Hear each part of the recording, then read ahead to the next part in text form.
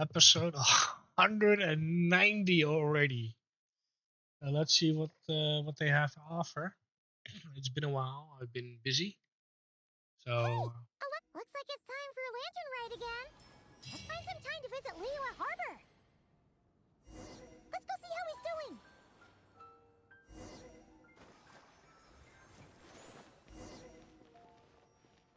so yeah, like I said, it's been a while. I think the last one we were doing were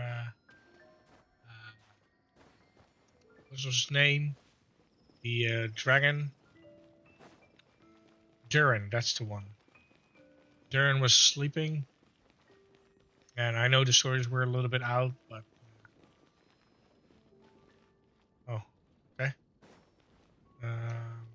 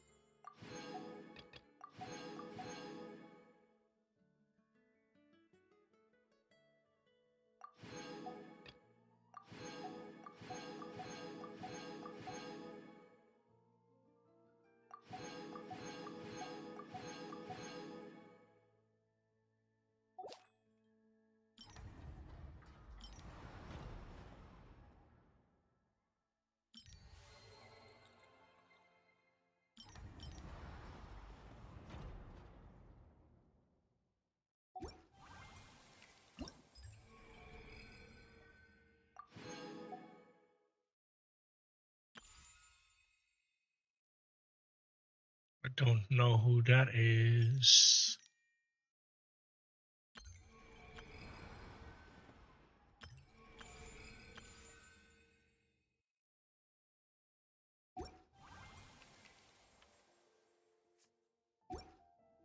Everyone is working super hard. We should be too. Ooh, that's new.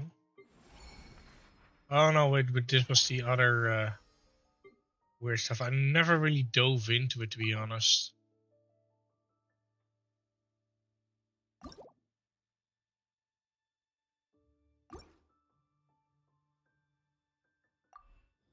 La da da da da da. Oh, we do have a. Oh wait, that was the yeah. Go see Durin. That's the one.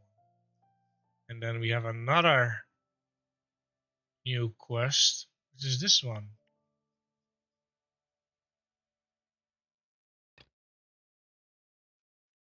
Time remaining 1 day. What is that one? Moonlight. Okay, then I'll do that one today. Da da da da.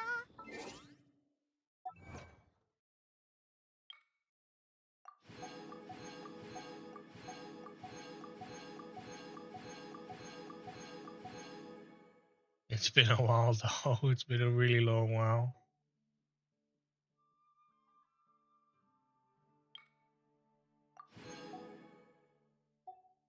And I really haven't been that active in all honesty. I've been slacking. I'm not really that motivated. Like there's a lot of stuff going on, and I've been a little bit distracted with everything that's going on with my health and so on. So if we get some primo gems.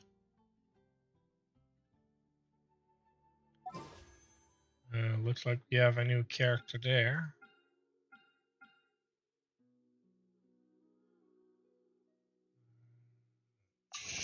Shop and get some exchanges.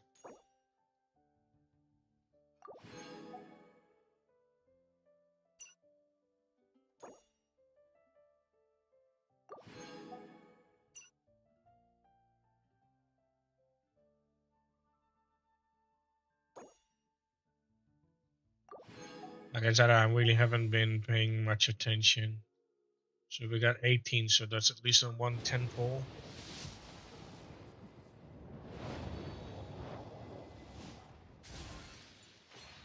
It's probably gonna be all weapons. Yeah, I'm just gonna skip the, yeah, see, all weapons.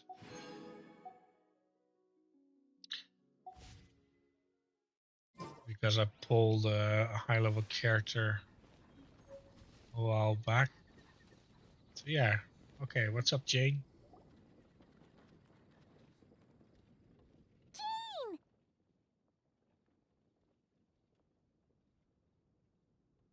Hello, you two. I'm glad you got my letter. Durin's awake and waiting on the bench over there. I'm here if you need help. Just give me a shout. Don't worry about us. We'll be fine. Oh, hey, you two. I just remembered what happened right before I passed out. Thanks for holding me back. I shudder to think what might have happened if you hadn't. I'm fine now. It's just... a lot of people seem to have forgotten me. Don't worry. We'll figure out a way to fix this. Why don't you start by telling us what happened? It felt so strange. After I realized no one recognized me anymore, I suddenly felt like I'd completely lost contact with my body. Abyssal power lies sealed within this body I inhabit. So when I lost my connection to it, I lost control of that power too. It wasn't until I heard everyone calling my name that I was able to reconnect with my body. You lost contact with your body? Does that mean there's something wrong with it? Sounds like we need Albedo more than ever. I don't think the problem lies in Albedo's alchemy. Huh. But then, why are people forgetting you? Guess that's what we need to figure out. That means we need Alice for sure. But it's been ages and she still hasn't been in contact.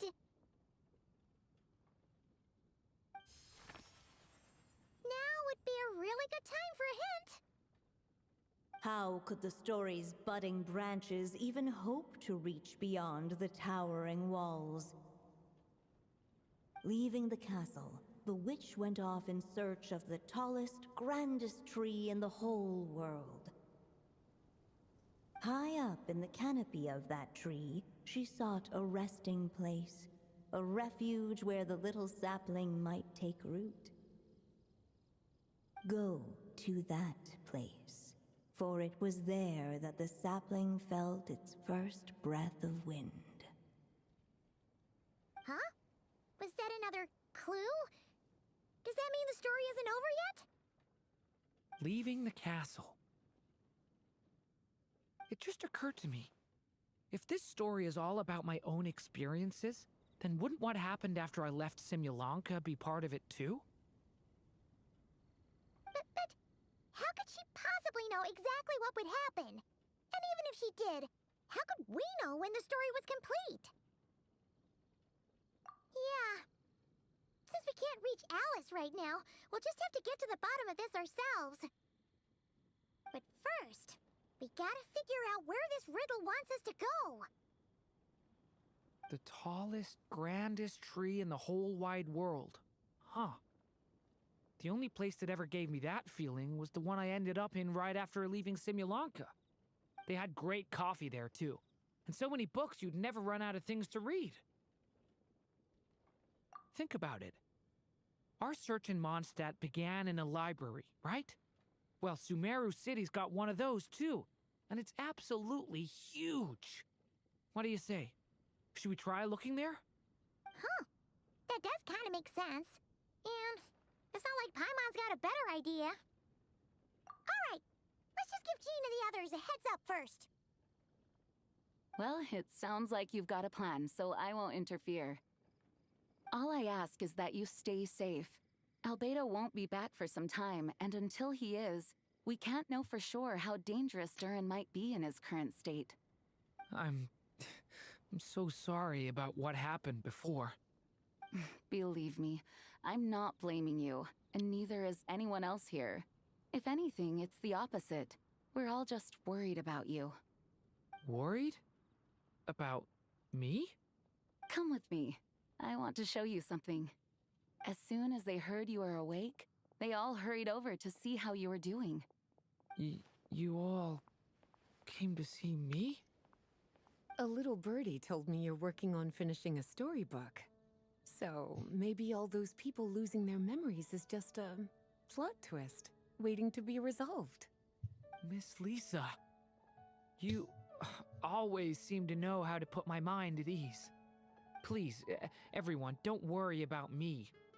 When I get back, I'll find a way to complete my mother's story, and the one we started, too. Yeah, one moment, I'm grabbing something to nibble on.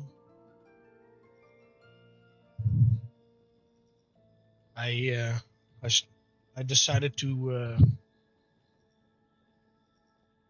treat myself I wonder when I'll be as tall as my big sister. with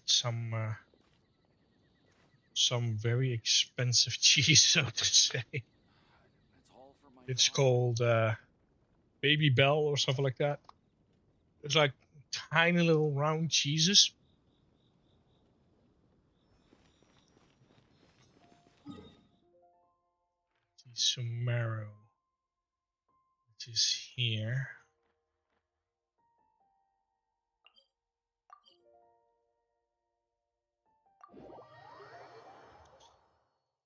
I usually never buy these things, but send it to me. Holy crap, the loading is fast.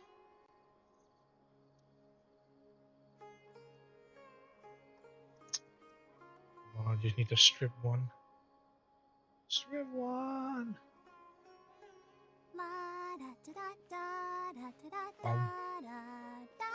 Yummy.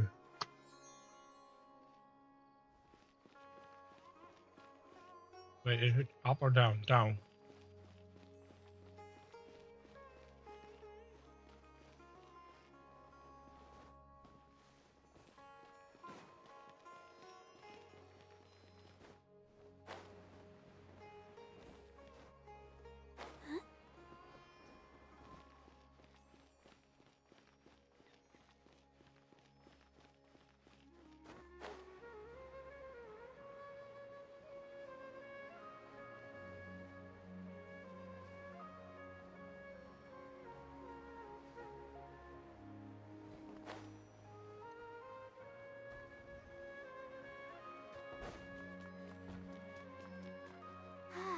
Keep going.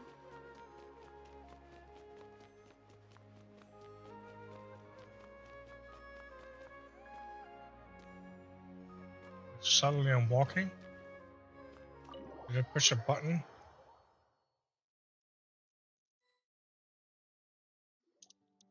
Whew. After the library hunt in Mondstadt, it's not as if Paimon was expecting this to be easy. But this... yeah... this is something else. Where do we even begin? Even the clue this time seemed kind of cryptic.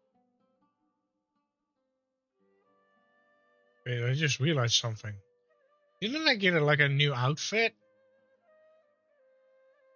Yeah. Guess the best we can do is stay on the lookout for more weird things going on.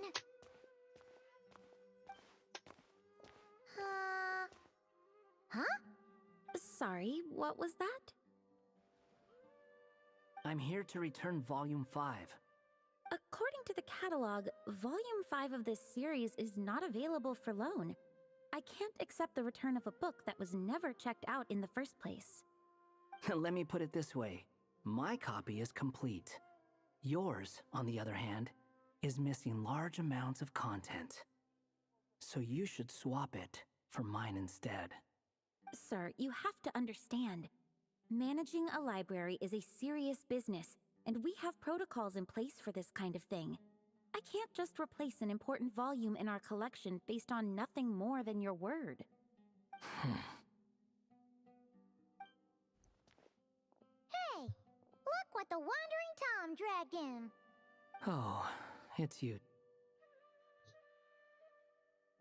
And, what is it you're doing here? I'm a traveling scholar, as you know. Isn't a library the most natural place for me to be? Well, the last time we saw you was all the way in Notcry. Paimon just didn't expect to suddenly see you in Sumeru, that's all. There were some things I needed to come back and take care of. Some documents had gone missing, so I tracked them down, restored them to their original condition. And now, I'm here to return them. And considering what I'm planning to do next, it feels like a weight off my shoulders. What's going on with you, huh? You look like a kicked puppy. Hat guy. Ah, at least you haven't forgotten about me. What's that supposed to mean?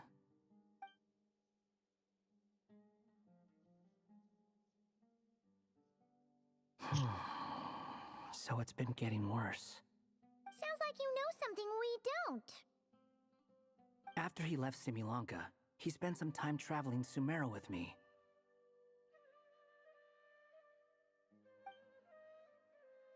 I was working on several texts at the time, and I stumbled upon something strange. Anytime Durin of Simulanka was mentioned, before long, the record would disappear. Which means, all the remaining records on Durin are about the evil dragon that fell on Dragonspine. How did you even discover that? If I remember correctly, Hat Guy loved the time he spent in Simulanka so much that he started writing a travel log. That's besides the point. The fact is, you're not affected by the ley lines of this world. I'm sure you can grasp the implications of what that means. His case is different from mine. It's more like the world itself refuses to accept his existence. It started with a few written records, but now, it sounds like it's spread to people who never met him or didn't know him well. At this rate, the whole world might forget him altogether. The whole world? But that includes all my friends in Mondstadt, and even Hat Guy, too. So that's what you've been worried about all this time? Why didn't you just tell me? There are more important questions right now, like figuring out how to fix this.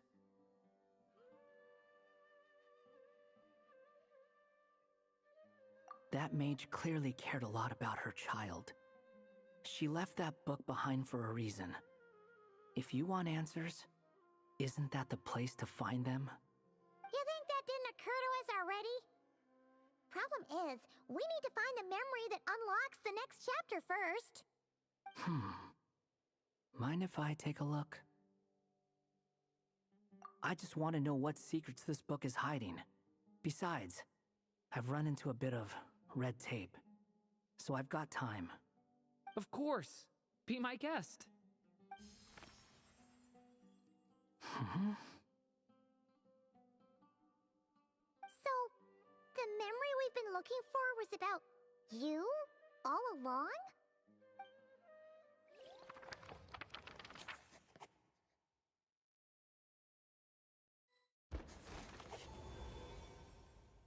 The little dragon became companions with a stray cat with dark blue fur. It was a friendship born of all they had in common. He left his castle at the stray's invitation, setting out to explore the world beyond its walls. There, he grew fond of the outside world, eager to make friends and share the story of his life. Taken by the dragon's story, the stray tried to write it down. But he soon realized that no matter how he tried, it would always warp into the evil dragon's tale.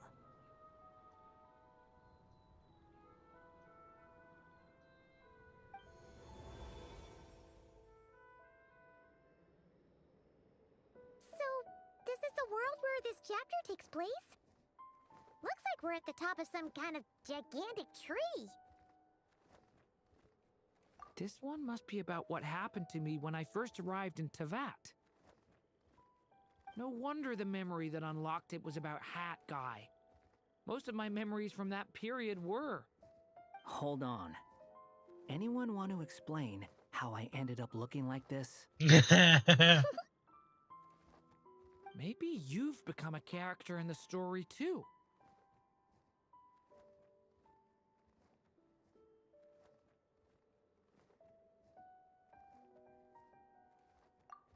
You see me as a stray cat? A wandering Tom, to be exact. You should count yourself lucky. Of all Durin's friends, your character is by far the most memorable. Maybe it's because I've known Hat Guy for longer, so my impression of him is more vivid than the others. Vivid? Then how come you haven't changed one bit? Guess that means the impression the Traveler left was so vivid, it didn't need changing.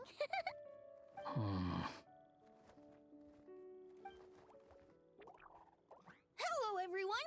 Ready for today's adventure? It's the storybook, Durin.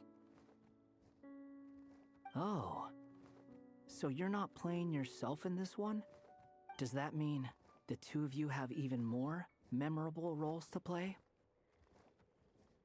Where are we going today, kitty cat? Whatever. Just follow me. Same as always. Okie dokie! Can we chat along the way? If you have something to say, just say it. Was that seriously how the two of you communicated when you first got here? Yep. Anyway, how do we get ourselves out of here? Usually, the narrator gives hints to help us figure out what to do. Speaking of which, about time we got some of those, don't you think? The story's vines had woven themselves together into a giant tree, the boughs of which a little storyless dragon now paced, homeless among its leaves. He had to find a way to leave this place and set off in search of a home of his own. If he stayed, the world would erase him from its memory altogether. To leave this place? But where am I supposed to go? The little dragon felt completely lost.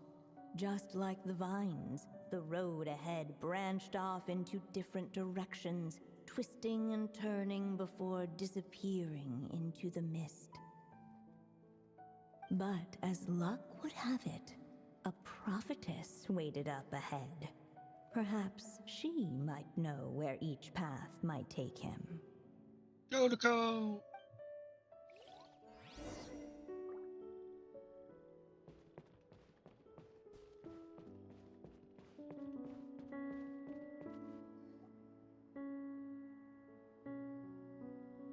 Oh, you must be the little lost dragon. It's true. My friends and I are lost. This meeting was no accident. The prophetess was in fact the seer witch, here to present her promised gift. The seer witch? Oh yeah! That's Mona's teacher, right? The old hag? Insolent child. I am the seer witch, your prophetess, not some old hag. Sorry! Now, little lost dragon, I have come to bestow the gift I once promised.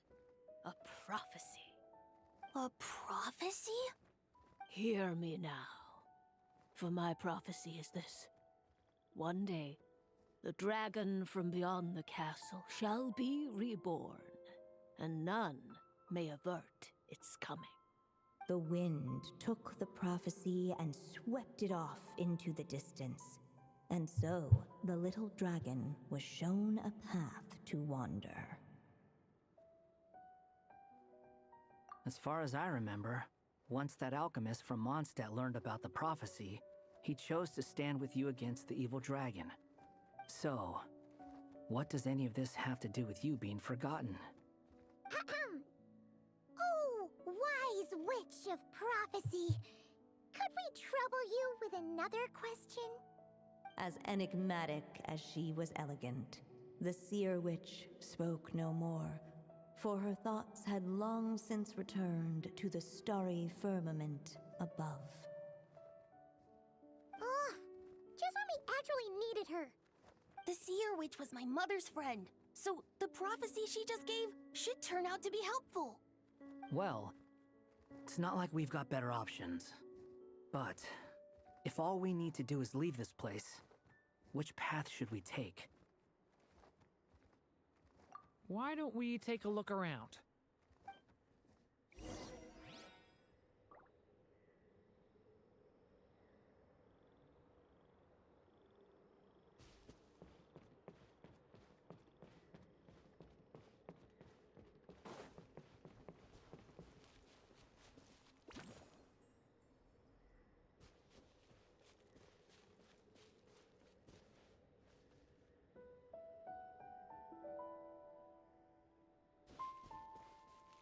The wind kept blowing, but the little dragon had not yet resolved to follow it. Before him lay a foggy path, and where it might lead he could not tell.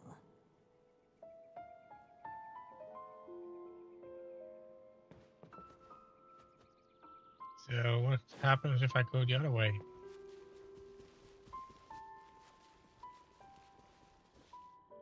Return.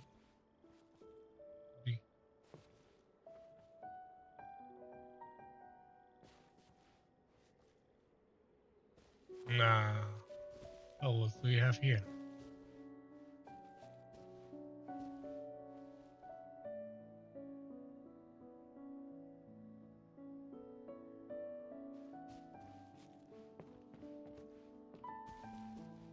So I make a choice here. Either the thorny path, return to the castle, or go with the flowers. I'll go with the flowers.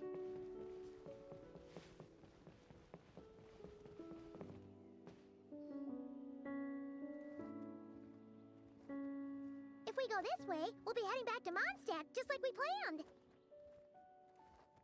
Out of all the options so far, this seems like the safest, right? At least we know what happens next. He helps stop the evil dragon from returning, gets a new body, makes a whole bunch of friends, who all just forget about him. But you didn't forget, Hat Guy. I'm just saying, choosing this path wouldn't solve the main problem.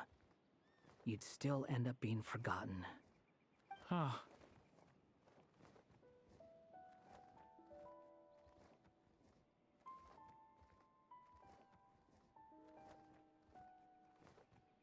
I'm not against choosing this path.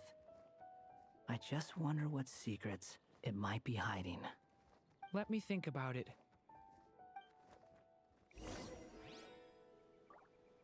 Like if you choose the thorny path,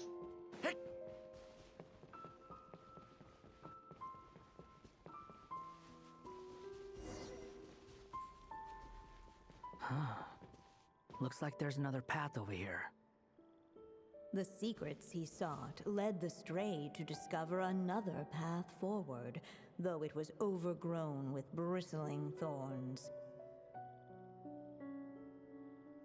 I am so curious. I kind of want to pick the sunny path, but I'm curious what's about the dark path. It seemed to lead away from this place, but each time he tried to follow it, the branches of the tail sent him back to the start. Huh. So the author managed to work this book into the story too. I'll hand it to her. This book is fascinating. What's going on here? When I first realized you were being forgotten by the world, I thought it might be because you spent too much time with me. In which case, the only hope of a cure would be to cut our ties for good. What makes you think that? Once upon a time, the stray tore apart his own story and was forgotten by the world beyond the castle. He believed the story had cursed him, and that his misfortune had rubbed off upon the little dragon. The story's curse.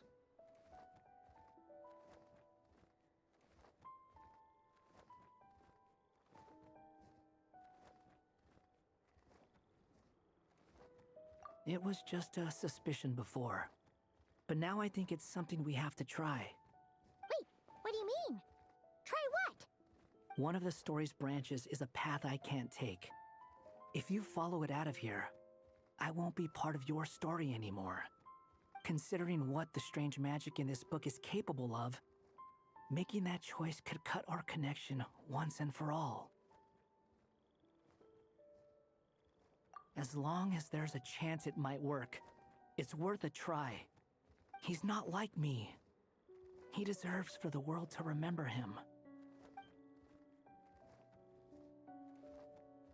Well, maybe Hat Guy has his reasons for thinking that way, but that's not the kind of decision I can make so easily.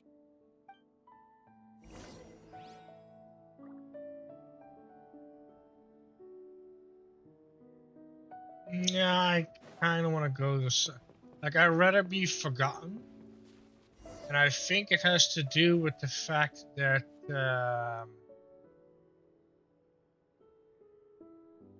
that his past, that people know him for, is something bad. But since that gets erased because he gets a new path, that's why people forget him, because they haven't met him yet. I think that's the secret. The wind kept blowing, but the little dragon had not yet resolved to follow it. Before him lay a foggy path, and where it might lead he could not tell. Yeah, I'm still going. If we go this way, we'll be heading back to Mondstadt, just like we planned. Out of all the options so far, He helped stop the... Who all just... But you... I'm just saying, choosing this... I'm not against choosing this path. Let me think about...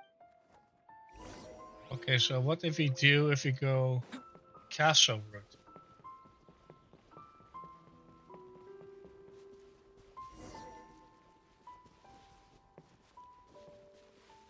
Looking back the way he had come, the little dragon saw a gentle glow, a warm light that reminded him of somewhere familiar. The castle his mother had built for him still stood tall as ever, and in the paradise behind its walls lingered many joys of the past. Its gates were always open for him, a haven where no tales of wicked dragons were told.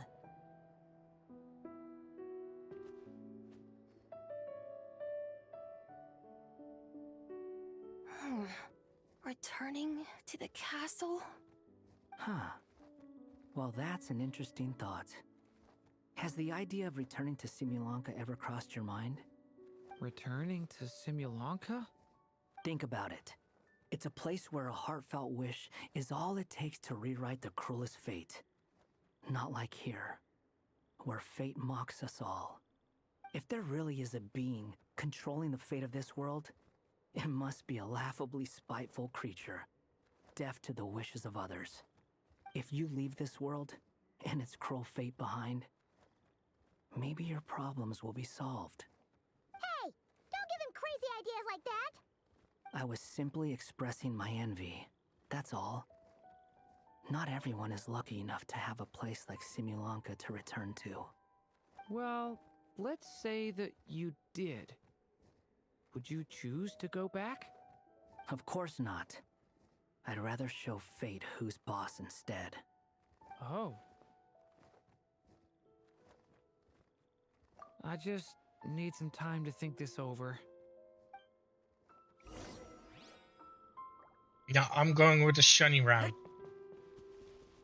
Return to Thingy and write a new path. The wind kept blowing, but the little dragon had not yet resolved to follow it. Yes, I Before have. him lay a foggy path, and where it might lead he could not tell. Yeah, I'm going. If we go this way, out of all the options, He helped stop the who all just. But, I'm just saying, choosing. I'm not against choosing this path. let me think about it. I don't need to think, I just need to go.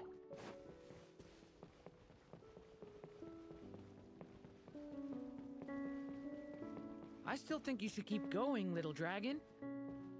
If you leave the castle, you can accomplish something amazing and make a bunch of friends along the way. Really? Then let's go! Unable to preserve his story, the little dragon wandered astray. Fortunately for him, a certain prophetess had left behind a prophecy to guide him. The wind took the prophecy and swept it off into the distance, and so the little dragon was shown a path to wander. Following the wind's guidance, the little dragon made his escape. In turn, the prophetess affirmed the little dragon's choice, leaving an extra secret as her parting gift. Now that you've made up your mind, I shall keep my promise by explaining fate's little trick. Long, long ago, the gods of the high heavens gave the world outside the castle a magic of its own. They called it storytelling. It was a magic of almost unshakable power that governed how people met, grew close, and understood one another. Each person had a story meant for them and them alone, one whose ending was written in the heavens long ago. In truth, your story and the evil dragons are simply two versions of the same tale, and that is something the magic of storytelling cannot abide. Beyond the castle's walls, your story cannot take root, for the evil dragon's tale has done so already.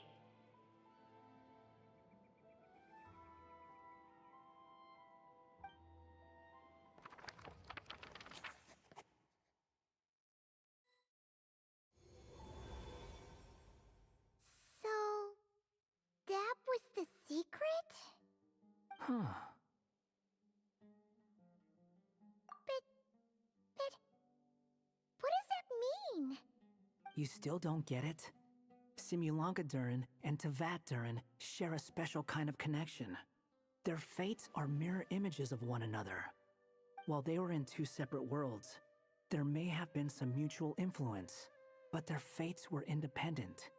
But when Simulanka Durin came to Tevat, a version of his fate already existed there. So, how can two fates exist at the same time? The answer is, they can't. The rules of this world don't allow it. You can't return a book you never checked out in the first place. So what's Durin supposed to do? Those mages seem to have come up with quite the ingenious solution. I was right. I'm here to make a return. As I said, there's no record of Volume 5 of this series ever being checked out. Then just think of this as Volume 6. Based on what I know, the author was planning on publishing another volume anyway. The catalog does have a slot reserved for Volume 6. So, this is it? Sure, let's go with that. All you need to know is, I'll be the one writing this series from now on. You...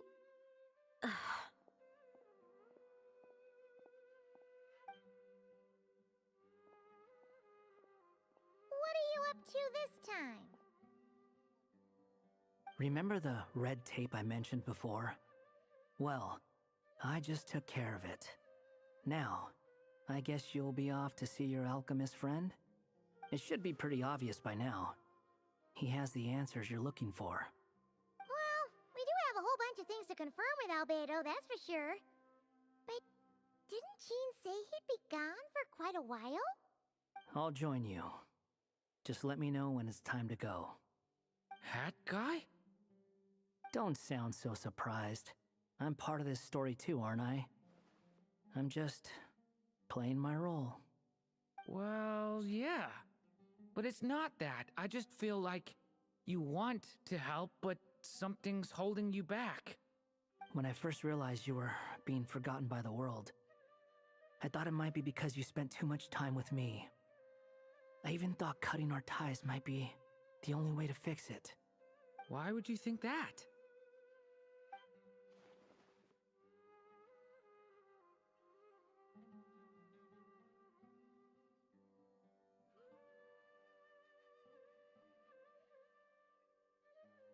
It doesn't matter now. Judging from the answer this book has given us, I was probably overthinking it. Just as well, with the ley lines rejecting him like this, the people who still remember him are his only remaining connection to this place. If that last fragile tie was broken, who can say what devastation his unbound body might unleash? And to think I'm one of the people keeping you here, instrumental in helping change your fate. Can't say I saw it coming. Well, if it's good enough for Hat Guy, it's good enough for me. After all, he is about as odd as humans get. Excuse me? With some people, even if you try asking a simple question, they'll always give you a complicated answer. And the more you ask, the more complicated it gets. Truth is, Hat Guy's just that kind of guy. Whatever. All I needed was a yes or no, so we can quit it with all the back and forth.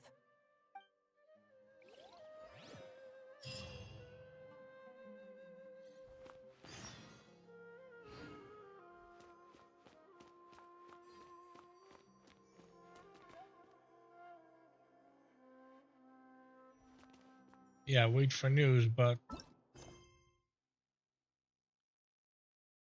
next chapter unlocked in 2 hours. Are you for real?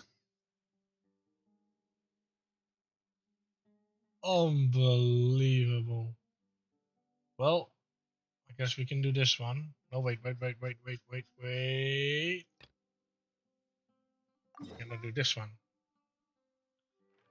Wait, it's in an area that I have not discovered yet.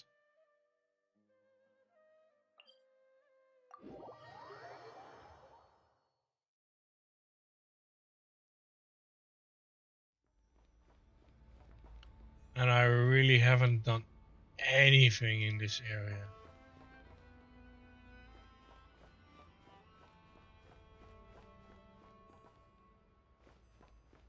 Hostiles everywhere. Wait, there's... Oh, shit. I didn't mean to drop down.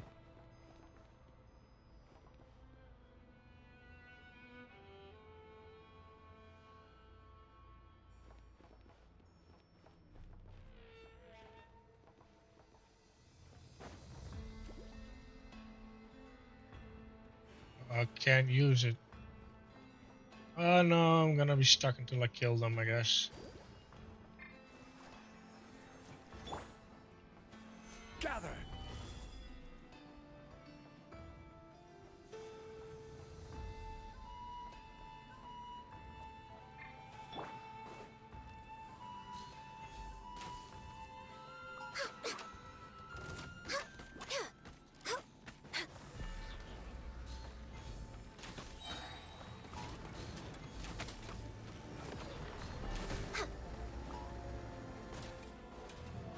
Next on the agenda...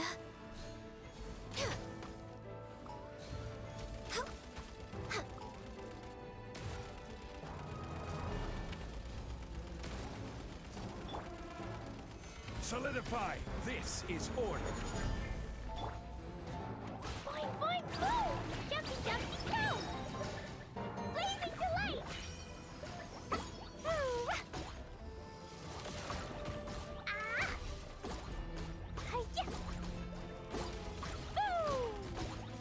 Boom!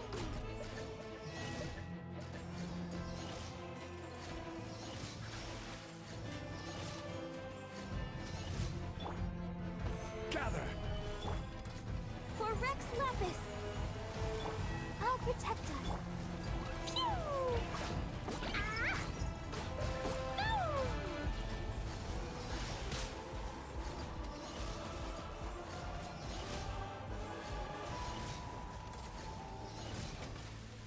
Boing, boing, boom! Yeah! La la la! Hi-ya! Ah! Blow them all up! Pew! Woo! Hi-ha! Boom! Hi-ya! Boom! Yeah! Ah!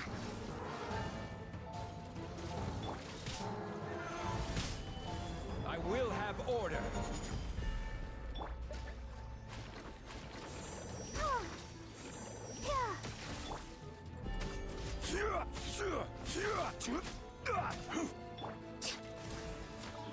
Yeah! Huh. Yeah! Yeah!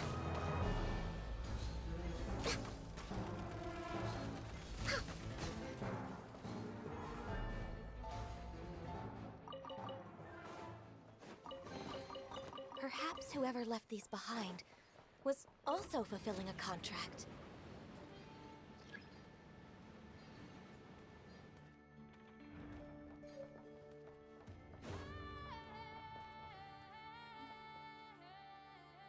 Oh, it's up there.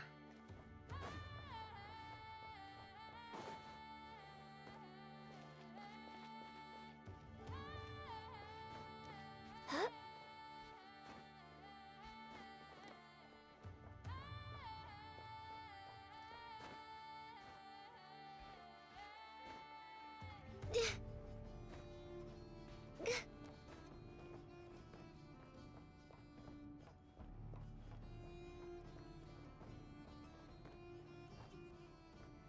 Next on the agenda.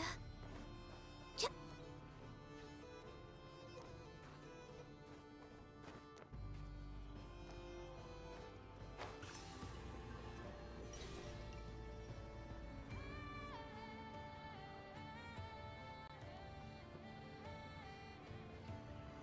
Wait, am I even going the right way? No, I'm not. It's the other way around.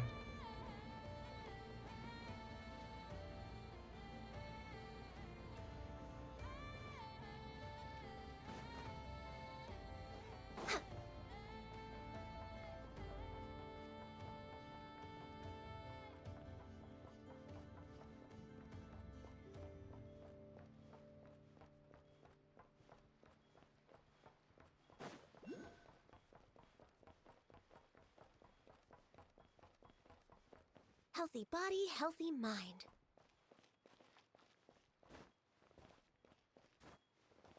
Why can't I climb the gate? Huh?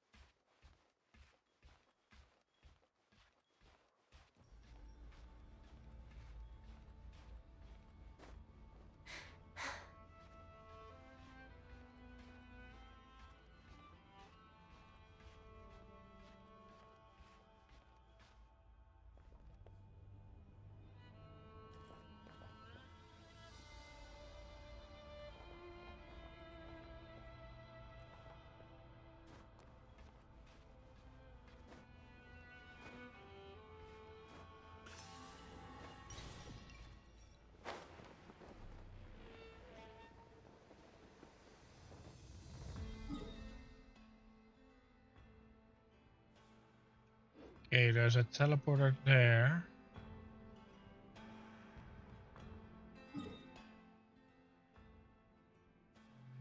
Perhaps I should grab this one, then go back.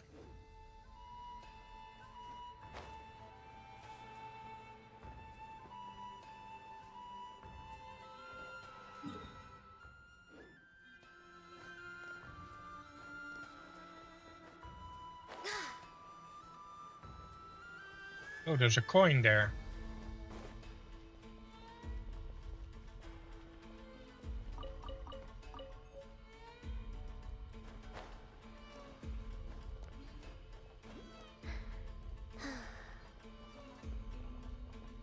I don't get why I didn't get the teleport the first time.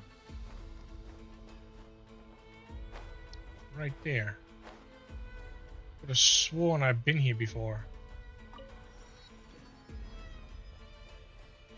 Yeah, I'm certain I've been here before.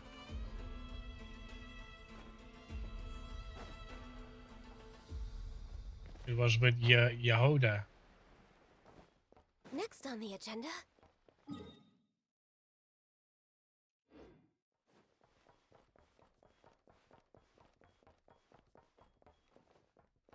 Apparently there's a... Ah, it's up there. Yeah, I'm not going back.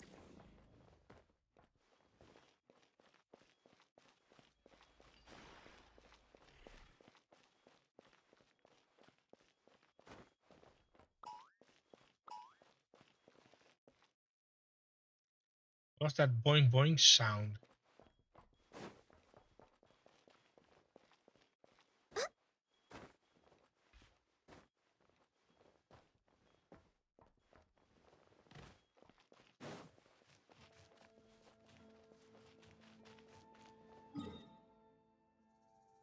Okay, there's one straight ahead underground.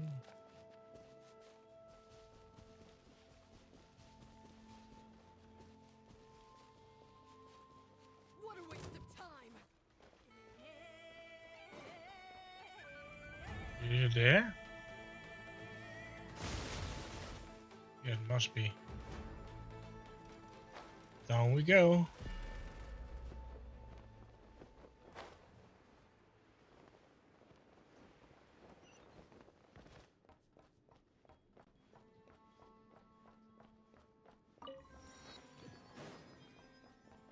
Oh, there's a boss here. Yeah, I'm not doing that. Did I just teleport there? There is a waypoint, but apparently I don't have it yet. This is up, I assume. Oh yeah, way up.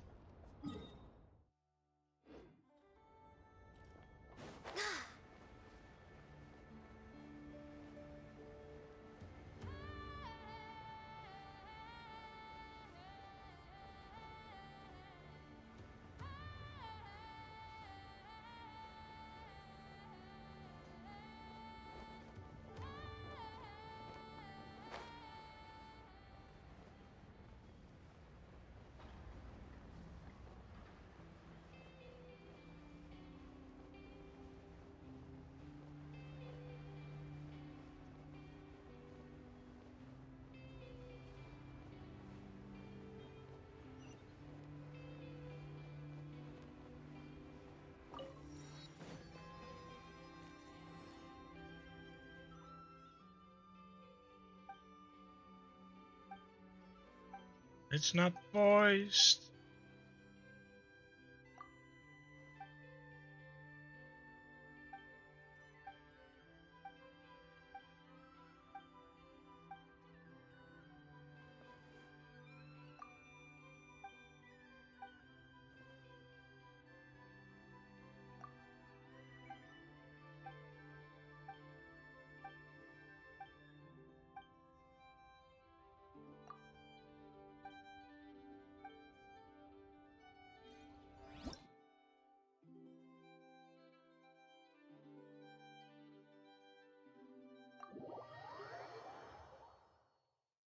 Let's see what this is.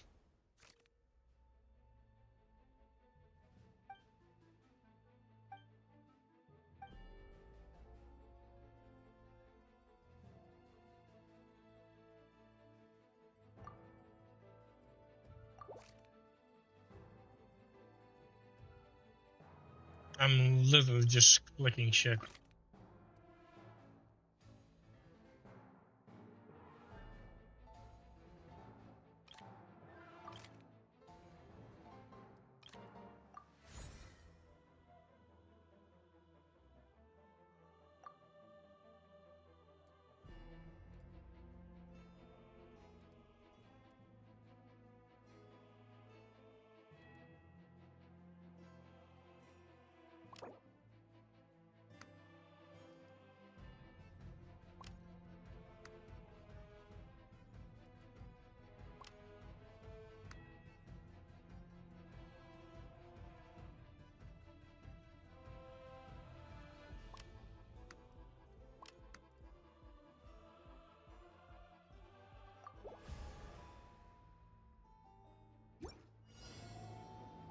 Wait, what?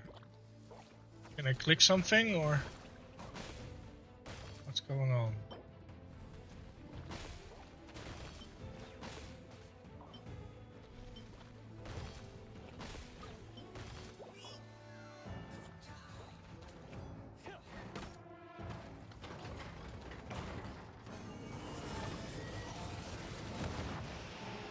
I don't think I can do much.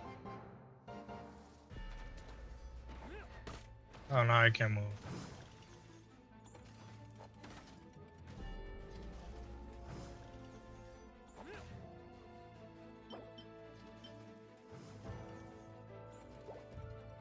I get it now. I think I figured it out. Let's see. Abandoned war game. Pause war game. Continue.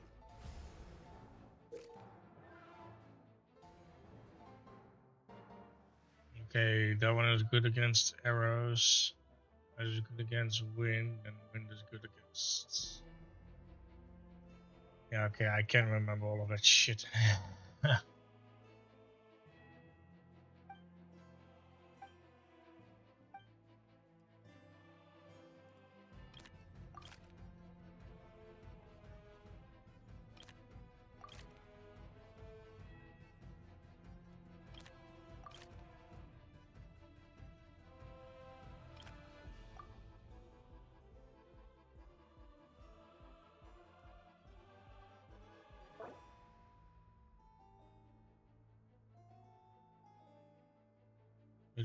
Which one was good against swords again?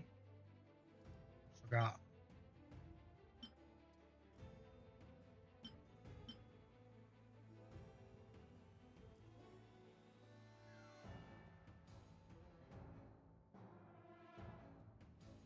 I think wind was a good against swords.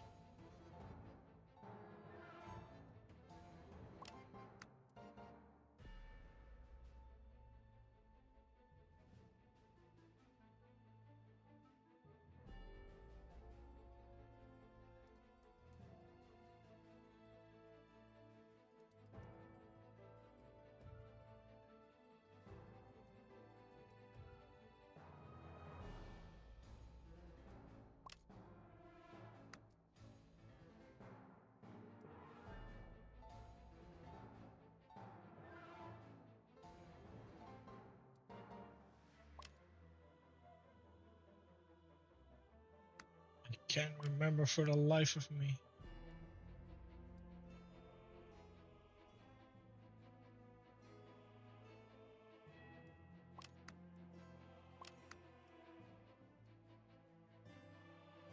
Whatever.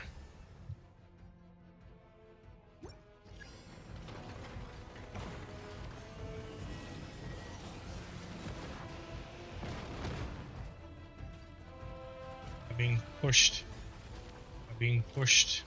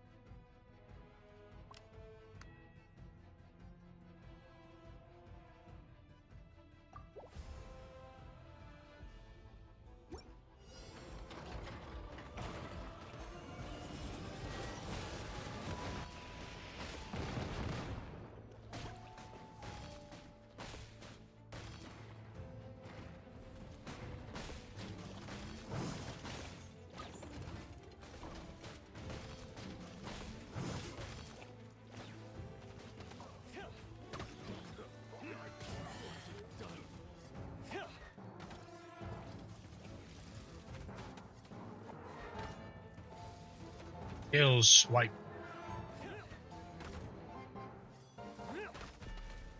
You're open.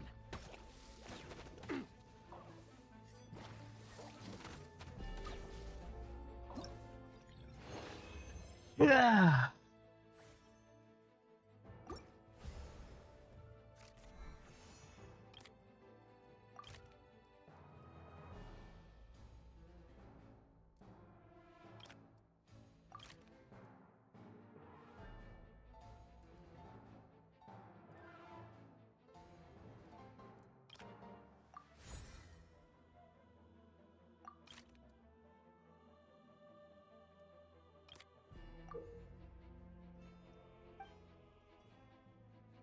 Which units?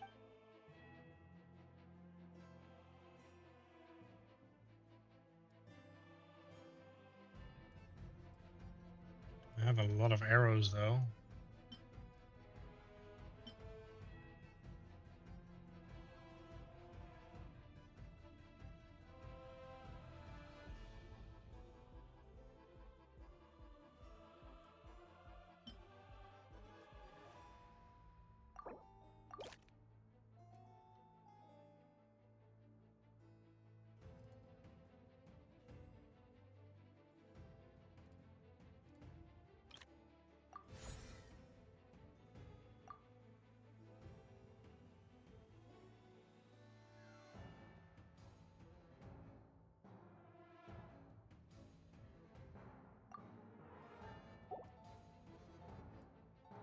All right.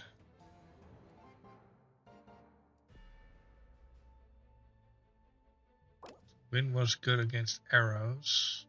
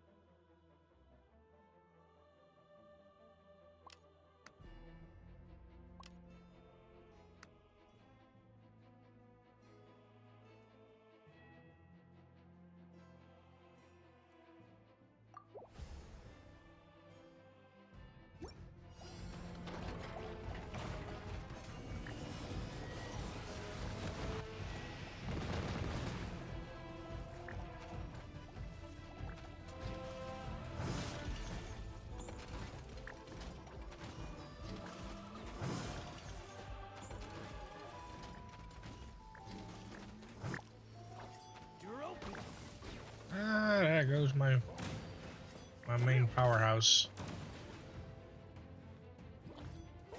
You're open. Fall before me.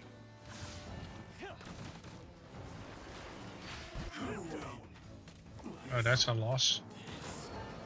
You're open. Fall before me. Cut down. Going somewhere?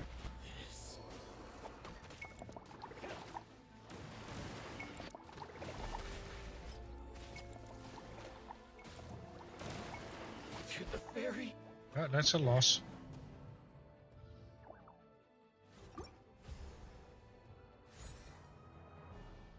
Oh, but he did level up.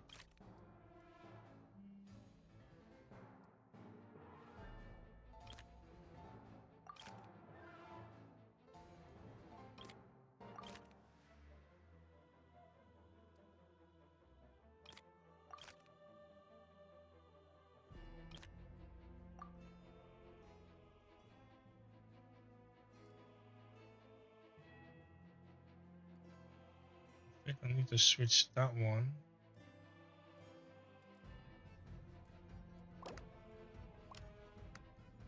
That one.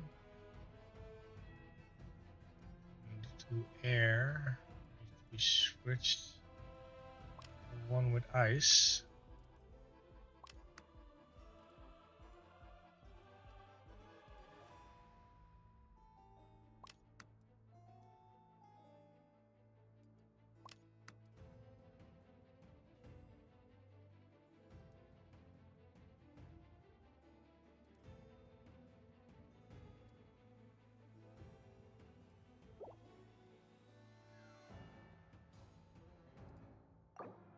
Switch units.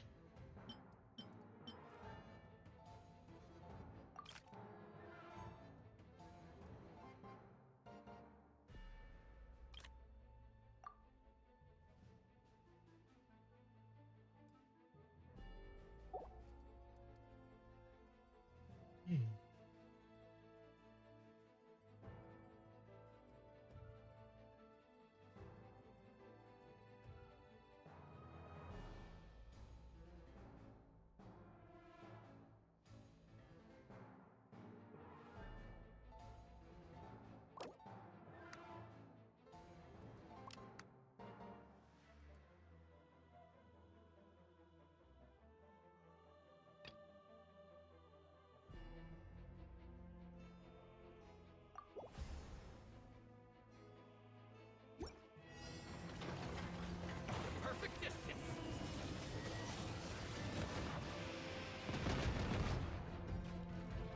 Light blade.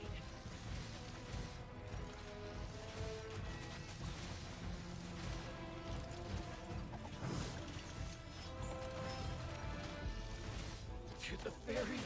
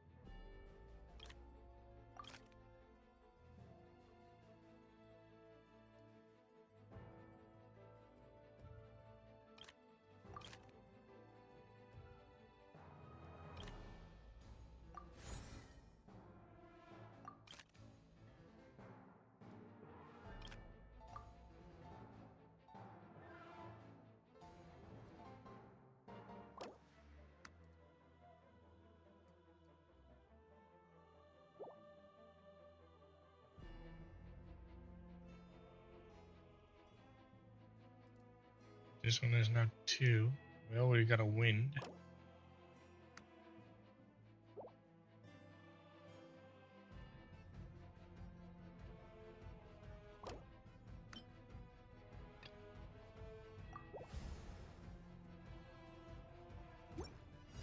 Going somewhere?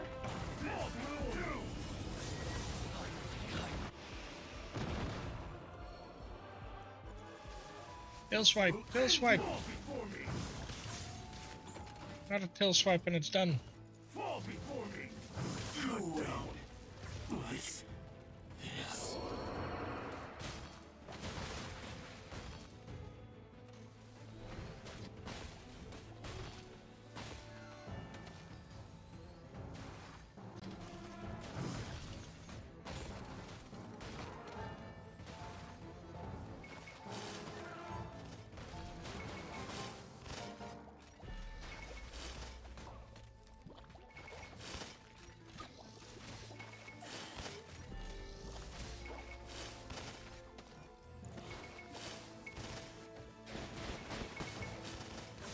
Not looking good. Cut down. This. You win. Yep, I lost. It's free for free. Too bad, I guess. Ooh, that one levels up.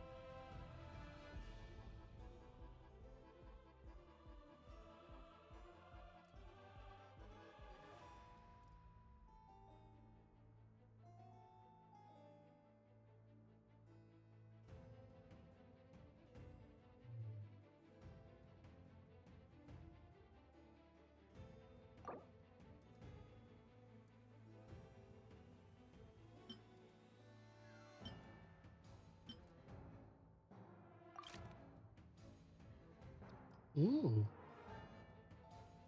That's a golden one.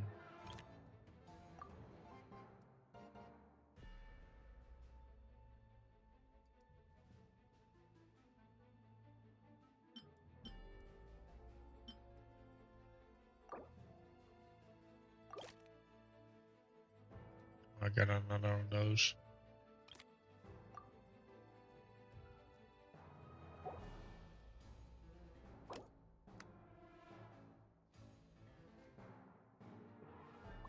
Let's put them in the first.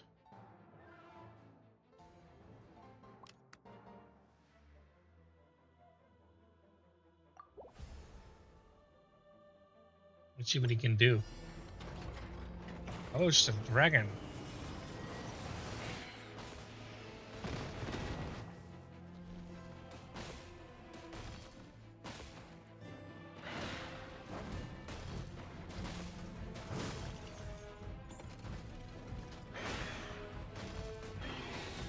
And there goes the dragon.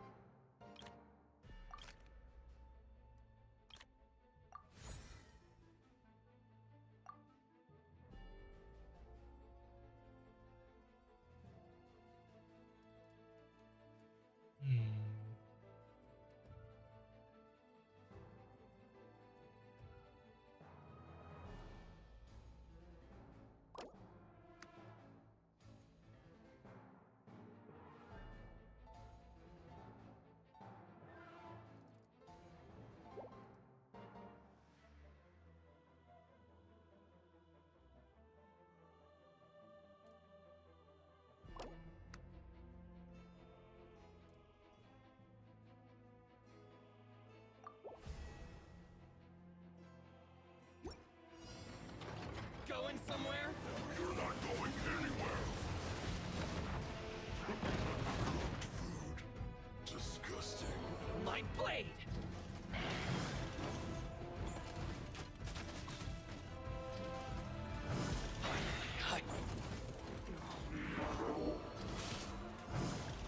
Perfect distance.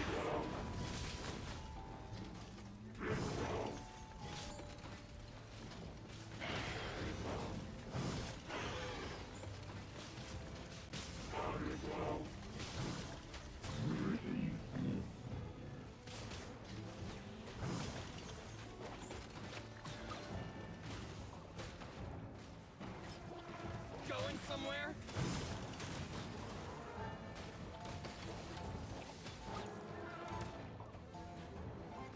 Fall before me. The perfect distance. To the ferry.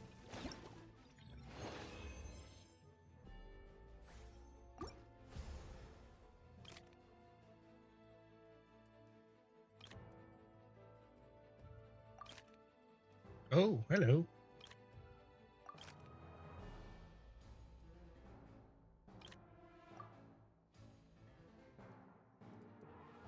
You're level 50. But again, you're a melee.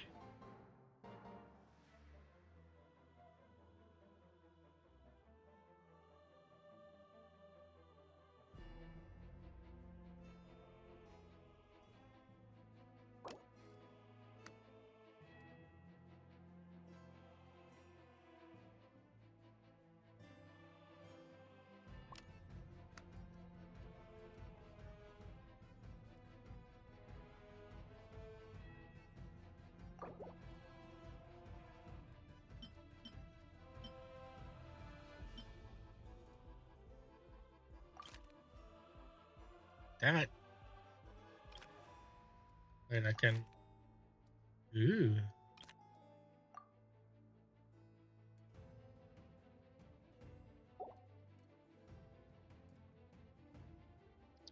A water.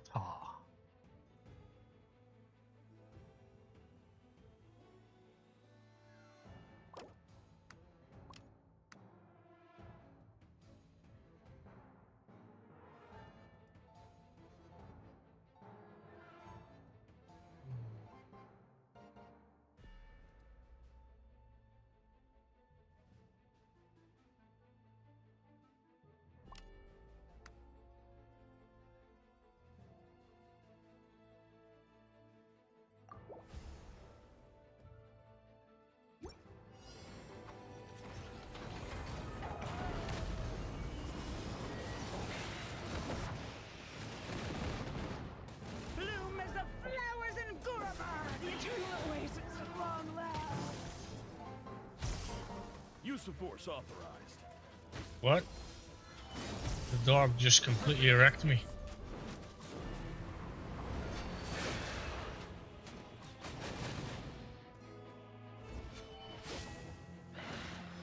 Going somewhere? He's not looking good. Intel. The fairy.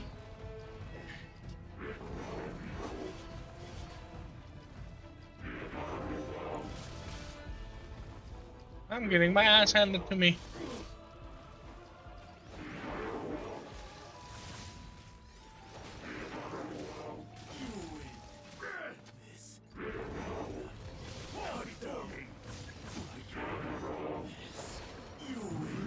Nope. That's a definite loss, and that's the end of my life.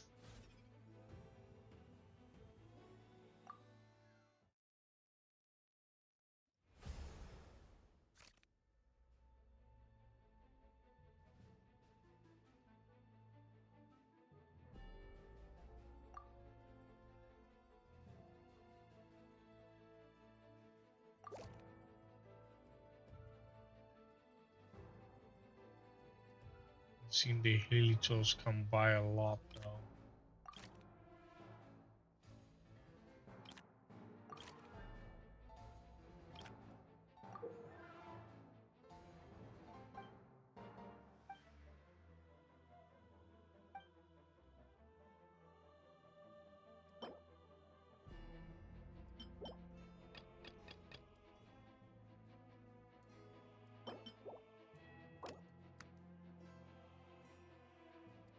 Doggo. And the wheel.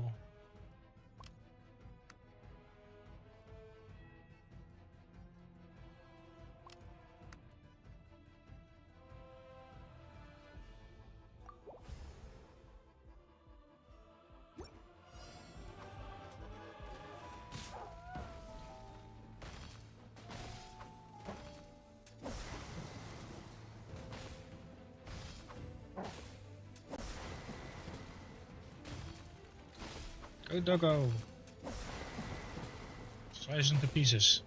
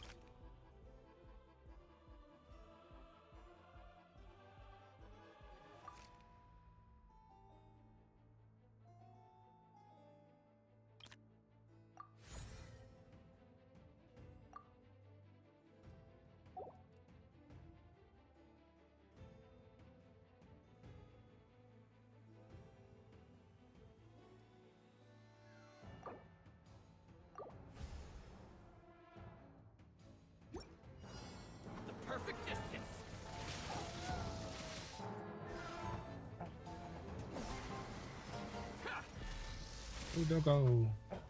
Going somewhere? To the ferry?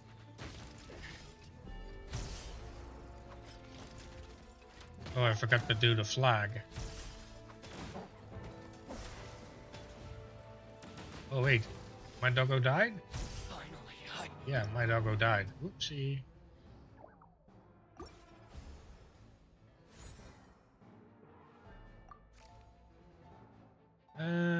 Lock on.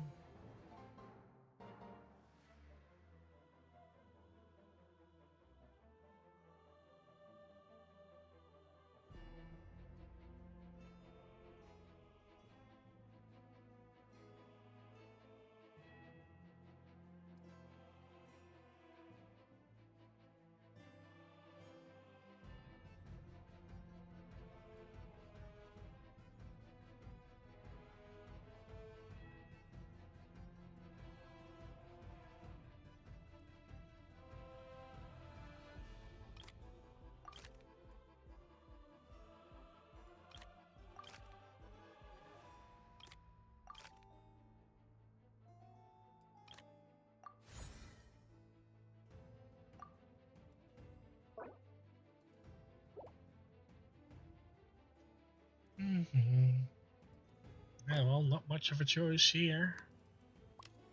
Just don't have enough units.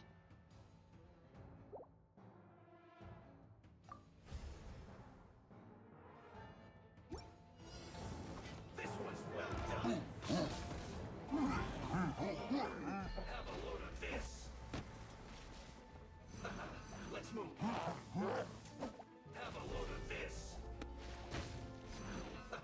Let's move. Have a load of this. Let's move. Have a load of this. Yeah, not looking good, that's for sure. I think I merged too early. Let's move. Have a load of this. Have a load of this. Have a load of I'm so done. Yep, defeated.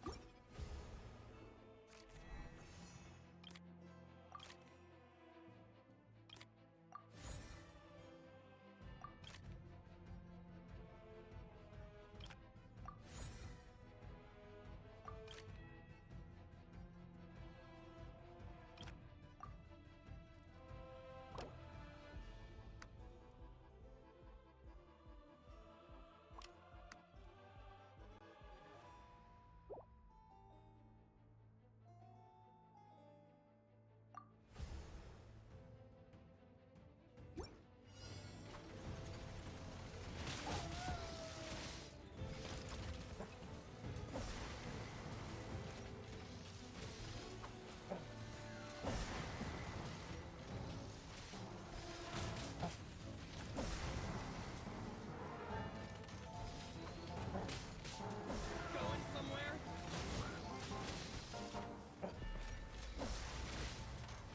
The perfect distance.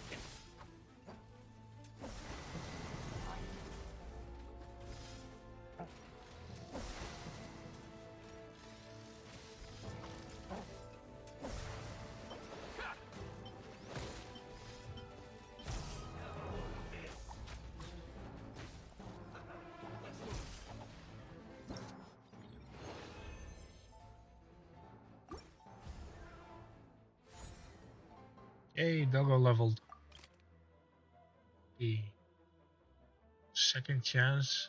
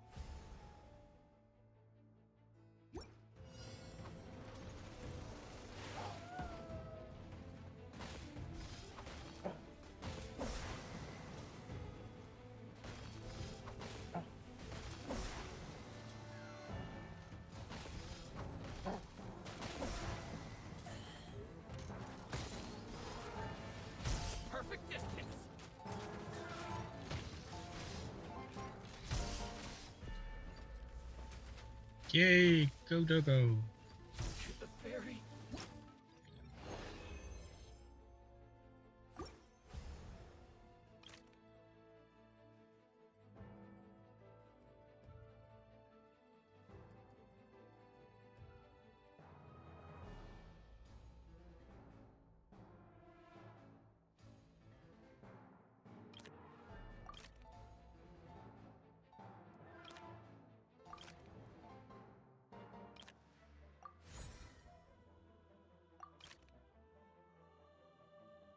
Ugh.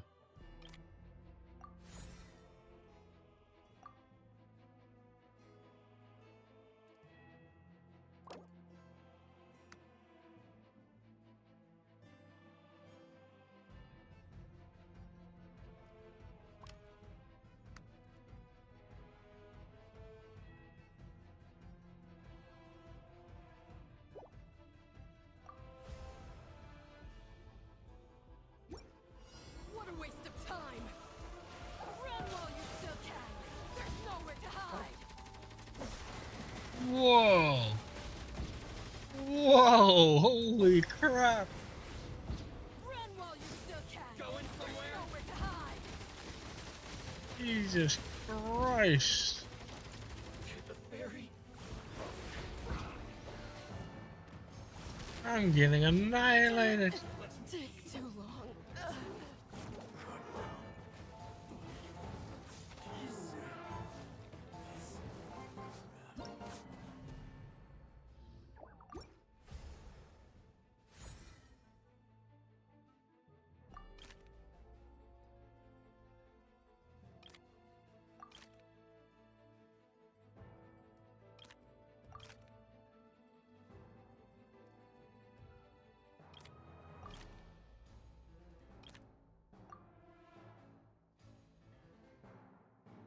Hmm.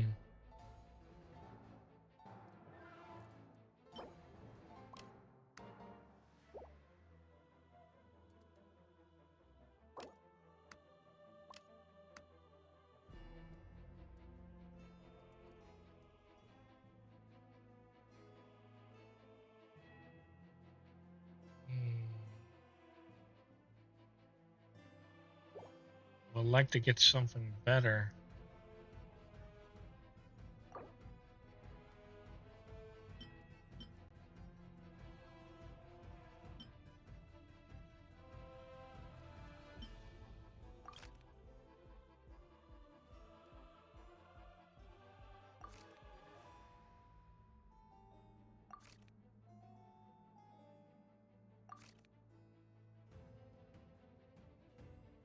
Not quite what I was looking for.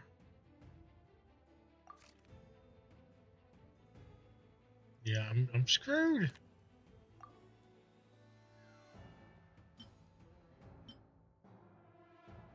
Oh, if they have a double star, you get more.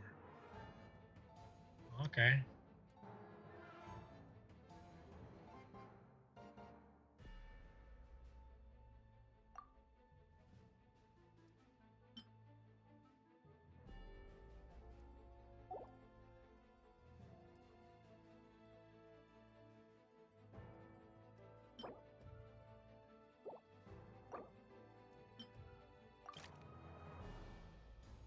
Oh crap, I can't refresh. Dang it.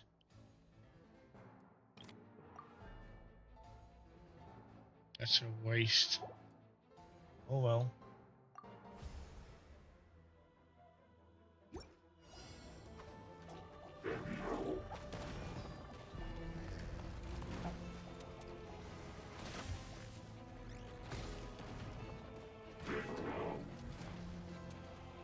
Do your spin!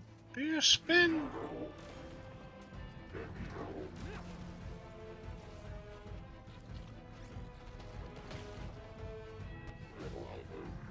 The perfect distance.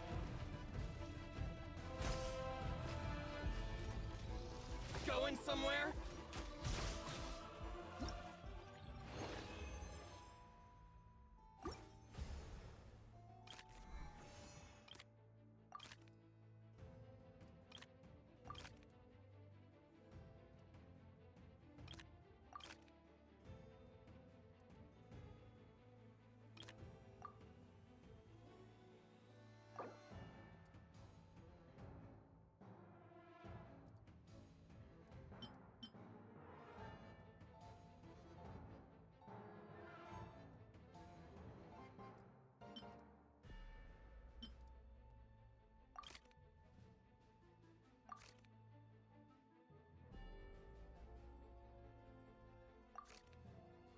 Oh, hello.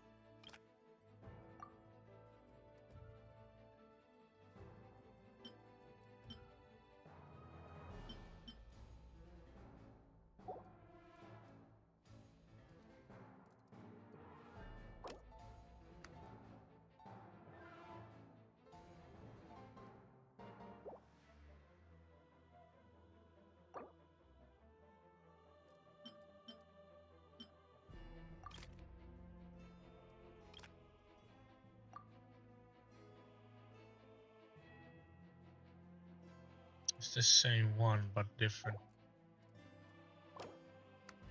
There we go.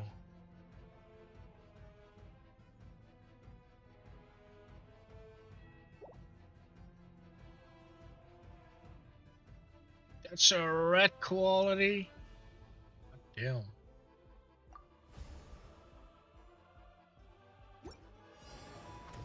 Oh, it's a bigger version.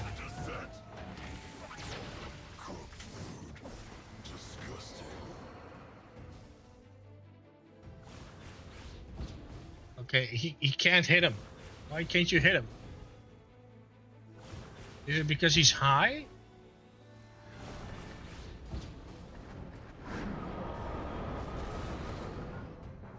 Ooh, he's not hitting.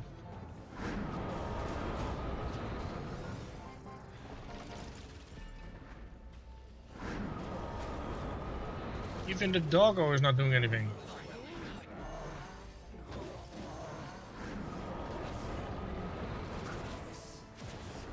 Okay, what kind of BS was that?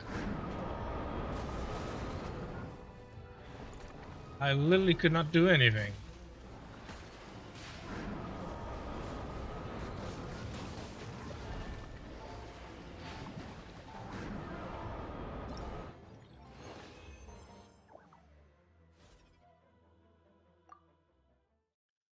Okay, and one last time and then I'll stop. Let's see. What do we want? Guess I'll go with the blob.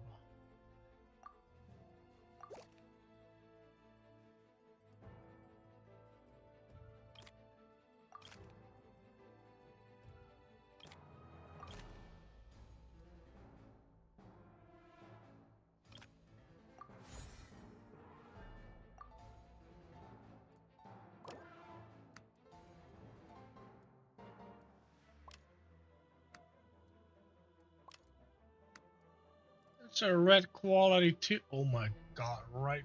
Then again, I got a red one me too, so.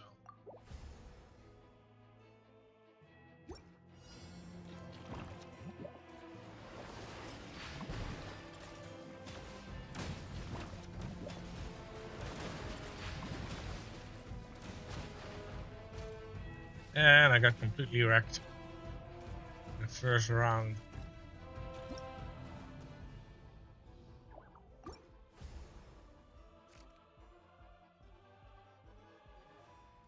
Let's see.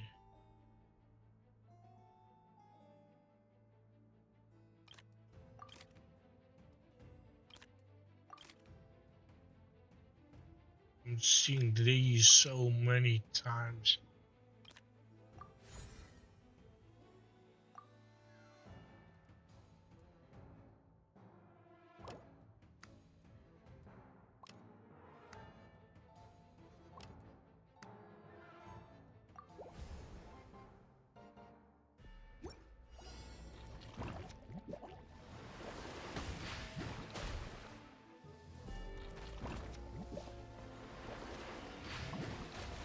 Those sprites are getting wrecked instantly. Water against water is not doing anything. Okay.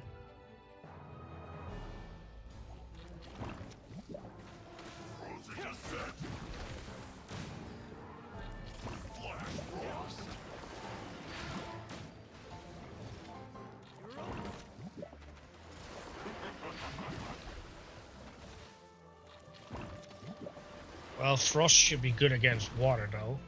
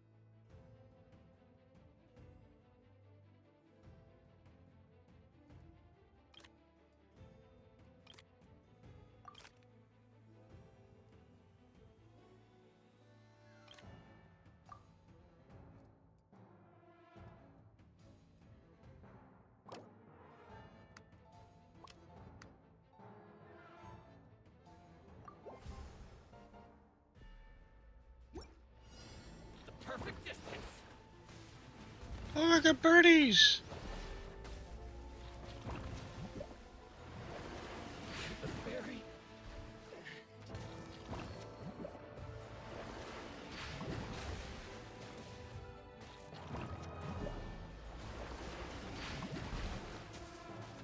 Now you're not going anywhere.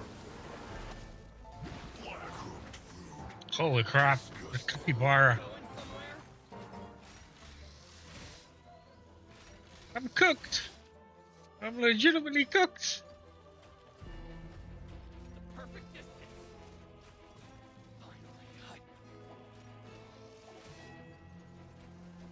Capybara is just destroying everything. My poor slimes.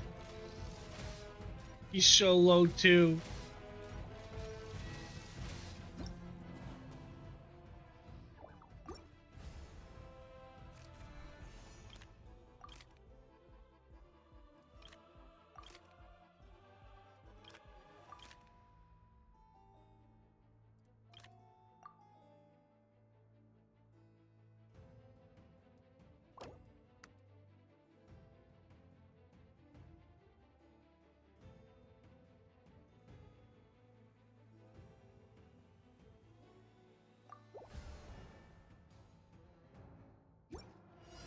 Going somewhere? Well done. To the ferry. Let's move.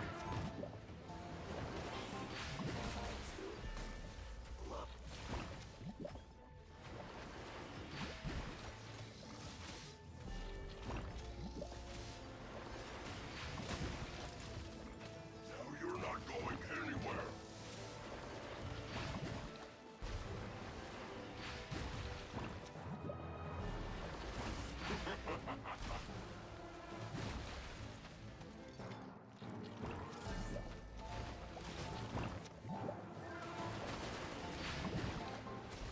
Flash frost.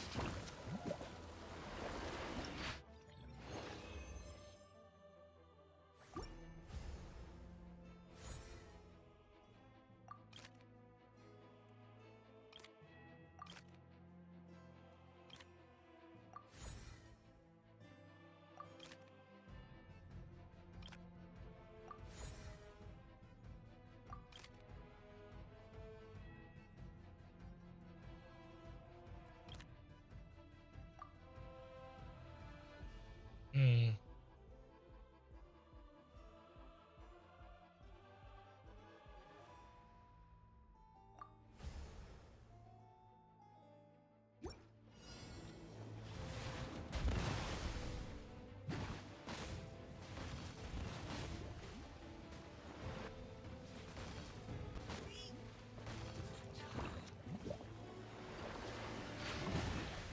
I wasn't done. Now you're not going anywhere. Flash frost.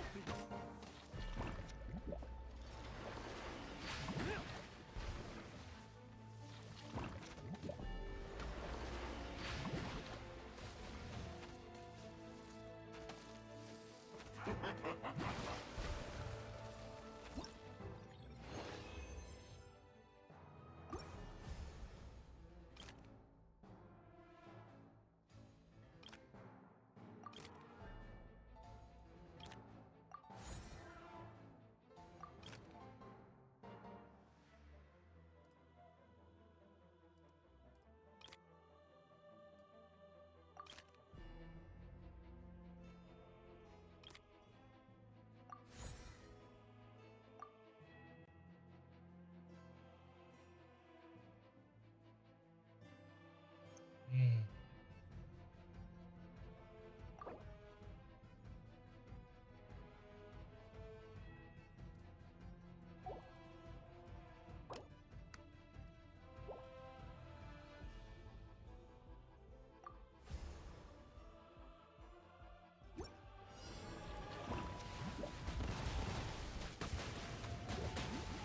It's the capybara!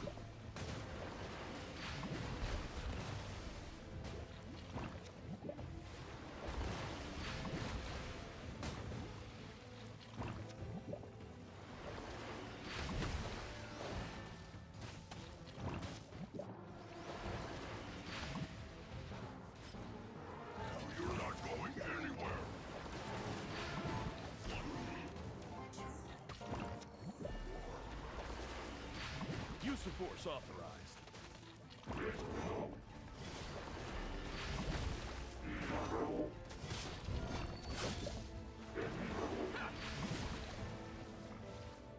The perfect distance. I'm getting the elements triggered.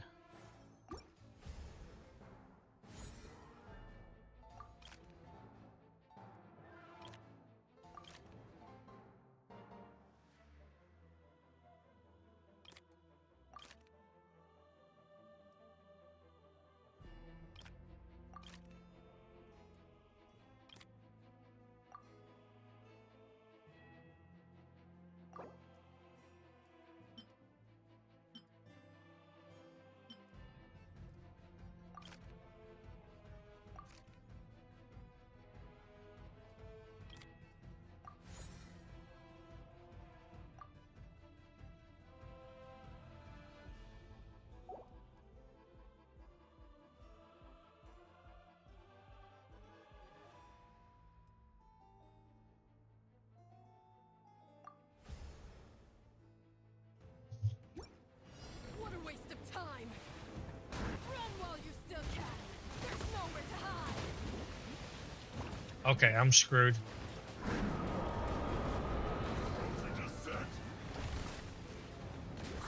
while you still can! There's nowhere to hide! Going somewhere?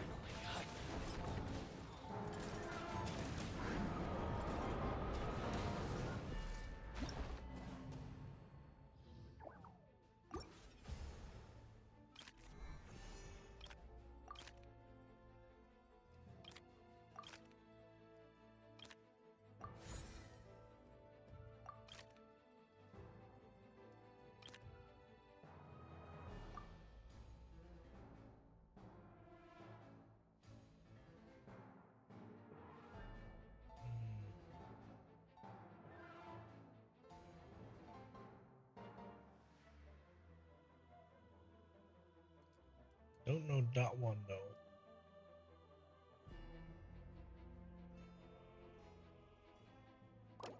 We use these.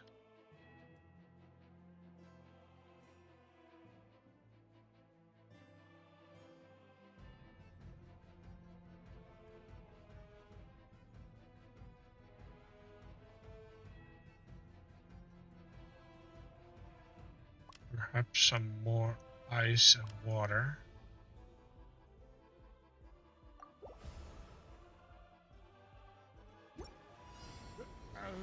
Who's that? You're not going anywhere. Flash frost.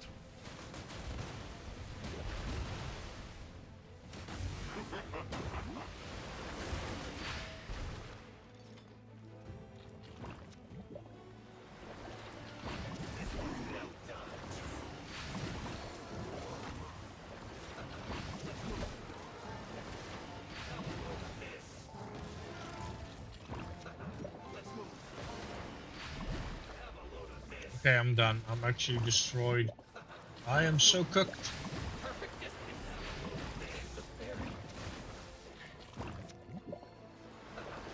Yeah, I'm cooked.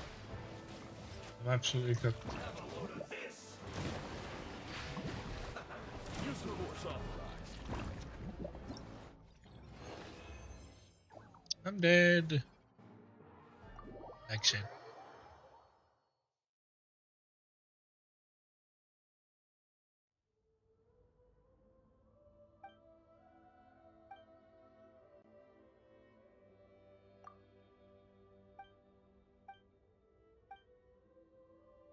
I'll probably play some more offline, perhaps.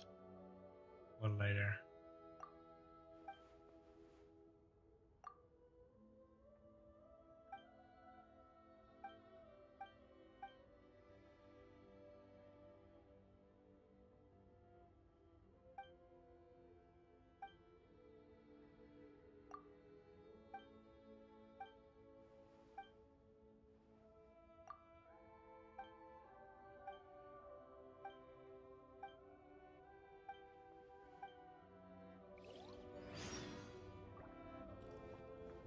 Oh, We're that way was behind fun. schedule. All right. Let's do. Let's see. This one is 1 hour. Let's do this one.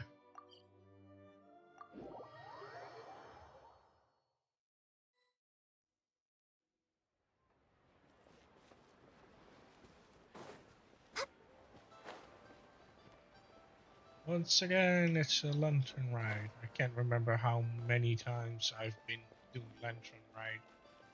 I kind of lost track. Split the bamboo in the morning, dry it till night. Shape and bend it nice and tight. Cross the strands to form a pattern, coat in silk, and you have a lantern. That's how you remember how to make a show lantern. Did you get all that, Chi-Chi? Morning, split bamboo, traveler. Then get silk, make paimon. What? No, that doesn't even rhyme. Look, it's them. Hey, Yao! Hey, Chi-Chi! Whoa, traveler! Paimon, you're here! Happy lantern rites! What you up to? I'm teaching Chi-Chi to make show lanterns. It's a real test of finger dexterity, so it'll help keep her nice and loose. Yes, I do finger exercises to be a nimble zombie. Wanna try too, you two? Oh, okay. Well, we need a whole bunch this year so it doesn't get too dark at night. Too dark? What does that mean? Dr. Baiju has patients who got hurt walking at night. The moon disappeared, so it was too dark to see. The moon disappeared? Like, behind the clouds? It was Jeonju, the moon devourer. Changshan told me about it, but now I forgot. It's an old myth from Chenyu Vale about a giant toad in the sky that eats the moon. What? The moon gets eaten? It's just a story. It's not like there's actually a giant toad in the sky. I asked Master about it, and she said myths are just insights into how the people of the past understood the world. Well, I didn't see it that night. But I've checked several nights since, and it's been there same as ever. According to Chi-Chi, though, the Ministry of Civil Affairs sent someone to do some kind of serious investigation. So, I don't know. Maybe something did happen. The Ministry of Civil Affairs? This is starting to sound bad. It's okay. You can fly. Even if it's too dark, you won't fall and get hurt. Yeah, exactly. So turn that frown upside down, Paimon. Or someday you'll get a whole bunch of wrinkles and wake up looking like an old granny. What? Okay. No more frowning. But the traveler can't fly. He could still fall and hurt himself, right? Don't worry. That's what the shout lanterns are for. As long as we make enough, Liyue Harbor will never go dark. Yeah, and there's the giant lantern too. Oh, right. I almost forgot. Look, this year's Grand Lantern commemorates the Adeptus who guards the moon.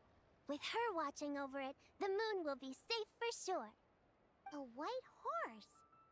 Wait, so that's the White Horse Adeptus?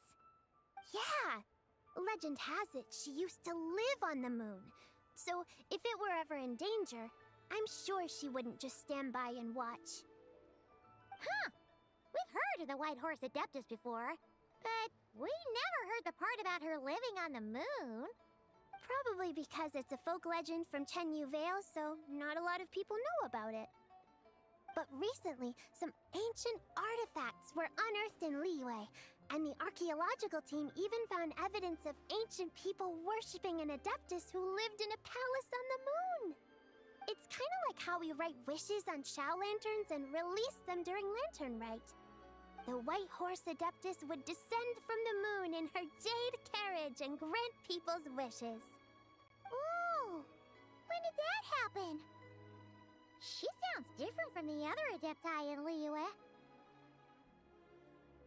It must have been a super long time ago, 'cause even Master barely knows anything about this Adeptus. Nope. Kinda unbelievable, right? Yanfei said the White Horse Adeptus might even be a made-up legend, just like Janju the Moon Devourer. Yeah, a made-up horse and a made-up toad. You're mistaken, children. The White Horse Adeptus really does exist. Oh, Mr. Liu from the Baiju Guest House. But how do you know that for sure? Have you ever wondered how the guest house got its name, Yao Yao? Baiju... White Colt. So, it's named after the White Horse Adeptus? That's right. And that's because one of my ancestors was once blessed by the White Horse Adeptus. Wait, really? Tell us more! Tell us more! It was a long, long time ago, when this ancestor of mine was still a young girl. She was out gathering herbs and accidentally fell off a cliff, but the White Horse Adeptus rescued her. Oh, that's it? Paimon was expecting something a bit more... special? We've heard a whole bunch of stories like that before. Patience, young one. Let me finish. After the White Horse Adeptus saved my ancestor, she told her a story about the moon and the ancient kingdom of Langan. My ancestor was so captivated that she completely lost track of time. So much so, in fact, that when she returned to her village, she found nothing but a desolate ruin in its place. It was as if, without her knowledge, countless years had passed in the mortal world. Huh? Oh, wait. The most extraordinary part of all is that it turned out to be a dream. When she woke up, she found herself at the bottom of the cliff, right where she had fallen. Other than her medicine basket, now filled to the brim with rare herbs, it was as if nothing had happened, until out of nowhere, a horse's whinny echoed through the air, and when she looked up, she saw a pristine white horse leaping over the cliff. A white horse leaping over the cliff? Wow, that sure is a crazy story. But now, it's starting to sound a bit too far-fetched. Another skeptic. You sound just like my son. But I know it's true. Ancestral records don't lie. Wait, so your son doesn't believe it happened? Don't get me started. Not believing is one thing, but he even wants to change the name of our guest house. It's a disgrace, I tell you, a disgrace. Well, it was getting about time for him to take over the guest house. And what's the first thing he does?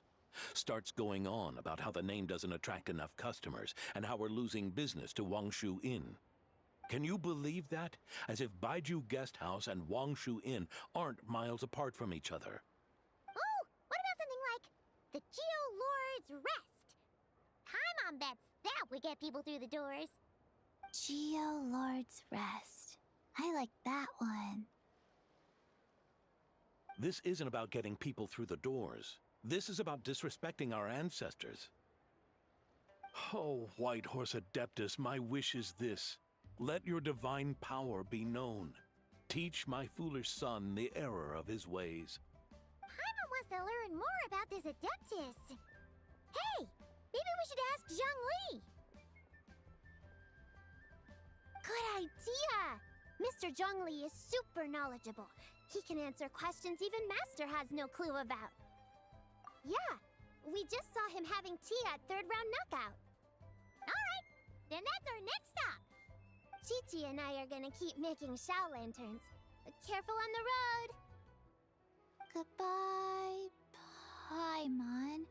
Goodbye, traveler.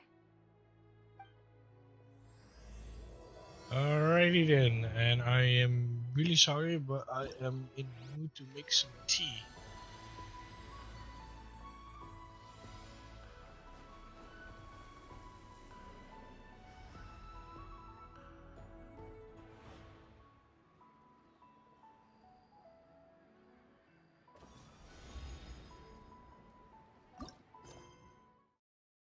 Oh my god, there's a whole list now. One day left. Well, I said that I was going to do it, so.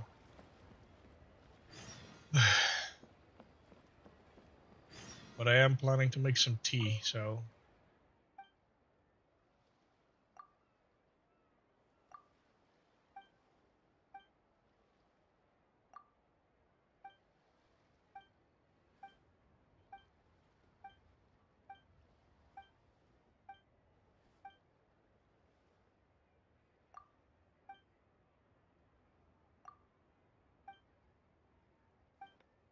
It's not voiced.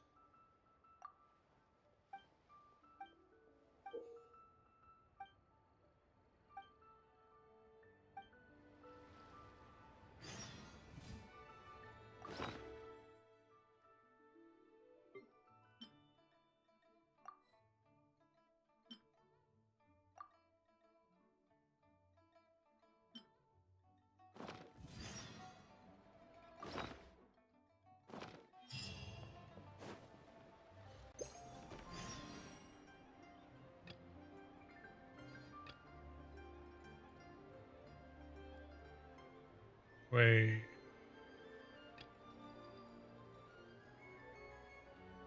Oh. I can invite a friend. Yeah, that's gonna be kind of hard to do. That's locked in ages on that account. The other person is no longer playing either, so. Which food should I send?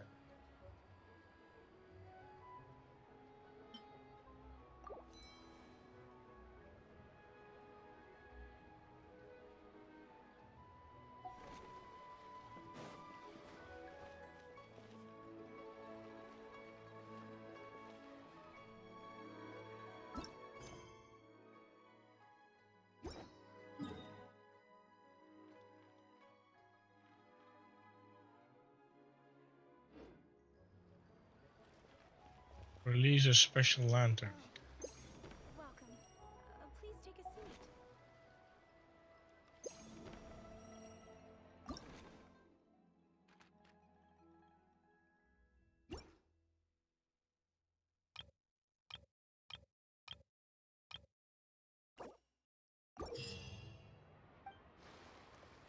It's so nice to de-stress.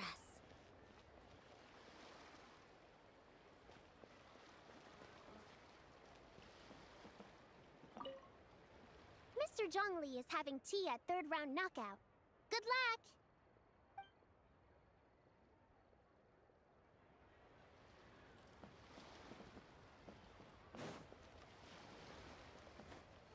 I've got a bunch of interesting gadgets, all from my time with the Crux.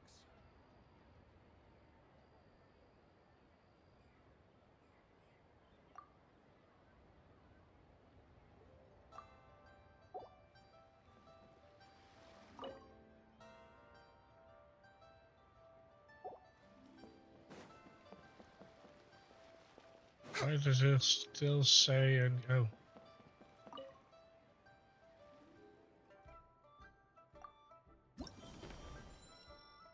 Oh!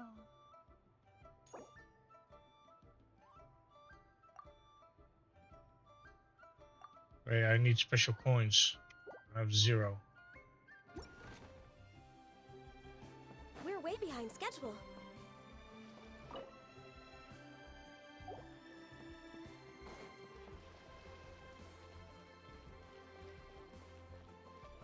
Why does it still say I need to go here?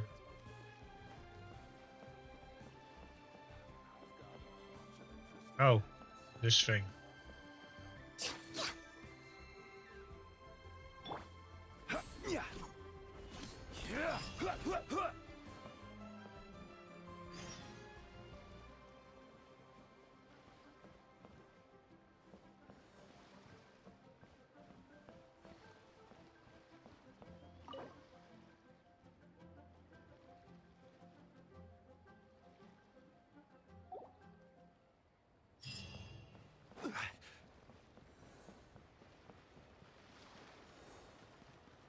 Also, I just need to smash the crap out of these.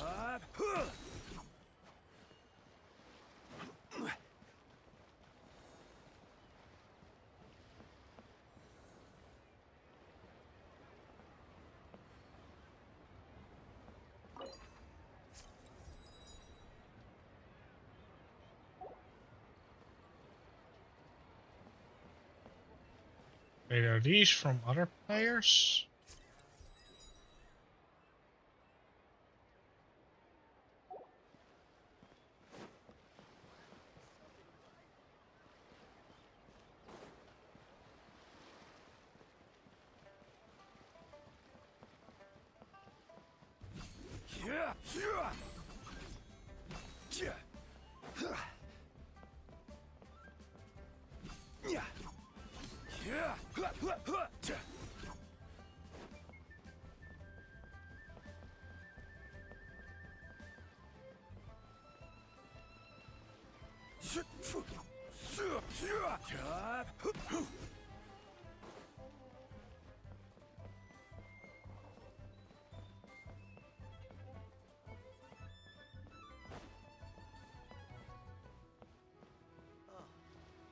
What should I try this time?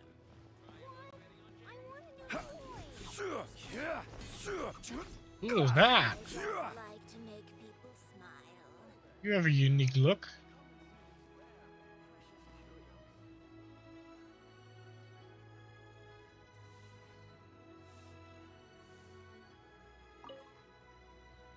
Another one finished. And the paint's all dry. Oh, happy holidays! Are you here for a Shao Lantern too? Yep. You know how Miss Pingshi made a customizable lantern frame? Well, lots of people bought them to tinker with. Oh, Gaoming got one too. I offered to help, but he was adamant about doing it himself. Some of my neighbors had an idea about what to make, but didn't know how to execute their vision, so they came to me for some hands-on help. And after weaving them for everyone else, I made one for myself too. Now it's just time to release it. Huh. What wish should I write? I don't even remember her. Have I ever met her before? Like, you would, like, think that a character like that, Wind as well, would stand out, but I don't think I've ever met her before yet.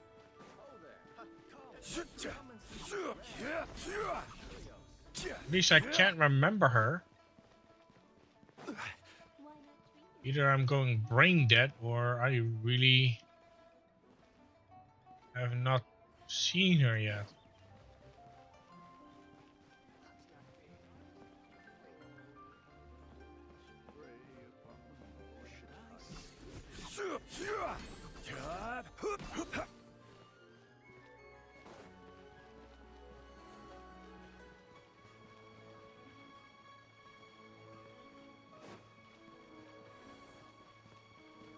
And hello to you too.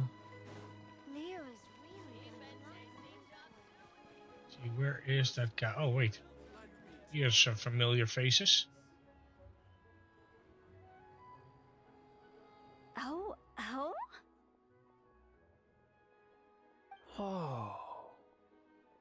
Curious. Impressive, right? What's with all the commotion over here? Oh, Traveler and Paimon! Perfect timing! I have something amazing to show you! What is it? Oh. Heart of the Moon is blacked out! Was it really eaten by a giant toad? Huh. I didn't expect you to know the story of Jonju the Moon Devourer, Paimon. Don't underestimate Paimon. She learned a whole bunch of things in Sumeru. But Jonju the Moon Devourer is a Liyue legend. Well, knowledge knows no borders, so there. You're right about that, Paimon. But this dark circle doesn't look anything like a toad to me. A toad's egg, maybe? But that's about it. Oh, wait, Traveler! You've been in Nodcry, right? The people there worship the moon goddess. So you should know what's going on here. Yeah, I can't push a button on the kettle to make tea.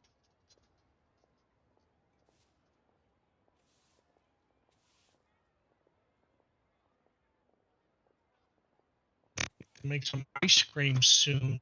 And then I'm gonna come over next weekend. And the you probably want something as a dessert after I fed him. Let's see, is there anything to nibble on? Because I'm too full to cook, but not too full to snack on something, and I don't think I have anything. I can make a bread bun, because I do need to finish these.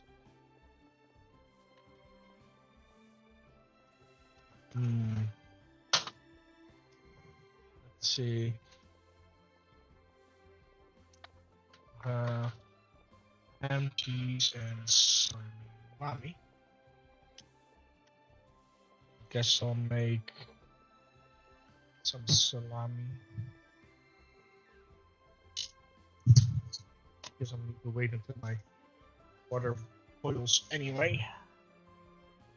Quickly press the button so the story can progress.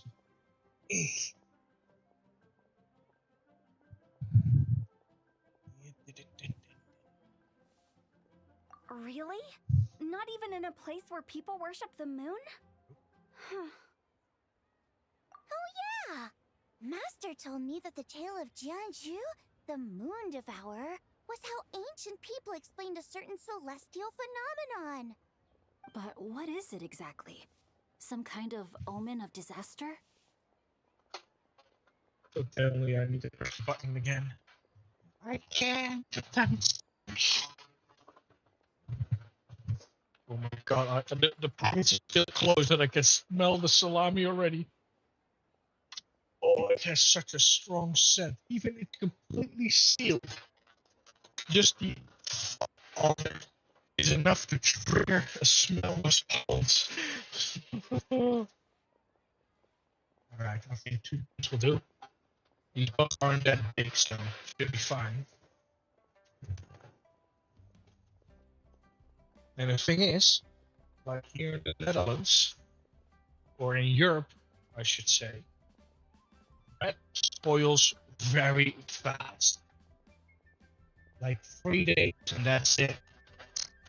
It starts molding and shit like that because we barely have any preservatives in our foods, so that's why they spoil a lot quicker.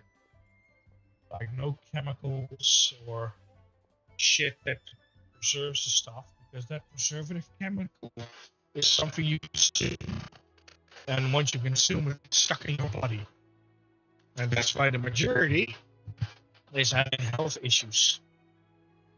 And like if I look at the difference between European food, it is immense. Like I kid you not, like Fanta, for an example, has a completely different color.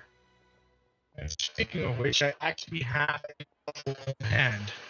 So if you are interested, I can actually show you the difference between the well, you know, in the US how it looks like, but I'm not sure if the majority have seen it how it looks like here in Europe. Like it's a massive difference. Just to put the thingy on my red ones, but they're small, so I have to fold them. Oh, the smell! Now that I ripped open the package,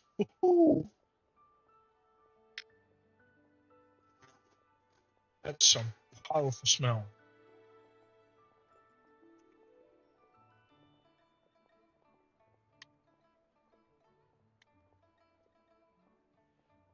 Like I just made 2 buns. And then with water. Then tomorrow, need to boil some more water. Well, technically I can do it today, but okay, I'm coming up, and then I'm gonna push the button again. And let me know in the chat if you want to see it, because the color is completely different. How so? Oh, but in this picture, the moon is being covered from the center. So this can't be a normal eclipse. Then, it's still an omen of some impending calamity? We never said that! Ugh, some crazy customer left it at the restaurant. Just thinking about it gives me the chills. Attention, everyone! As the auspicious festival season approaches, I have an announcement to make. I, Lu Xiong, am on the verge of becoming one of the most renowned archaeologists in all of Liyue Harbor. No, scratch that, in all of Tibet. Even though I never trained at a prestigious academy, I've still managed to dig up tons of treasures. And I understand practically a whole dictionary's worth of big words, too.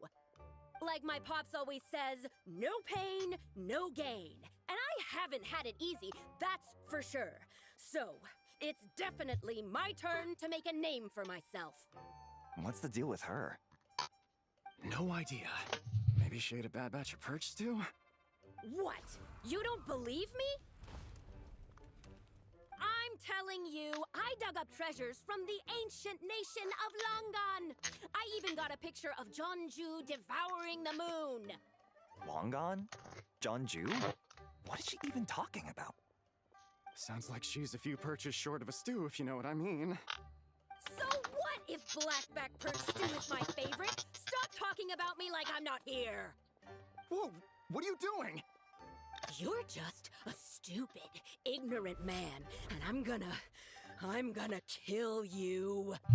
Young lady, you need to calm down. What? So you're looking down on me now too? How about I take you both out then? How does that sound? This is a place for dining. If you wish to take me out, you'll have to do it elsewhere. Don't act like you're better than me. Do you know who I am? I'm about to be the most famous archaeologist in all of Liyue. No, Tibet. Show me some respect. It's respect you want? Very well. For the sake of the other customers, we'll do this your way. Ooh, cat fight. Cat fight, cat fight. What? So Shenhe started the fight? She had no choice. The woman pulled a shovel out of nowhere and started going crazy, flipping tables left and right. She even injured 2 other customers. Shenhe did what she had to do to restrain her, then took her to the Ministry of Civil Affairs. Thank goodness Aunt Shenhe was there. Or who knows what might have happened. Yeah. I started cleaning up after all the commotion, and that's when I found this photo. I thought it might be the one she dropped, so I rushed over to show someone. She said she took a photo of Jeonju the Moon Devourer. This must be it. Can we really trust what she said, though? Clearly, something is going on with her.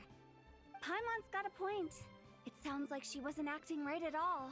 How do we know she wasn't possessed by some kind of evil spirit? Aunt Shenhe would have noticed if she was possessed. All right. But what about the part about Longan and the treasure she found? What about it? What if she raided a tomb and dug up some super special relic, then got herself haunted by an ancient ghost? One so powerful that even Miss Shenhe couldn't sense its presence.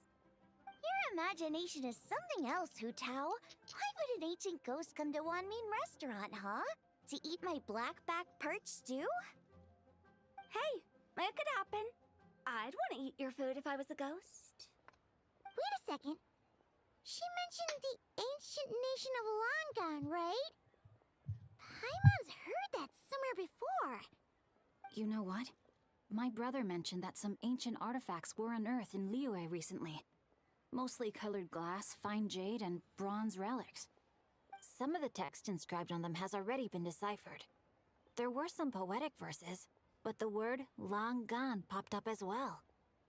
So, does that mean this Longon place is real? Still, Paimon knows we've heard the name somewhere before. Do you remember, Traveler? Right!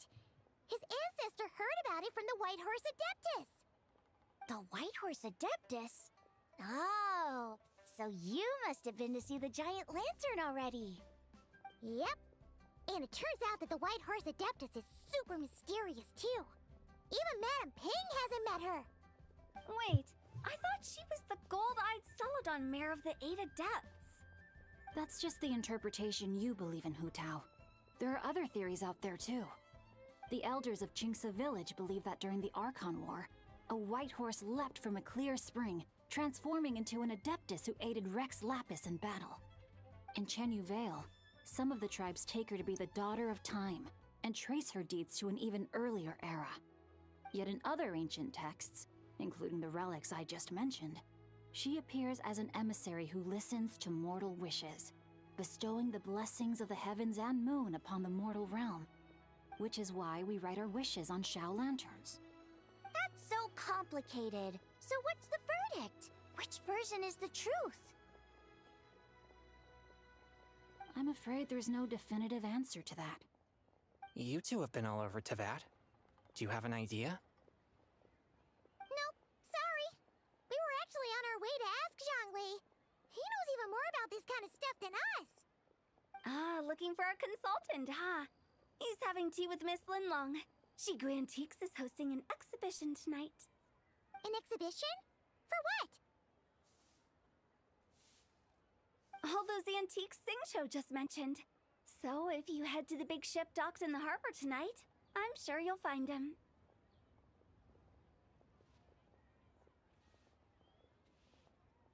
So, where to next? How about we go to the Ministry of Civil Affairs to ask about the White Horse Adeptus? We might be able to find out more about the recent moon situation, too. If you're heading to the Ministry of Civil Affairs, could you give them this picture for me? Since it belongs to that customer, she deserves to get it back at least. It might even help the Ministry with their investigation. Ha! All right! We're off!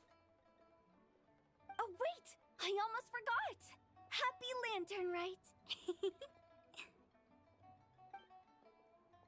Come have a meal with us when you're free. We'll be there, or we'll be... square.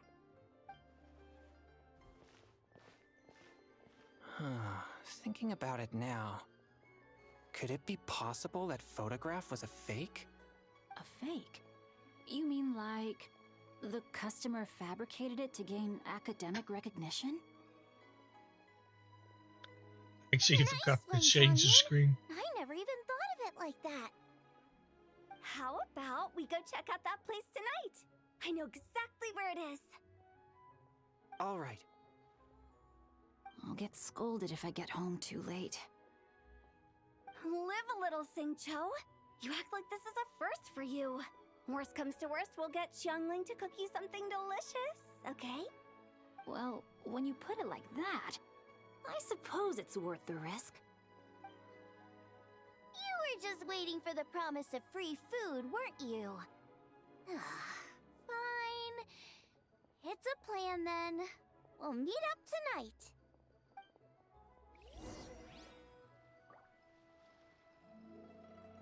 Oh, what do we have here?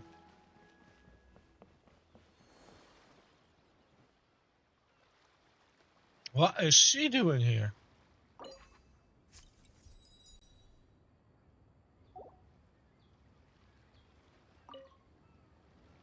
Traveler, what a pleasant surprise. Happy Lantern Rite. Ah, I did ask Miss Pingshi to help arrange a commemorative photo shoot. You must be the photographer she had in mind then. Wonderful. Looks like I'll be bringing back some lovely photos from this year's Lantern Rite. All right then, Master Photographer. What kind of pose do you think would be the most photogenic?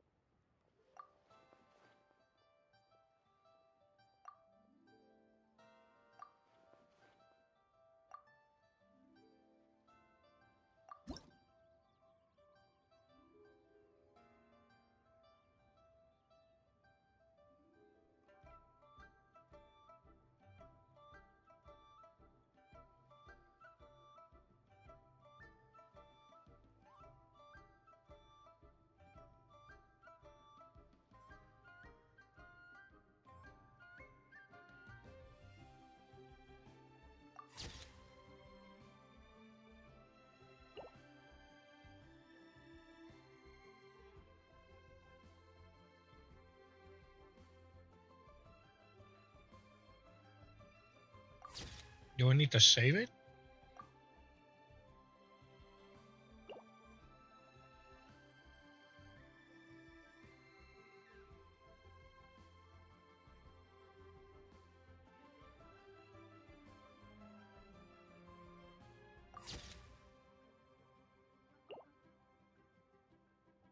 Picture requirement met. Oh, what a lovely picture. Thank you. I'll keep it safe. I think I'll have it framed and put in the shop. And to you. Nobody in Liyue Harbor is sleeping a wink tonight, are they?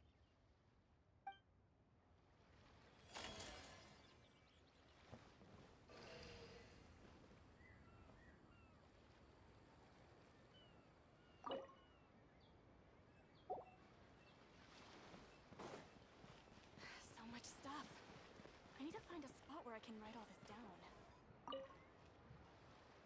Whoa. The craftsmanship of these Xiao lanterns is something else. How does Lanyan do it? Oh, hey, Traveler. Happy New Year. Yup. Took me ages, but this one's turning out pretty decent. I'm gonna paint Manzai on it, too. Oh, and I gotta make one for Pops. Whew, that should do it. All that's left is sending it off to the sky.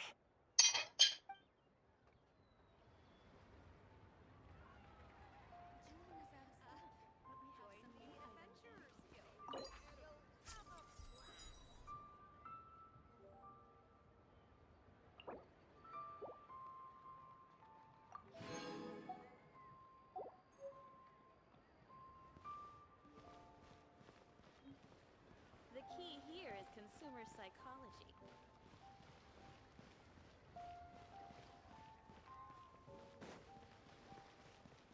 What the hell? So much stuff. Oh, it's up there. Spot where I can write all this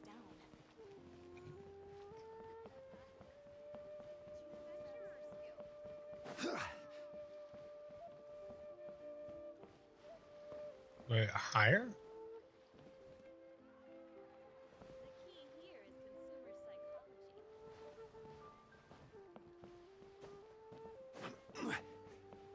is consumer psychology. It's Emily. Traveler? Happy holidays. It's been some time since we last spoke. Huh. You could say that. I had already planned to come to Liyue to research floral essences, so when I heard there was a merchant ship heading here, I decided to join them. I had no idea I'd arrive just in time for Lantern Rite. In deference to the season, I've decided to put all work aside and simply enjoy myself. I even asked a young lady to teach me to craft Xiao lanterns. In fact, I was just about to release it. Thank you. She told me it's tradition to write down a wish before releasing it. Still, I'm not quite sure what to write.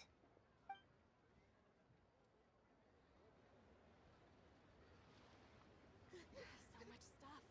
I need to find a spot where I can write all this down.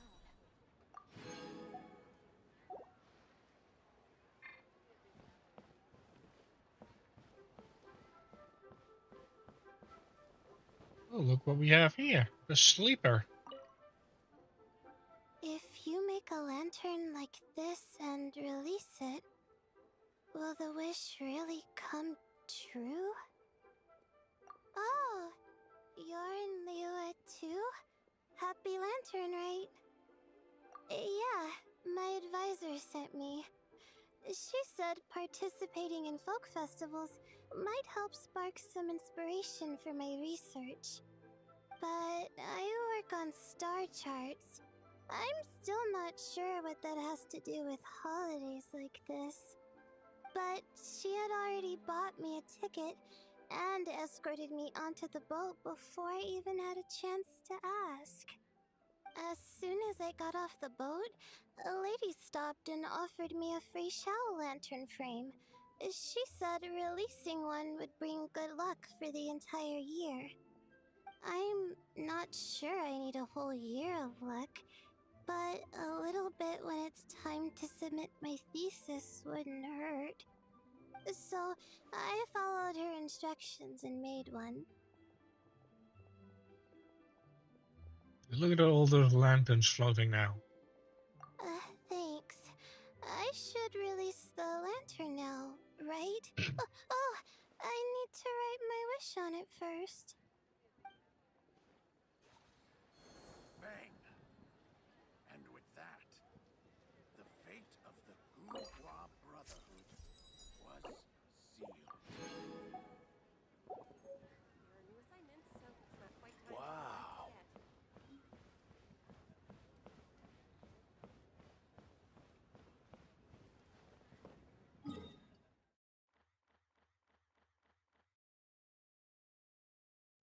Oh.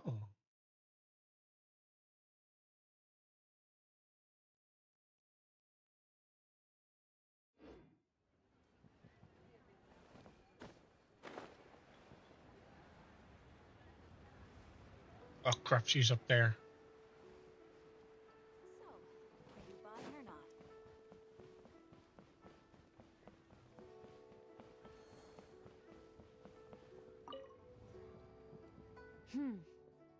To encounter you here amidst Liyue's celebrations is unsurprising. Happy Lantern Rite. Indeed, I submitted the request to Miss Pingxi. Evidently, you are the professional photographer she mentioned. Very well. I trust you will take excellent photographs. Let us begin. In that case, please advise me on an appropriate pose while we prepare.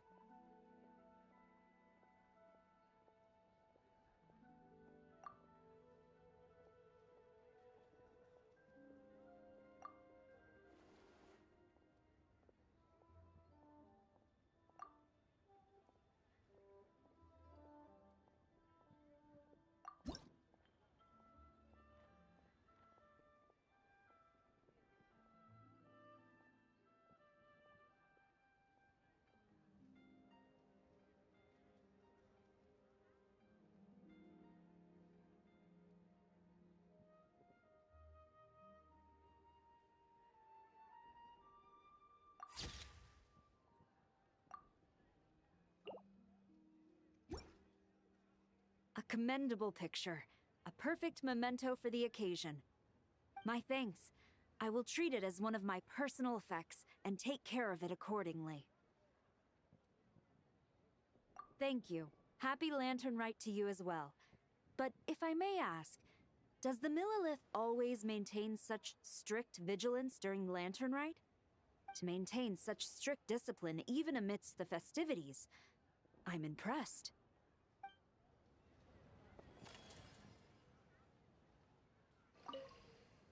A commendable picture. My thanks. I will treat it as one of thank you to maintain such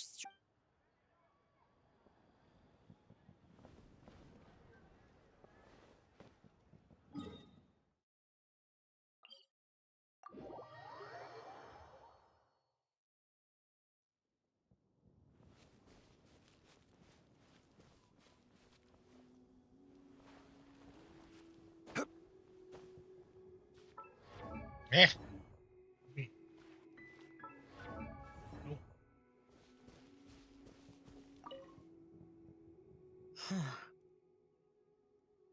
Yes. I saved someone from monsters earlier.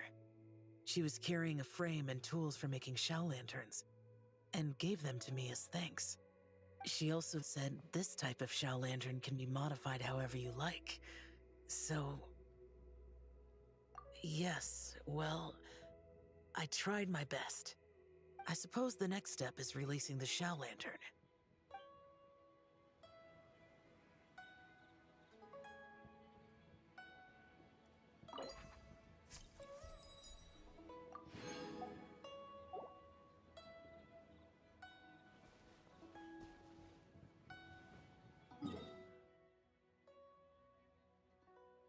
Okay, this one and that one. Those are the only two left.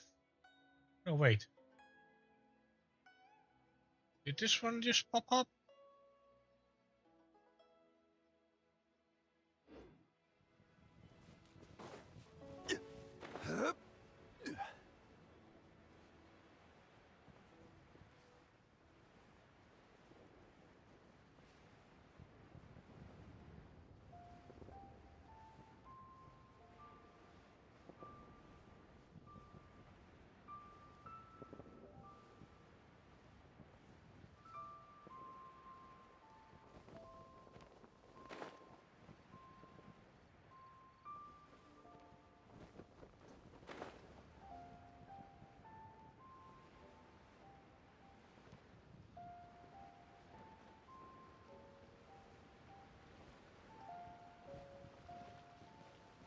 She's wearing... Oh, happy holidays, traveler.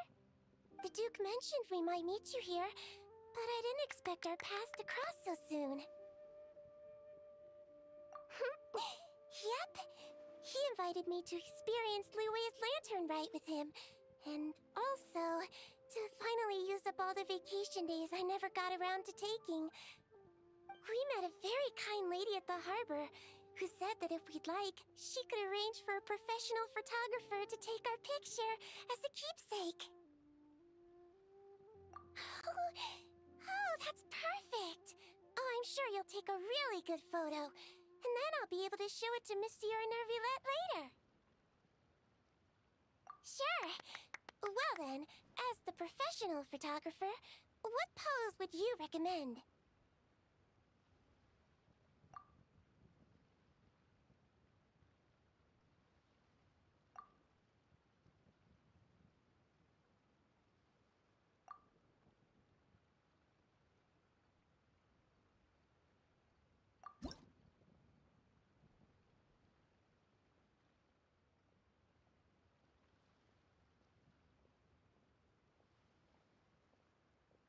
Yes, it looks nice.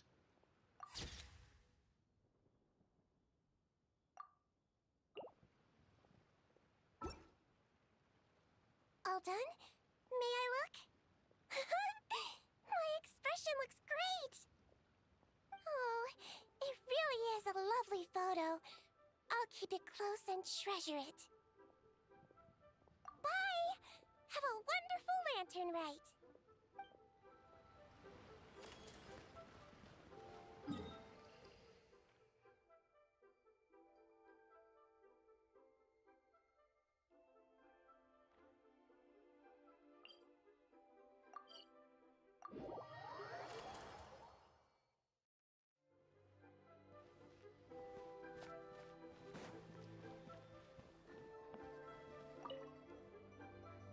Oh, this is what I get for being impulsive.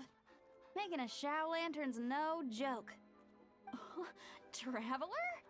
Oh, ain't that something? It is you! Happy Lantern Rite! Yeah, Miss Pinkshi gave me the frame, but I designed all the details and made all the ornaments myself. Pretty rad, huh? I even gave Hu Tao a few. Oh, shoot. I totally forgot I promised Hu Tao I'd help her make some Shao lanterns, too. I gotta release this one pronto.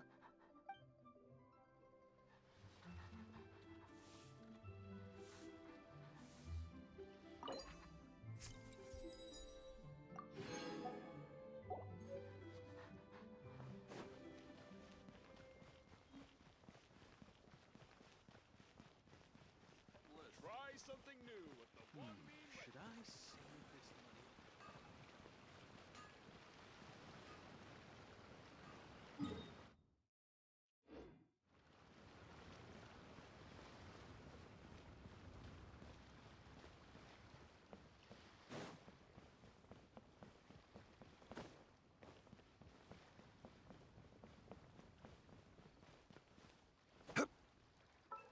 Ah, wrong button. Oh, here he is. The water. Traveler, had a feeling I might run into you here. Allow me to extend a traditional Liyue greeting. Happy Lantern Rite. Correct. I requested one from Miss Pingxi. Seems she really did secure a professional photographer. Shall we, then? Take a good shot. I plan to stick it up on my office wall when I get back to Fontaine. Sure. Do I need to strike a pose, or... Suggestions are welcome, Traveler.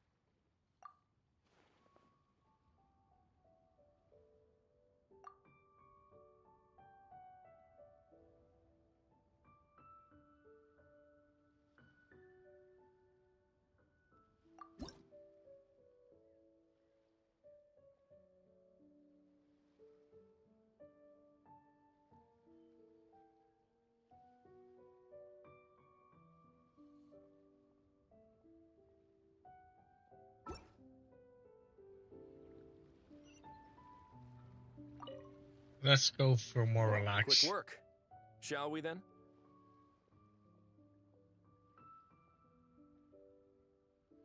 Sure. Do I need to strike a pose, or...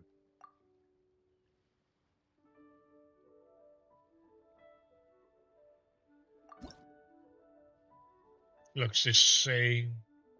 Oh, now it's daytime. It will look better when at night.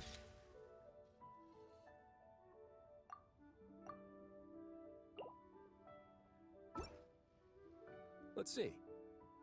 Not bad. Pretty standard shot. If you look at it from the neck up, it could even pass for a mugshot. I'll be keeping this. Really appreciate the help. Oh, and to you too. I'll still need to buy some gifts later. Other than tea.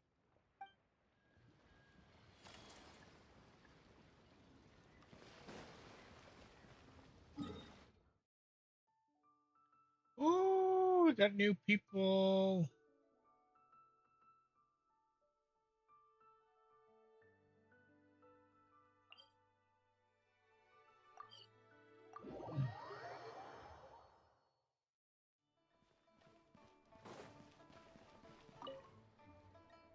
Liyue's got so much delicious food.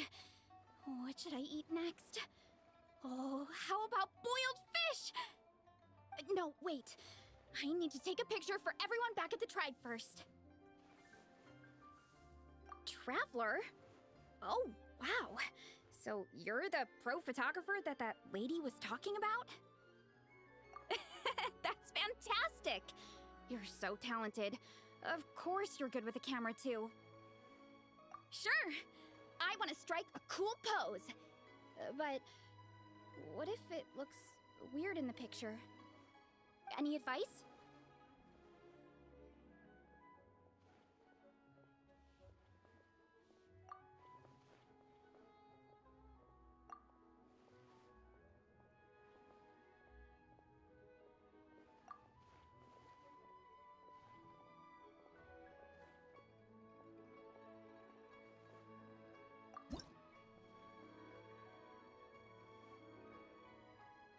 Oh, that looks really nice, though.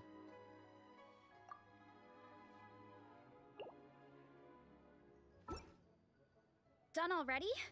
Oh, let me see. Whoa, told you they'd be good! Now, what'd be the best spot in the orchard to hang it? Thanks! Next up, some more delicious food. Starting with... boiled fish.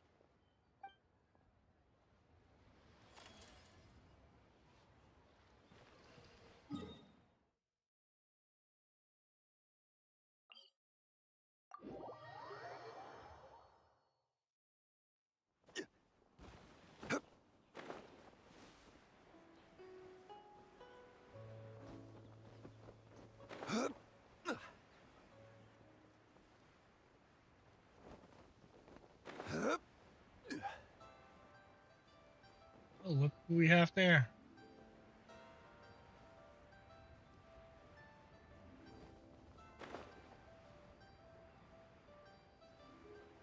Wait, where is she?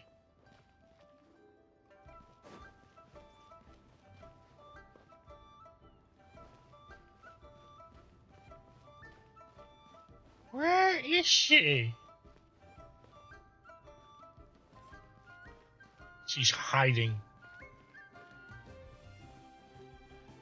She should be here, but she's not. Unless she's in the water. New beginnings.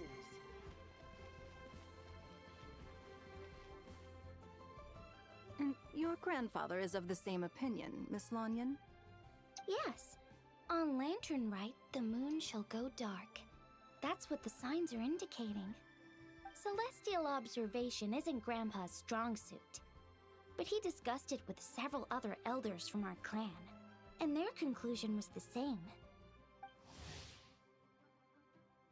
It's consistent with the information we've received from other sources as well. You mean the whole thing? About the legend of Jonju the Moon Devourer? Happening in real life? Yes, that's one of them. So it's true. I thought it was just a rumor. It's true. But right now, the bigger issue is that all our sources indicate the phenomenon's gonna happen again. I'm not sure this bodes well.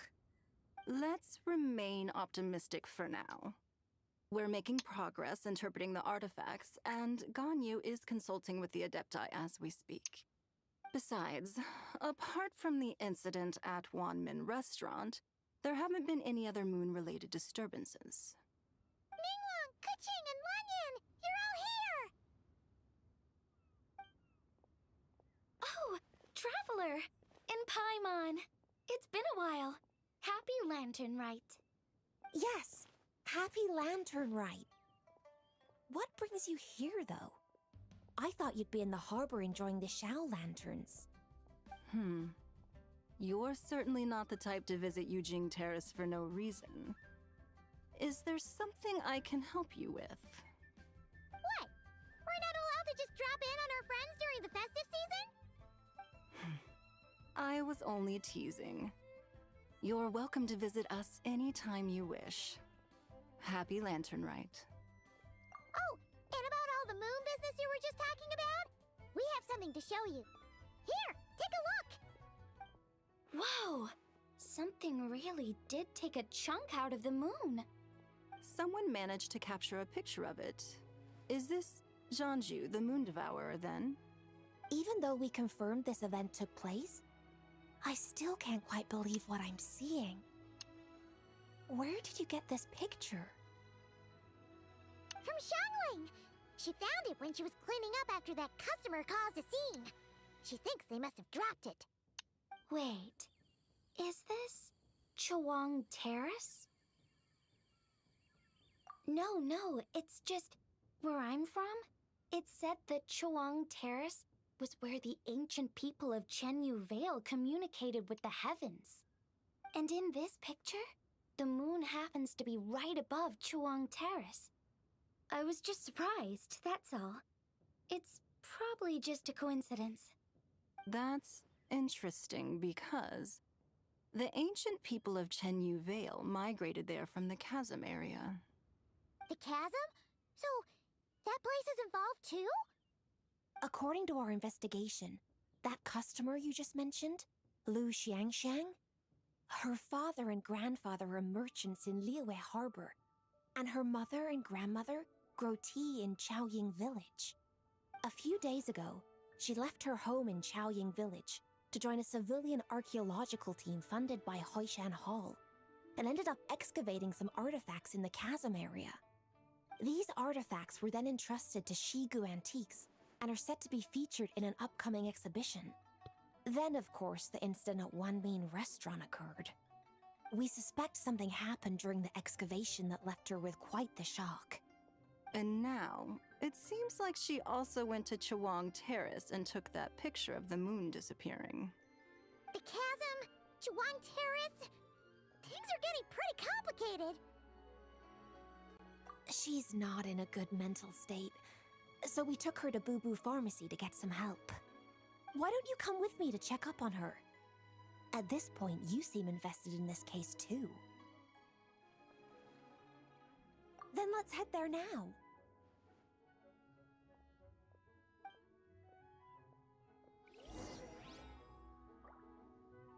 Well, before I do that,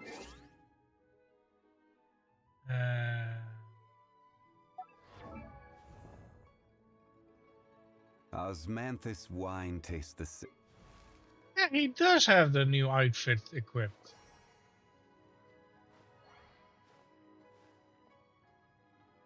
And yet in the story, he doesn't show it. Artifacts bad. Character talent's bad. These are all good.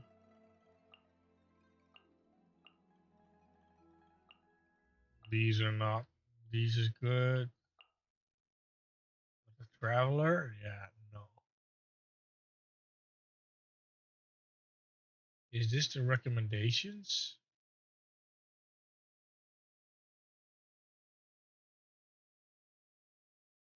Current artifact, quick artifact.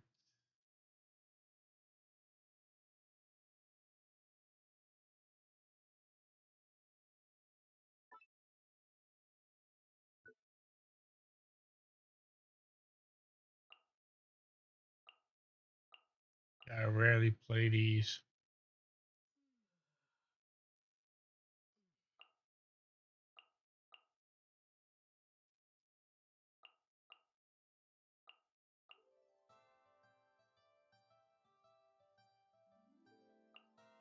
Oh, that's actually a playable character?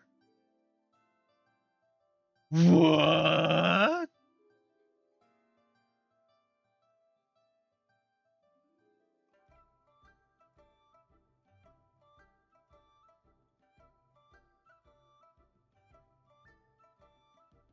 Boats up.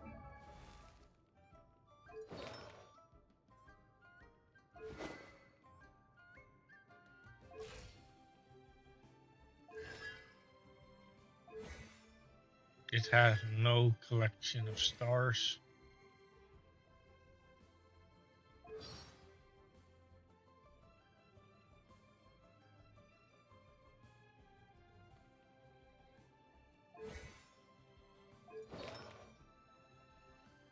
Didn't even realize that it was a playable character.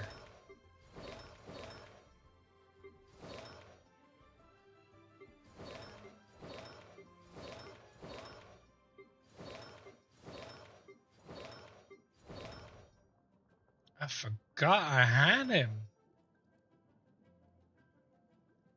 Wait, do I actually have him? No, I don't think I have. Do I?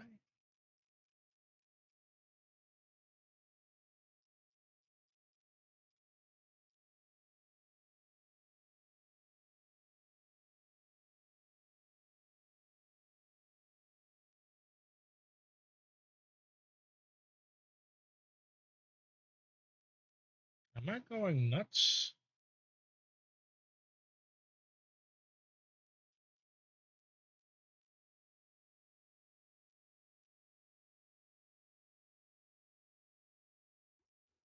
Yeah, I don't have him.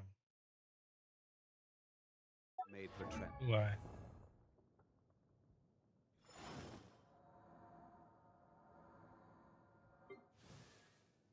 Yeah, yeah, Puss in Boots.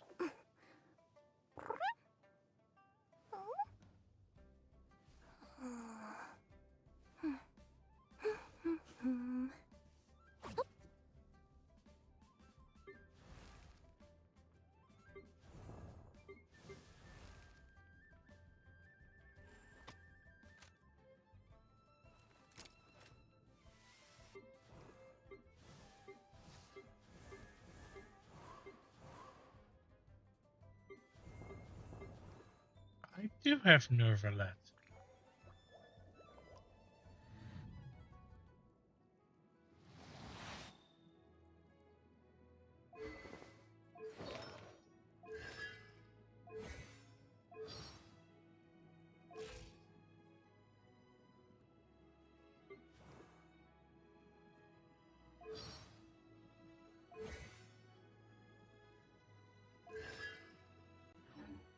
Offering commodities back and forth.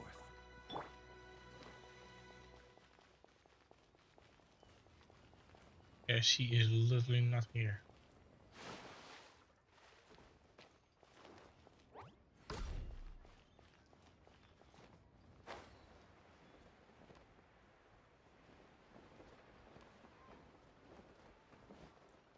Jewelry's out of stock, but we have some new items in.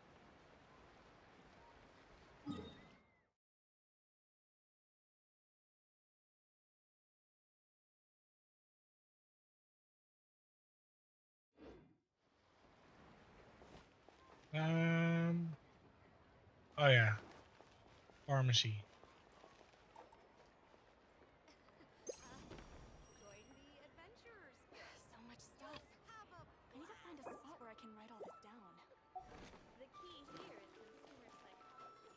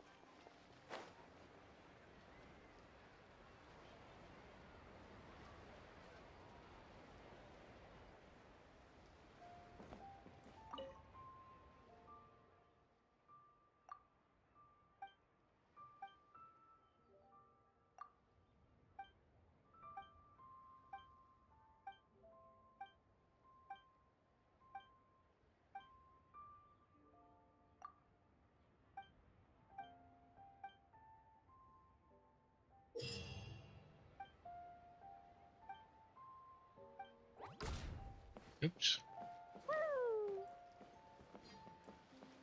Did not mean to do that.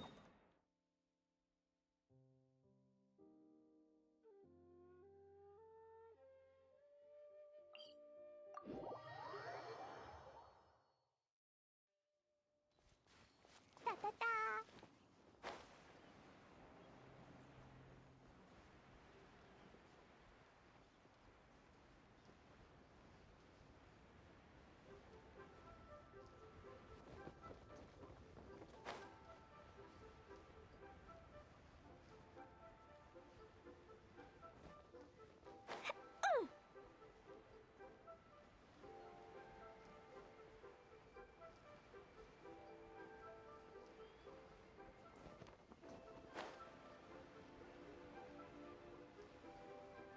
La la la!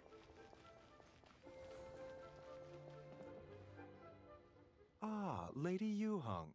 Oh, and the Traveler and Paimon are here as well. What a pleasant surprise! Happy Lantern Rite. I hope we're not interrupting, Dr. Baiju. Not at all. I assume you're here to see the patient? Unless it's urgent, however, it would be best not to disturb her rest. It's quite unstable. She's even more agitated than when she first arrived. And she refused to cooperate when we tried to check her over. I had no choice but to prescribe a calming draught and to have her rest for 2 days. So she's getting worse? That isn't the news I was hoping for. It's just a precaution. Based on an earlier conversation with her, it seemed more like a fixation than anything else. She hasn't lost her mind. That's right. When we asked about it, she kept insisting she was going to be famous far and wide. Well, it might not be far and wide, but she certainly made a name for herself around Yujing Terrace. Even some of the Qixing know who she is.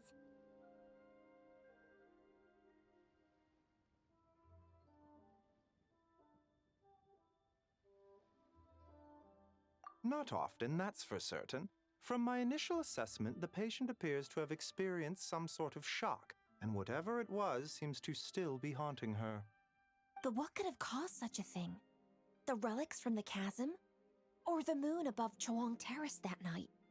Come back in 2 days, and you might just have your answer. I suppose that's all we can do for now. We'll take our leave then, Dr. Baiju. Of course. If you need anything else, don't hesitate to stop by. Speaking of those relics from the chasm, aren't they being featured in an exhibition tonight? That's right. Are you planning to attend? Yeah! We wanted to have a talk with Zhangli anyway, and now Paimon's even more curious about these relics. I would, except every item in the exhibition had to be registered with the Ministry of Civil Affairs. So I'm afraid it's been spoiled for me. I reviewed them all myself. There are some rather peculiar artifacts, that's for certain. We're still working on decoding the ancient text that appears on them. Yeah! The word jade appears a whole bunch, doesn't it? Huh? How did you know? Xingqiu told us. He said there were some ancient poems on them, too. He's quite well informed, isn't he? Well, he's right. We believe they're direct references to the ancient nation of long gone. As for the other text, instead of regular poetry, it seems to be more like ceremonial language used to worship the moon and the gods. The moon and the gods? Well, looks like it's almost time for the exhibition. You two should head over. There's an usher at the harbor who will lead you to the venue. Not at all. The exhibition is free to the public. The people of Liyue have a great respect for our history and are eager to learn from it. Plus, the exhibition is being organized by Linlong, the owner of Shigu Antiques. As far as I know, it's been a long-time goal of hers to hold a cultural exhibition of this scale, where people can learn all sorts of information about the past. Guess we're in for a real treat tonight, then. Yes, have a great time. There's still more artifact decoding work I need to finish, so we'll have to part ways here. After seeing the picture you brought, there's a few ideas I'd like to follow up on. You're hard at work even during festival season? Huh! You haven't changed one bit, Keqing. I'm simply fulfilling the responsibilities of my position. That's all. All right, I should get going. See you later. Well, guess we should head over to the harbor and find that usher.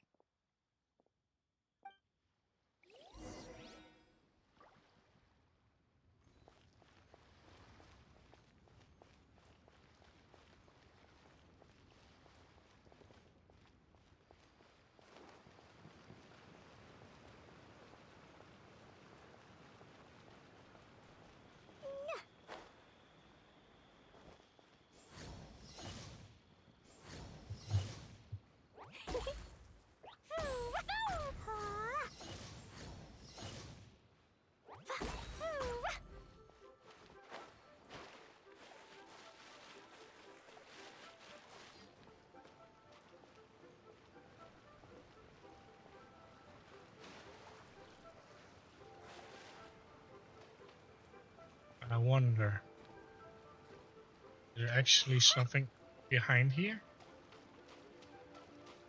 Nope. Fish blasting!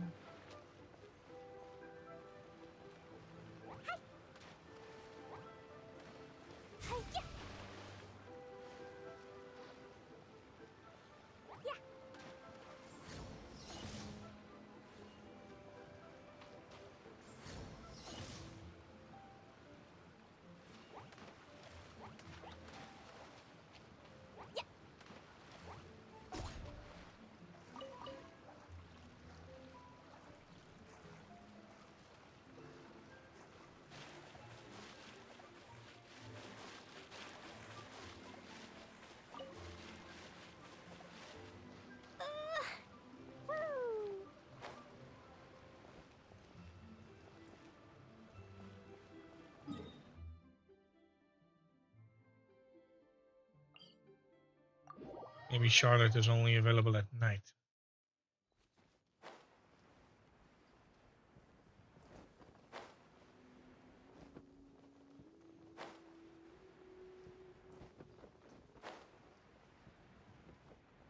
No, I don't see her. Oh, yeah, wait.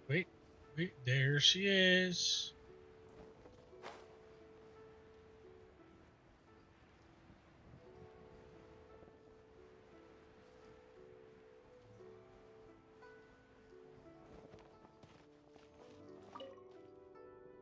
Hey, psst! Over here! Oh, I knew you wouldn't miss Lantern, right? I was wondering when I'd bump into you. No. I can't be working at every Lantern right now, can I? I really am here on vacation this time. Yup. Miss Pingshi said she'd find a professional photographer to take a good portrait photo. Hey, wait a sec. Don't tell me... Oh, it really is you! That's perfect then! Come on, take my photo. Let's see who's better behind the lens. So, ready to start? Alrighty! Can't take a picture without posing for the camera, though. Any suggestions, Traveler?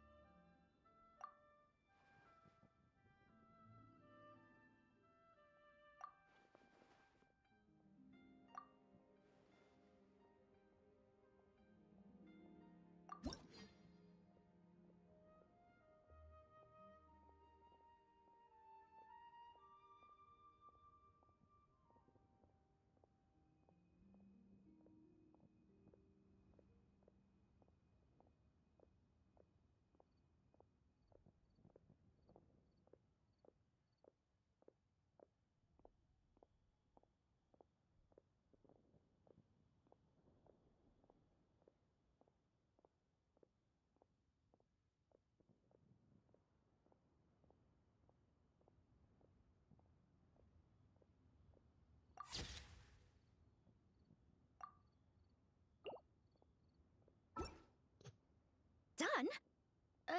Did you adjust the lens and check the lighting? Make sure the focal length was properly set? Let me check. Wow, you actually nailed everything! Oh, a shot like this is front page quality!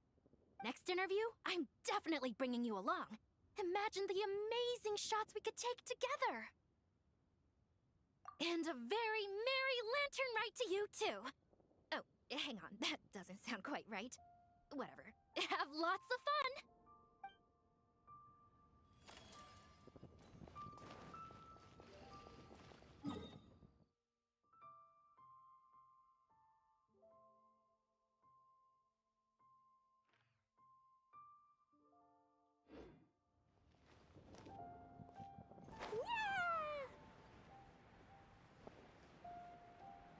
New stock at Seago Antiques? What joined the Adventurers Guild?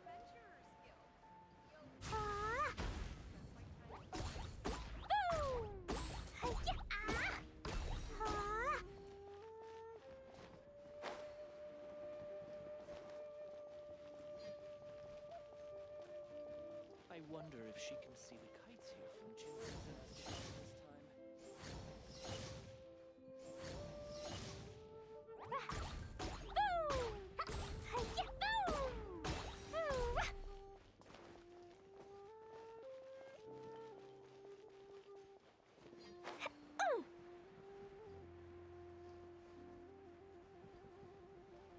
You can't beat the atmosphere here and leave it.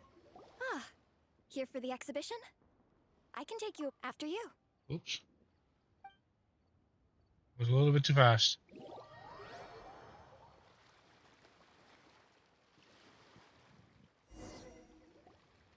Whoa!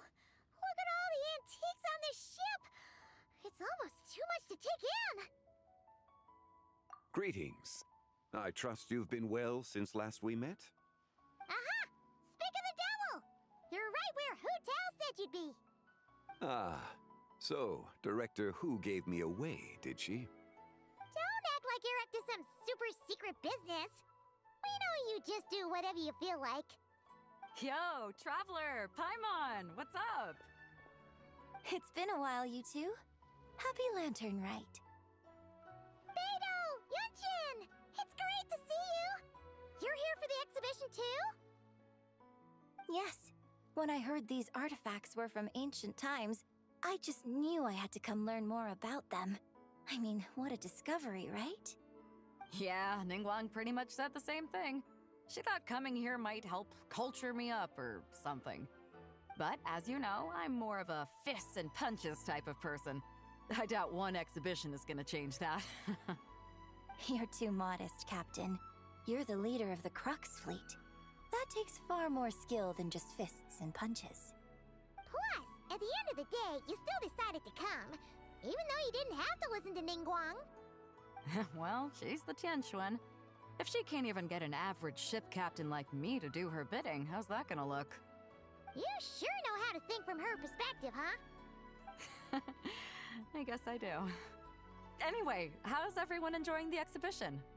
I heard that if you see something you like, you can negotiate the price with the owner and take it home.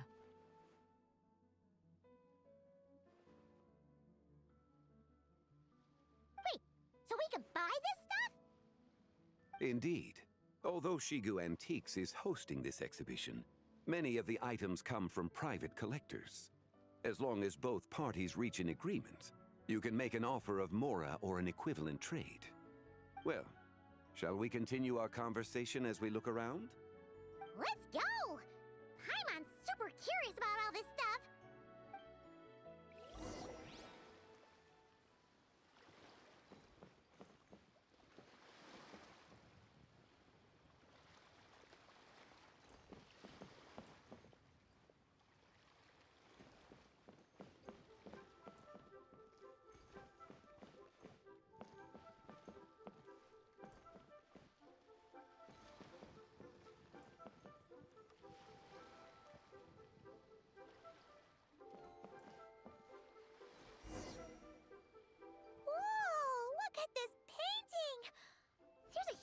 Toad on it! Could it be... Huh. This material is quite unusual. It doesn't look like paper. More like silk, or some other kind of fabric. Yeah, I was thinking the same thing. Well spotted. This is a painting of Jianju, the Moon Devourer, made primarily with mulberry silk.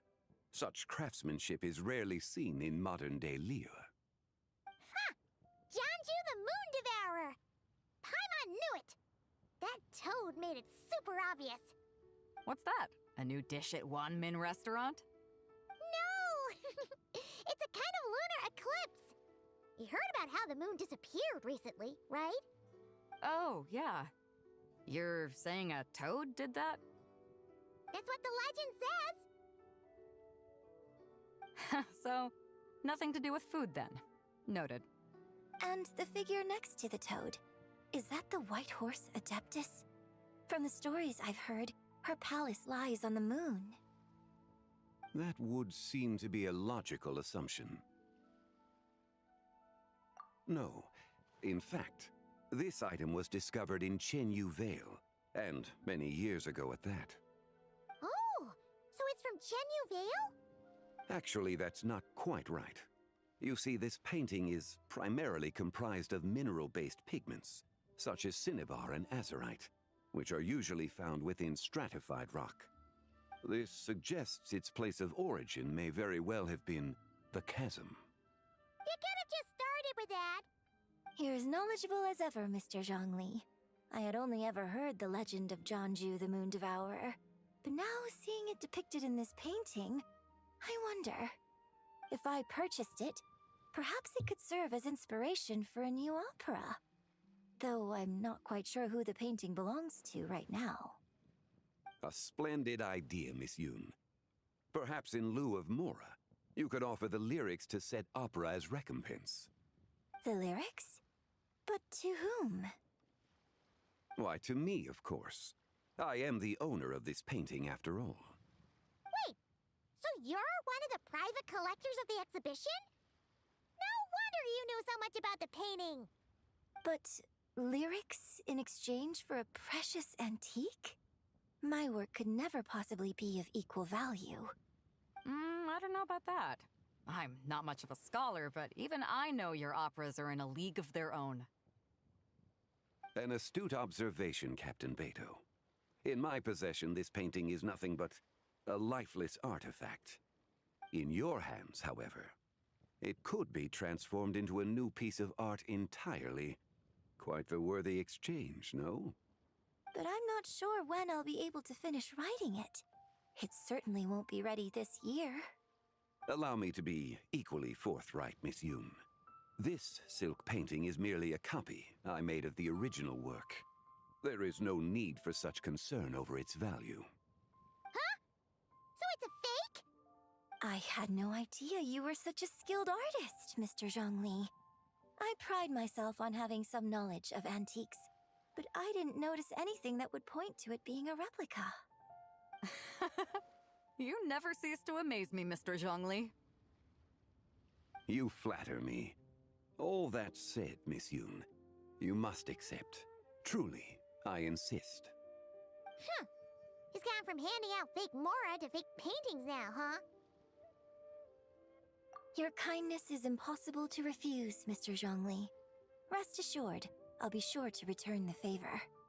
I shall look forward to it. Man, that was quite the find.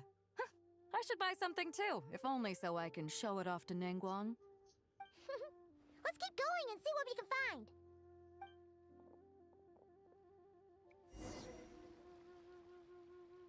Wow, this bronze war chariot is really something. It must have quite the story behind it. I've never seen anything like it before. Do you know what this is, Zhongli? Ah. I heard from Miss Linlong that a carriage made of Celadon jade was unearthed in the chasm. A copper canopy, a body adorned with flowing clouds and geometric patterns. Yes, this must be the one. A precious piece indeed. This thing's gotta be thousands of years old, right? Crazy to think people back then were capable of such intricate metalwork. Too often, we view the past and future through the lens of the present. Objects that fascinated us as children seem crude later in life. And that's only after a few decades or so of separation. If one were to stretch time across hundreds or thousands of years, one might discover that time is not always a force that pushes things forward. It would seem the people of that era managed to create a remarkable civilization in their own right. Makes me want to get my hands on this even more. Ningguang's gonna be so jealous, don't you think? Has this war chariot caught your eye, Captain Beto? Oh, you must be Linlong from Shigu Antiques. Nice to meet you. This exhibition has been amazing so far. Well, that's all thanks to supportive patrons like you and Mr. Zhongli, of course. As for this war chariot, it was discovered by an archaeological team sponsored by Hoishan Hall. The price comes in at 90 million Mora. How much? 90 million? Woo, looks like my eyes were a bit too big for my wallet. Quite a bargain. Bargain? 90 million Mora could feed Paimon for like 1,000 years! And if you actually went on an eating spree that long, perhaps you'd be considered an antique worth that kind of Mora, too. What, 90 million? Nuh-uh! Paimon's worth way more than that! Well, if Mr. Zhongli thinks it's a good deal, I'm sure it's worth it. Beto's putting way too much faith in Zhongli. What if he's only here to drive up sales? I'll take the chariot, Miss Linlong. Someone will come by with the payment. Quite the discerning eye you have, Captain. After the exhibition ends, I'll have someone deliver it to the Alcor. Actually, could you send it straight to Yujing Terrace? I'd like for the Tianquan to see the proof of my discerning eye for herself. Understood. Great! Yunjin and I both found something. What about you three? Want to keep perusing? Don't worry about the Mora. It's all on me. Nobody's going home empty-handed tonight. I appreciate your kindness, Captain, but I'm afraid I have some private matters to discuss with Miss Linlong. In that case, don't let us keep you, Mr. Zhongli. Right this way. Traveler, Paimon, Perhaps you would like to accompany me. What? So you can show us another bargain antique that's so far out of our price range it's not even funny? Other people are always demanding Mr. Zhongli's time, but it's quite rare for him to extend an invitation himself. I wouldn't pass up this opportunity if I were you, Paimon. Yeah, just don't forget to come aboard the Alcor for a drink later. Yeah, guess you're right. Taking a quick look isn't gonna cost us anything. Let's go!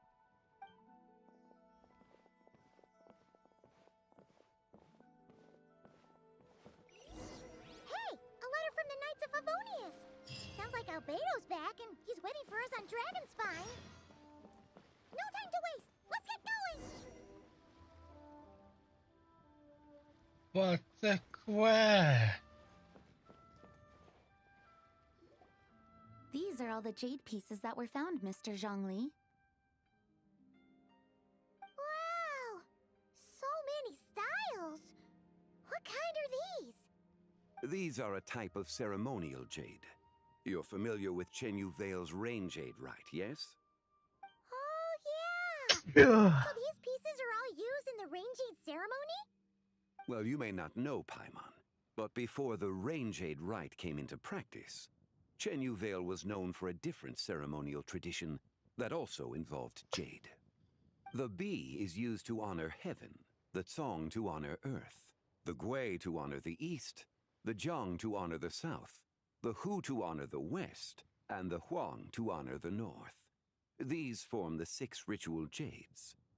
It's unfortunate, however, that Miss Linlong's set is missing both the Gui and Hu pieces. Oh, I know. These jade artifacts are from such an ancient time. It's proved difficult to track them down, even for our establishment. No matter. You happen to have precisely the piece I was looking for. Huh? This broken jade token? I didn't expect this to catch your eye, Mr. Zhongli. It isn't one of the 6 ritual jades. An affect belonging to an old acquaintance of mine. An old acquaintance? One of your collector friends, Mr. Zhongli? You could say that. Traveler, take a closer look. Oh, wait. It's one of those statues.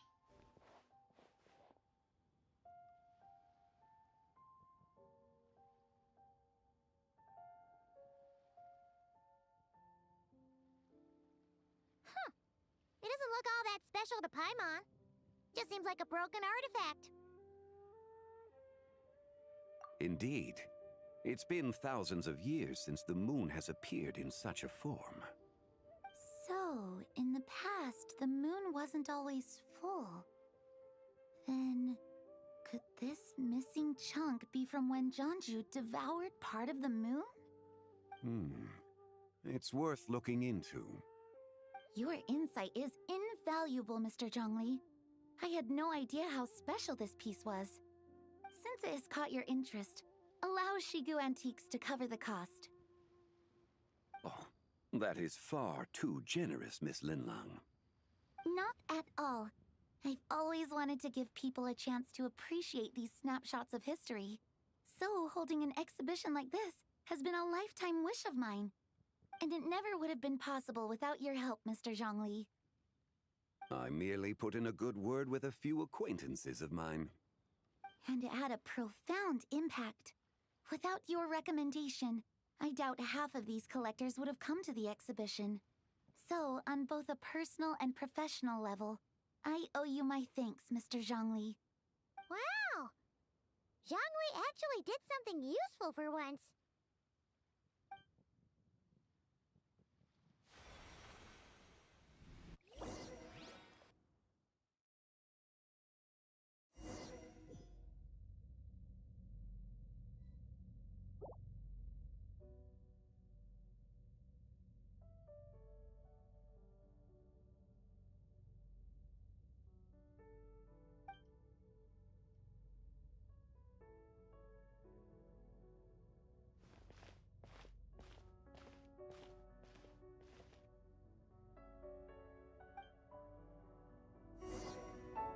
Oh, now I got the suit all. Okay.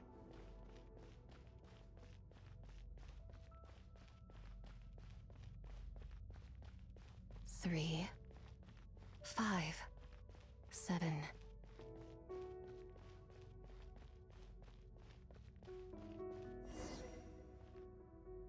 11, 13, 17,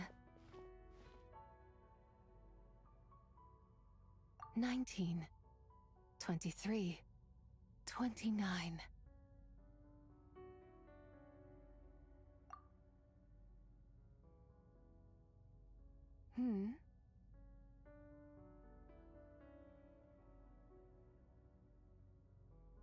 You also enjoy counting in such a fashion, lost child? The same loneliness as them. It seems to exist in your heart as well. Me? I'm sorry, I don't remember. The shadow of the moon? Or a dream of time? I'm sorry. No one has asked me such things before. I've been here for so long. There is much I have forgotten.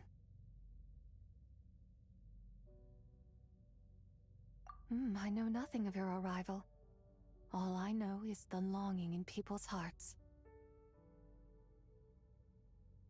Yet, I sense the moonlight's guidance within you, child. Perhaps that is what brought you here. You seem confused. Perhaps I can help in some way. The path home is... that direction. I believe someone told me that before. But I was never able to reach the end. You should take a look.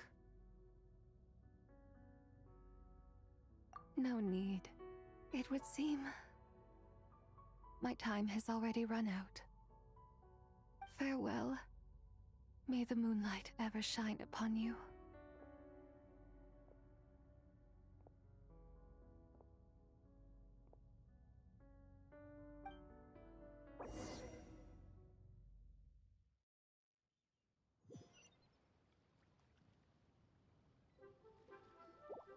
Wow!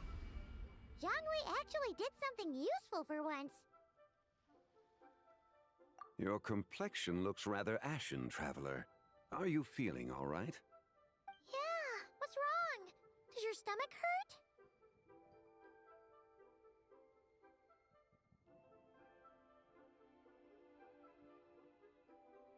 Huh? What are you talking about? You were right here the whole time. Ah, I see. I'm afraid we must take our leave, Miss Linlong. My friend has taken ill and I must escort him to get some rest. Of course. Traveler, Paimon, please, come with me. Ah, yes. Regarding the payment for the Jade Token. Charge the expense to the Wangsheng Funeral Parlor if you would.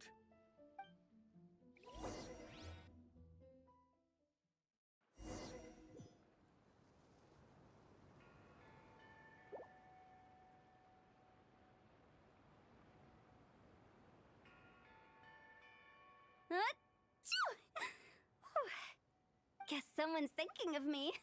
Oh dear. But this late at night? Must be that consultant of yours. I bet he's out there spending all year more at the exhibition. Yeah, he'd be the perfect employee if he just knew how to rein in the spending. But never mind him. Let's focus on the moon. We gotta see if it gets eaten tonight. I don't think it's going to happen. We've been out here all night, and the moon's the same as ever. It is quite late, and Chongyun's getting tired. How about we head back? We can come back another time. Head back? Already? Actually, I do have a new dish I'm testing out tomorrow. And as part of my New Year's resolution, I'm trying not to oversleep. Alright, alright. Guess it just wasn't meant to be. Let's go.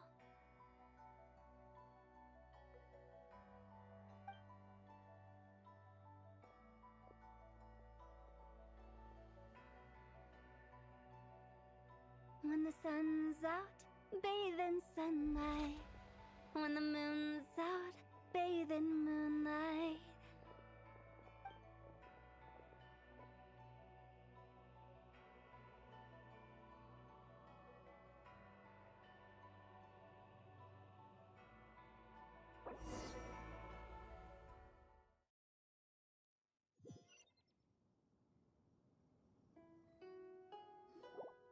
Wait, weren't we going to rest? Why did you bring us here? Because I imagine the traveler would like to know what just happened to him. Oh, right. Ugh, Paimon's confused, though. She could have sworn you were there the whole time. Oh, how is that possible? It sounds like his spirit formed an inexplicable connection with the being in that space. Ah, you suspected from the beginning, didn't you? Indeed, the being you met is the fabled White Horse Adeptus, and the original owner of this jade token. Her name is Tibai. Wait, does that mean she's inside this token? No, she does not reside within this token, but rather within the moon's shadow. This token is merely a medium. Word has it you accomplished quite the feat in Notcry. You and your friend brought the Frost Moon back to Tevat. Tell me, did you ever wonder about the other moon? The one that hung in its place for thousands of years? We never really thought about it, but it must have been a fake, right? A fake moon! Indeed, it was false. Its true nature, nothing but a projection of the moon. It also happens to be the prison that confines Tibai to this day. Wait, the White Horse Adeptus is trapped inside that projection? Then we need to rescue her! But the moon in the sky right now is the real one, right? Where did the fake moon go? And why can't Paimon see it? With the return of the true moon, the shadow naturally lost its place in the heavens. Now, it is disintegrating bit by bit. It's a process that comes and goes. When it occurs, it looks like the moon is being obscured by a black shadow. But when it stops, the shadow disappears and becomes invisible to the eye. So, you're saying there's an invisible fake moon blocking the real moon right now? Indeed. Okay, this is not what Paimon was expecting. My hypothesis is that people's wishes could be what trigger the periods of disintegration. After all, when you experienced that episode just now, it was precisely when Miss Linlong spoke of her own wish. Wait, is that because the White Horse Adeptus answers people's wishes? The legend must be true then. So, that means the more wishes we make, the faster the fake moon will disintegrate, right? Then it won't be long before the White Horse Adeptus is free! Quite the contrary. After countless years trapped inside, the two have merged into one. When the moon shadow is gone, Tibai will cease to exist in this world.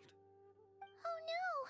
So, by bringing the moon back, we actually hurt the White Horse Adeptus? Do not burden yourself with such thoughts. Because of your actions, a promising opportunity has presented itself to us. Let us not forget, what is crumbling is also precisely that which imprisons her. Yes, and that is why I invited you here tonight. Your connection to that broken jade token confirms that you can do what I envision. However, while I had hoped to receive your assistance, this matter could have significant ramifications. I must admit a certain reluctance to implicate you in more of Tevat's secrets. Often, the deeper one's knowledge of such matters, the harder it becomes to extricate oneself from them. You are someone who once traveled through the boundless sea of stars. I cannot help but wonder, Perhaps it is wrong for your fate to become too entangled with the fate of any one world. Such is your conviction, then. Since journeying beyond Liyue, you have had ample time to reflect on these matters, it would seem. Very well. The first secret I must reveal is that Zibai has long since passed away. The being within the Shadow Moon is merely one of the 3 deadly selves she severed before her death. Wait! The White Horse Adeptus is dead? Weren't you supposed to tell us how to fix this? Now it just seems even more impossible! Please, remain calm, Paimon, and allow me to explain. The 3 deadly selves is a practice used by those engaged in spiritual cultivation. The intent is to sever the 3 vice-laden mortal selves to reveal one's true, pure self beneath. However, Zibai's 3 selves are more complicated in nature. Because in the moment before her death, someone preserved the shattered essence of her soul and placed the fragments within her 3 deadly selves. If we retrieve the 3 fragments of her soul, there is a chance we can restore her presence in the mortal realm. So that means we can bring her back to life? Yes, provided we retrieve the fragments of her soul's essence from the 3 deadly selves. Indeed, the being you encountered was Zibai's first deadly self, Ziju. After Zibai's death, she ascended to the heavens and became one with the Shadow Moon. The essence that resides within her is a heavenly soul, also known as Taiguang. Thus, this self is the closest to Zibai's true nature.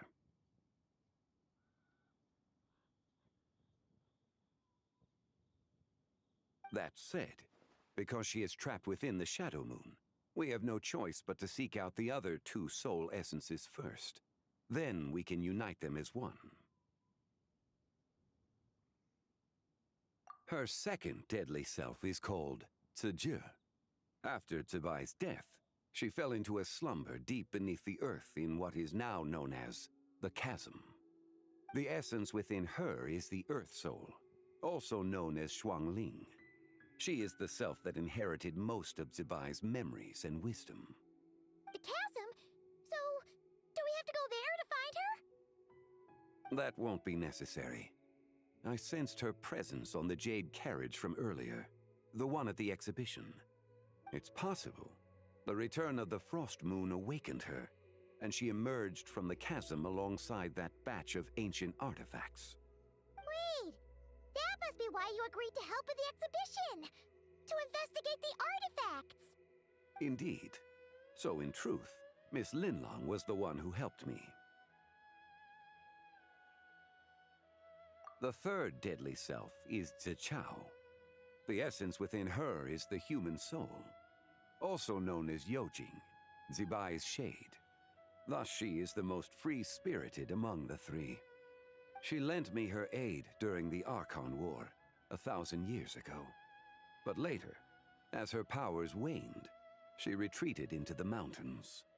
I imagine finding Zichao should prove the most troublesome, so I shall take it upon myself to track her down. So, we need to find the second deadly self, right? But where do we even start? Locating her should not prove difficult. In life, Zibai was fond of mortals, and as the self who inherited most of her memories and wisdom, Ziju should be the same. It's possible she has possessed someone, and is meandering the bustling streets of Liyue Harbor as we speak. Possess someone? Wait! Are you thinking what Paimon's thinking, Traveler? What if she raided a tomb and dug up some super special relic, then got herself haunted by an ancient ghost? Exactly! Lu Xiangxiang! It seems you have a lead in mind already. She could still be at Boo Boo Pharmacy. She was super agitated when she first got there, so Baishu gave her some calming medicine and told us to come back in 2 days. Do you think it could be her, Zhengli? It's quite possible. The deadly selves are impure beings that can easily influence mortal minds. A sound plan. Well, I should get started on my own investigation then. You're leaving already? I must. Zhao went into hiding after the Archon War. If I am to have any success tracking her down, and there's no guarantee, I should start sooner rather than later. But there's still so much you haven't told us! Like, who the White Horse Adeptus actually is, and how she died in the first place! Not to mention who it was that preserved the fragments of her soul. Should our endeavor prove successful, then naturally those answers will follow. If not, speaking of them would be rather meaningless. It would seem that this is a question you are unwilling to set aside. Very well.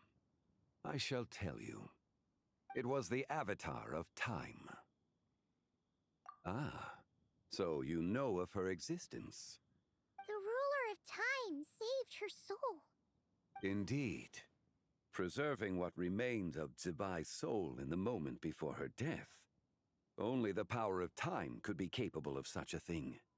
However, there is no telling what effect it has had on the three deadly selves. In other words, you must exercise caution when seeking out Zija. On the night of Lantern Rite, countless Shao lanterns, and the wishes written upon them, will be released into the sky. I estimate that this event will trigger the Shadow Moon's collapse. When that happens, the cage that confines the first deadly self will open. That is our moment to act, but also the moment where all could be lost. For if we fail to retrieve the other two soul fragments in time, Zibai's resurrection is hopeless. As I mentioned before, the answers to your remaining questions should come in time, providing our efforts bear fruit. Let us hope that all proceeds smoothly in the days to come.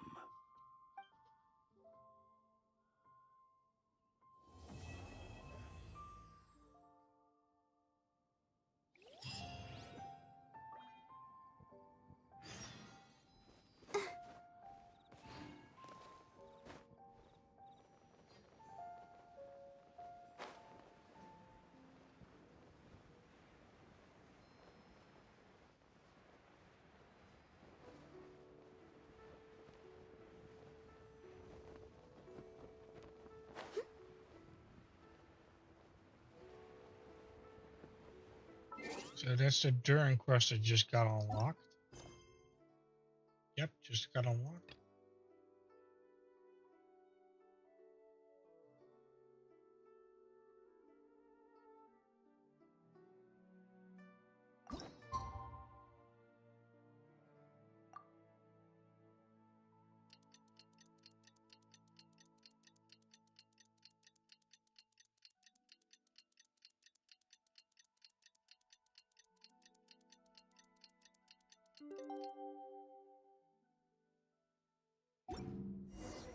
Oh, should we head to Boo Boo Pharmacy today? Fingers crossed we learned something useful. So let me get this straight. The patient disappeared right as you were delivering the medicine. I know it's hard to believe, but that's exactly what happened. It's true. 1 minute she was there, and the next she was nowhere to be seen. Hey, it's Yelan! Fancy seeing you here! Oh, is this a bad time? Not at all. Just a small roadblock in the case I'm working. Ningguang asked me to investigate a patient named Lu Shangshang. If you're here to find her too, then you're out of luck, I'm afraid. She went missing this morning. What? According to Dr. Baiju, the patient vanished right under his nose. But it just seems like that should be impossible. There 1 second, then gone the next? Pretty sure Xiao can do something like that. Then you're suggesting this Lu Shangshang is the vigilant Yaksha in disguise? Or some other adeptus? Guess not. But this is so weird.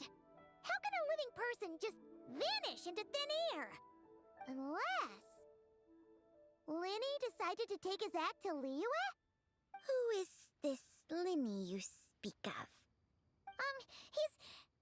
Oh, never mind. Paimon's just grasping at straws. Let's set aside the how for now and focus more on the where. You mentioned this patient has a strong obsession with achieving fame and recognition? Yes.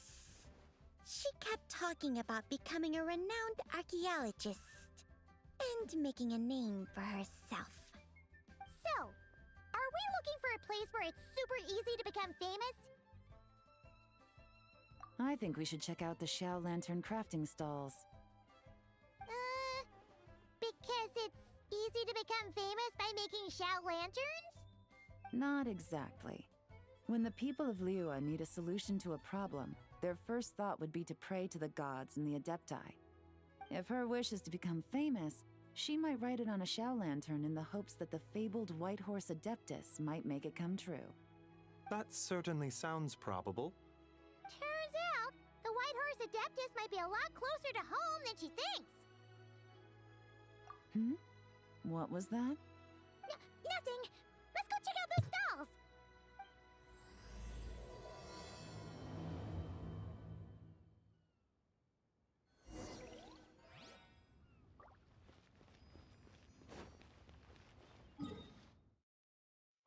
I'm too lazy to work. Ah. Tired.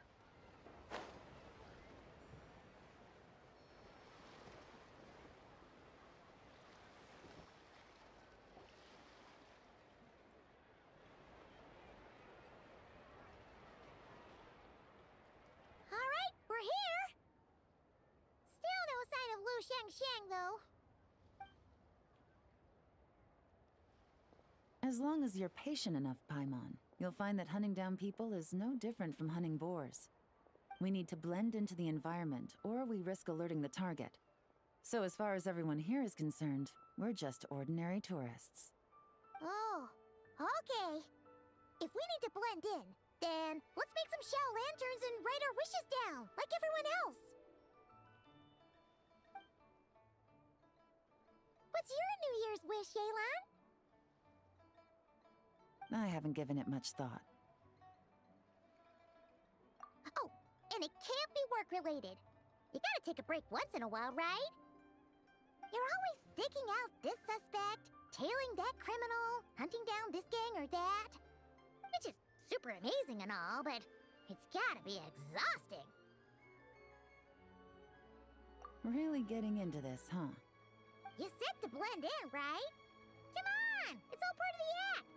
So you gotta think of something! Then, I suppose, it'd be to go traveling, the next time I get the chance. Traveling? That's our bread and butter! Wanna join us? Thanks for the offer, but my desk is piled high with reports on your exploits. And that's not quite the kind of traveling I had in mind. I was thinking more, the lie down and do absolutely nothing kind of travel.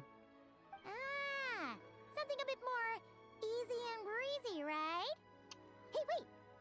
We know just the place! The Easy Breeze Holiday Resort in Netland. It's super relaxing and full of fun activities. You've got the beautiful ocean and tons of cute little creatures called Asha. Seriously, you gotta go! I suppose I'll have to check it out. Hey guys, happy Lantern Night! What a coincidence! You here to make Xiao lanterns too? Well, it's that time of year, am I right? Thought I'd join in on the fun. You can't have Lantern Night without making one of these. What you gonna wish for? Aw, man, it's kind of embarrassing, but... whatever. The truth is, the mighty mythical beasts are seriously struggling with recruitment. So, I'm hoping to find a few apprentices and teach them the art of wushu dancing. Awesome! Shurfugami, here we come! Whoa there, Paimon! One step at a time. I actually need to find people first. Yeah, but Paimon bets people will jump at the chance to learn from you. Well, I wouldn't be so sure. Wushu dancing is super physical and takes a lot of hard work to master, so it's not easy to find people. At this point, if the Adepti can't help me, no one can. I'll do it! Huh? You just said you wanted an apprentice, right? Well, I'm offering. What do you think? Whoa, the White Horse Adeptus works faster than I thought. Traveler, it's her, Lu Shangshan. Our target! Hey! Didn't you hear me? I said I wanted to be your apprentice! No need to shout. I heard you the first time. What's your name? Step back a bit, Gaming. This person could be dangerous. What? Hey! What are you trying to do? Do you know who I am? Get back! I'll have a look.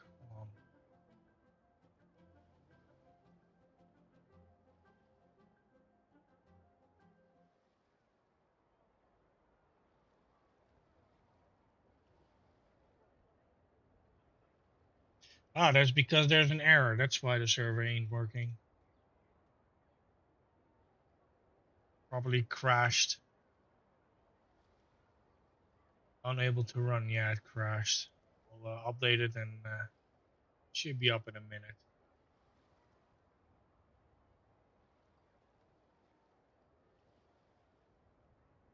Like the server's crashing a lot more lately, I noticed.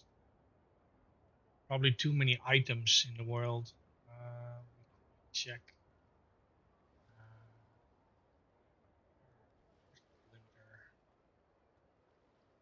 Auto save interval. Gameplay. Dropped items. Let's crank that down to.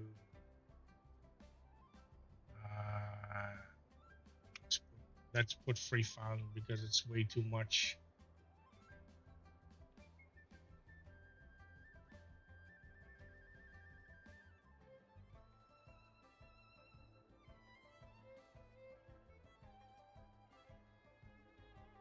Status.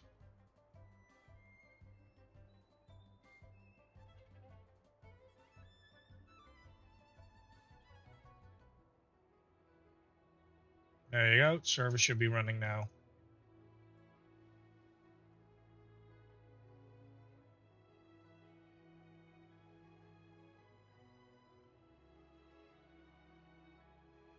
Lu Shangshan, we have no intention of harming you. We just need to ask you a few questions. Get back, I said! Try to remain calm. If you come any closer, I'll...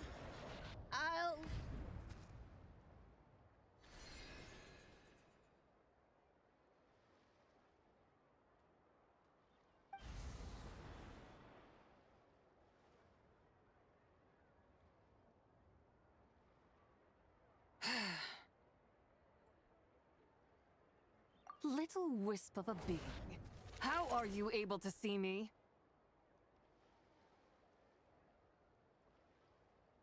So what if I am? Leave at once! You, a mere mortal, whose own life hangs by a thread, would dare reach for the power of life and death?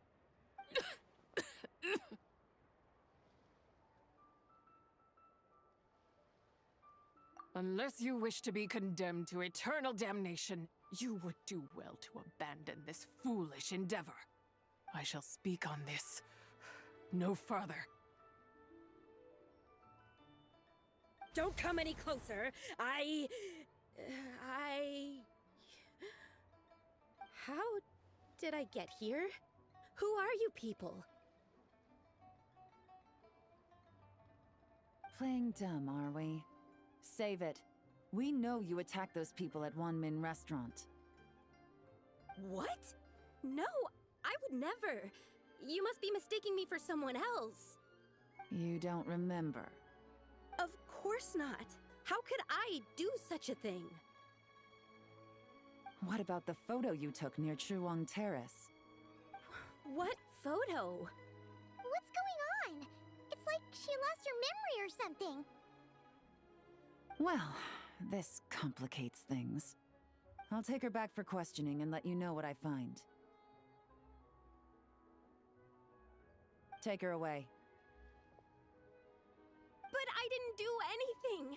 I swear! That's weird. She seems so normal now, but she doesn't remember anything. This is just great. An apprentice falls right into my lap, and now she's gone! Don't worry, Gaming. This is a special case. I'm sure you'll find one soon. Unless you're gonna pony up and offer a real solution, Paimon, I don't want to hear it. Gaming? What's up with... I'm done here! I'm gonna go find an apprentice, and I won't take no for an answer! Gaming, wait! Is it just Paimon, or was Gaming acting super weird just now? What? How do you know? Whoa! So you saw the second deadly self? And you think she moved from Lu Xiangxiang to Gaming? Uh-oh. Then we better find him before something bad happens. Let's go!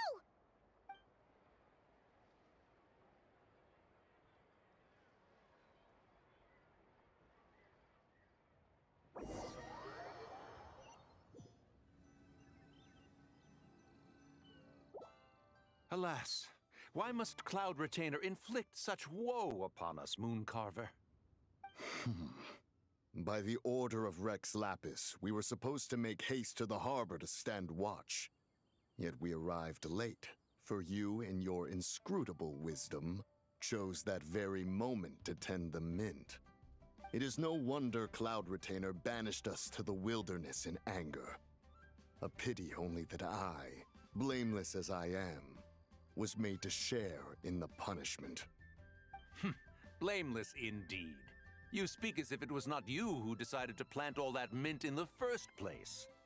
Yet now, in its wretched state, overrun by blight and vermin, you would turn away? Utterly heartless, I say. Were I truly that heartless, would I have rescued those seedlings from this desolate wasteland, granting them haven in your hallowed garden? Alas, if blame must be laid, let it fall upon Cloud Retainer for failing to recognize the virtue of our plight. Ah, at last a sentiment with which I can agree. If ever Cloud Retainer is away, we should steal into her abode and plant a veritable field of mint. A tempting little ruse, is it not?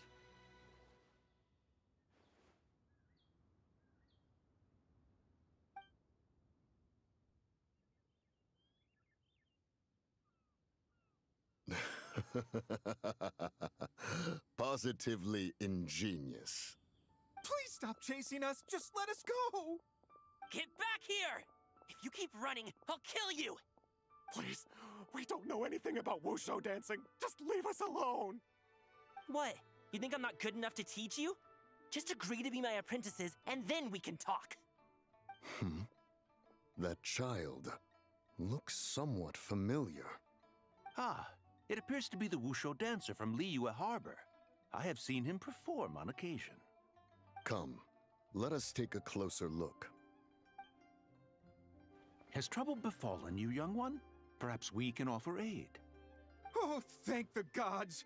Please, sir, you have to help us. This guy's trying to force us to become his wushu dancing apprentices, and he won't take no for an answer. Oh, so it is you who require aid, not the other way around. Get out of the way, old man! This is between us. Preposterous. You dare to presume we are of a mature age? Listen here, brazen youth.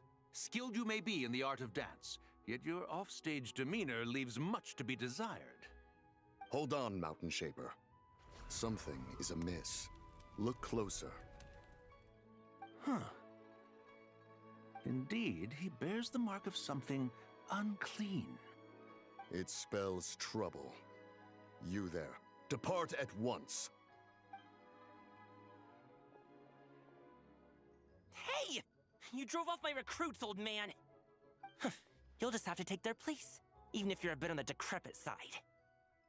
Many years it has been since a being has dared speak to us in such a manner. Now let us see what evildoer has sought to use you as its puppet, young one. You two, you're Adepti! Does that strike fear in your soul? Whoa! Two Adepti recruits just fall right into my lap?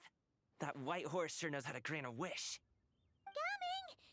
Slow down! Wait for us! Jeez, take a hint, will you? I told you to stop following me! Traveler, Paimon, keep your distance from this youth. Evil has taken a hold of him. We know! It's one of the White Horse Adeptus' deadly selves! She's possessing Gaming! The White Horse Adeptus' deadly selves? Could it be that Rex Lapis called us to Liyue Harbor for this very reason? Hey! What are you two whispering about over there? Who's gonna be first apprentice and who's gonna be second? It doesn't matter! I'm not the kind of Sufu who plays favorites. Insolent spirit! Be gone from this child at once!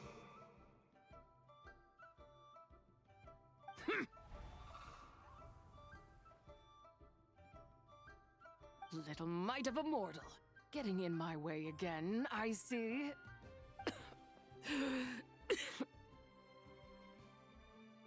That is no concern of yours.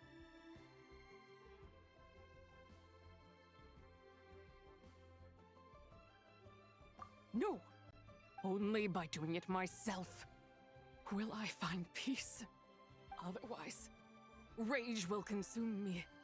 If I lose control, all will turn to dust.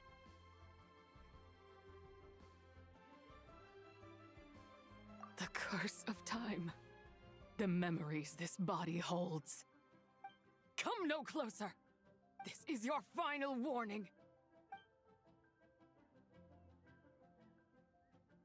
Insolent spirit! Be gone from this child at once! Huh? Traveler and Paimon? And two Adepti? Where are we? Weren't we just making Xiao lanterns in the harbor? Gaming! You're back! Ah! The sun is most scorching. Agitation stirs within me. I require cooling mint to beat this heat. And speaking of, Cloud Retainer has scorned this verdant wonder long enough. It is time for her to feel its wrath. The wrath of mint! Mountain Shaper, where are you going? Oh no! Now Mountain Shaper's acting weird! You don't think it spread to him, do you? Spread to him? Quickly now, explain to me what has been happening.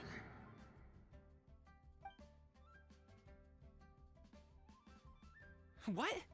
Was I really that rude? Jeez, someone get my dad to throw a slipper at me. I'm so... Whoa! You okay, Gaming? He is fine. It is simply exhaustion. But to think Mountain Shaper would succumb to something like this, it is most unexpected. So, what do? We can't just leave Gaming like this, but we can't ignore Mountain Shaper either, right? My cultivation level rivals that of Mountain Shaper. Were I to give chase, Zizha would but flee from his form and take refuge in mine. Seek out Streetward Rambler. Cloud Retainer and the Conqueror of Demons should be with her. I shall take this child back to the harbor and join you post-haste. Whoa! What are all the Adepti doing together? Rex Lapis charged us with keeping watch over Liyue Harbor should danger rear its head. I dare say this is the very crisis he anticipated. Come, we must devise a strategy before confronting Zilja.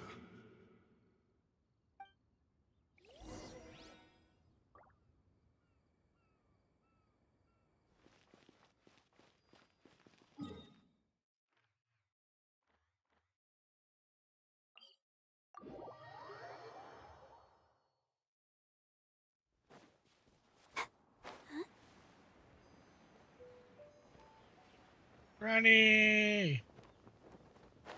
It's Granny! Ooh, there's a pot. There's a pot. Is there a pot here too? Yep.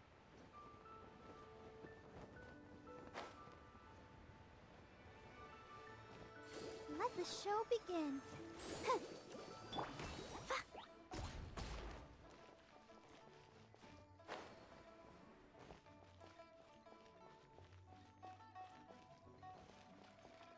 La la la.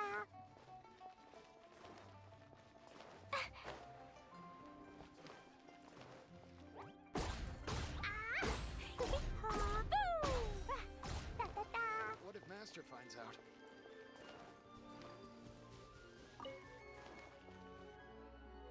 The White Horse Adeptus? You mean the mysterious white mare that aided Rex Lapis during the Archon War? Even if it's not her, there must be some connection. She always avoided us back then, and I never knew why.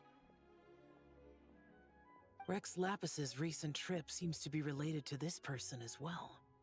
Shanyun! Madam Ping! Xiao! Great! You're all here! Ah, Traveler. It has been quite some time. Oh, happy Lantern-Rite Paimon. You're as lively as I remember. I trust things have been well. Sorry, Madam Ping. No time to catch up. Something terrible has happened. What is it? Has Mountain Shaper gotten himself into trouble? Mooncarver is here with you, but he is not.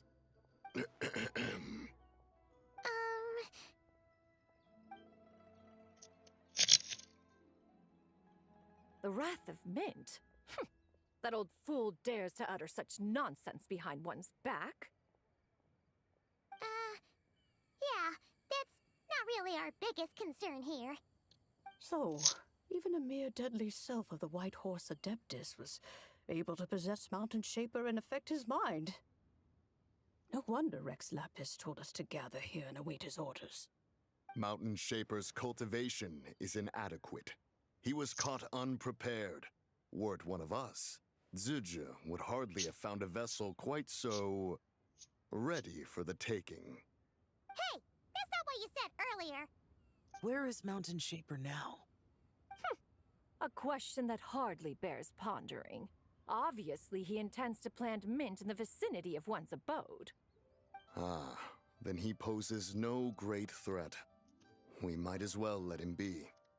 Once he fulfills his wish, it's possible that Zilja will relinquish him of her own volition.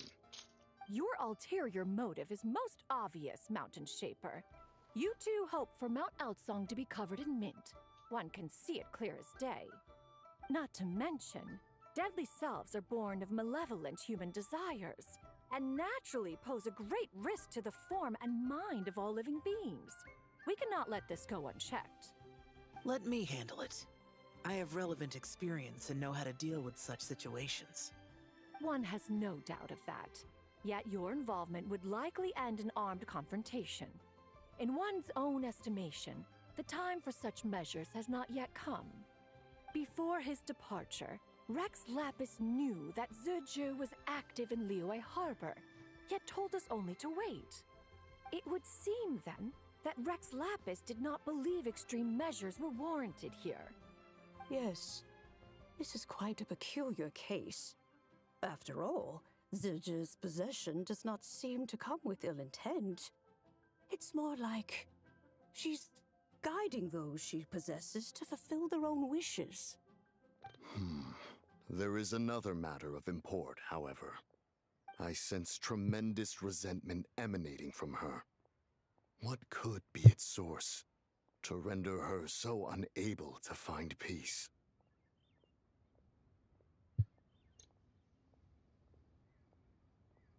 She was talking about the White Horse Adeptus memories, right? From what the Traveler said, it seemed like she was about to explode with rage. But why? With Rex Lapis away, if we wish to understand that which occurred in the past, we shall have to ask her directly. She also mentioned the Curse of Time. What could that be about? Perhaps erosion. Indeed. We are of the same mind. I heard that ancient clans in the mountains once regarded the White Horse Adeptus as the daughter of time. It seems there was some truth to that, after all. The Daughter of Time. Cursed by time? Time does not treat everyone equally. The longer you dwell in this world, the more it takes from you. Then what do we do? One has devised a solution. Based on what you have told us, it seems that Suju is in the habit of leaping to a different host when provoked. One's plan is for us to block all escape routes while you confront Mountain Shaper, forcing Suju to reveal herself. Then, if prior experience stands, she will have no choice but to possess you. However, not only are you able to sense it, you are also unaffected by the peculiar state of stasis. In other words, in that moment, you would have the chance to either subdue or persuade her. That is akin to walking straight into the lion's den. Allow me to go instead. Yeah! Isn't this plan a bit too risky? Why doesn't Paimon try first? After all, even if she got possessed, it's not like she would pose a danger to anyone. Paimon's wishes aren't all food-related, you know.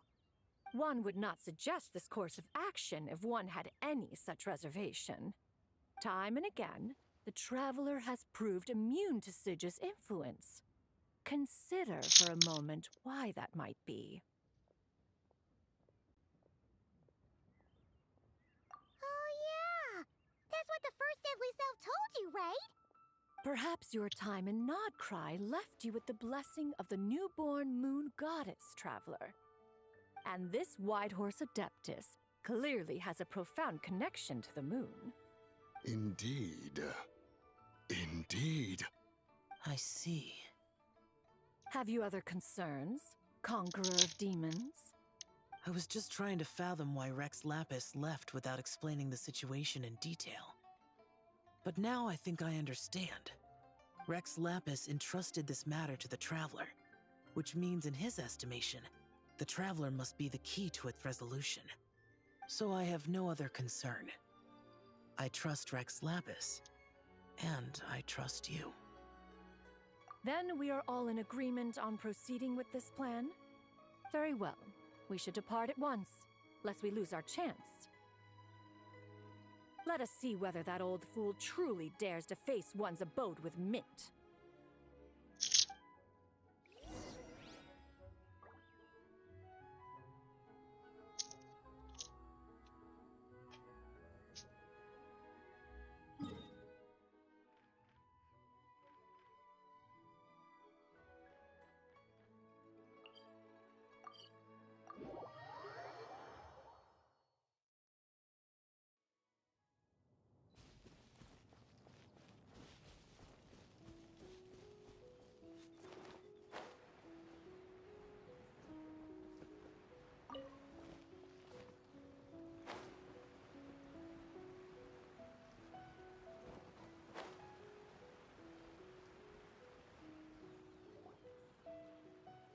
One mint, 2 mint, let us plant a whole slew of mint!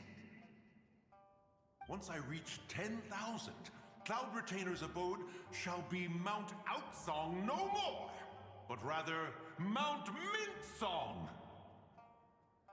Oh, to behold the look on her face when she is confronted with such verdant splendor! Mountain Shaper. You dare disturb the tranquility of one's abode. Do not take personal offense, Cloud Retainer. He is not in control of his faculties. Exactly. Let it go this once. Zidja is the one driving him to do this. Huh? But Zidja just helps people fulfill their own wishes and desires. Not now, Paimon. Oops. Sorry, Mountain Shaper. Paimon might have just thrown you under the bus. When he wakes up, we shall have words. Everyone, to your positions.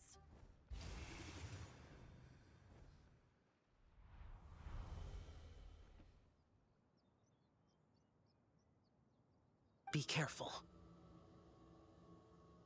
A pest? I must catch it. Again!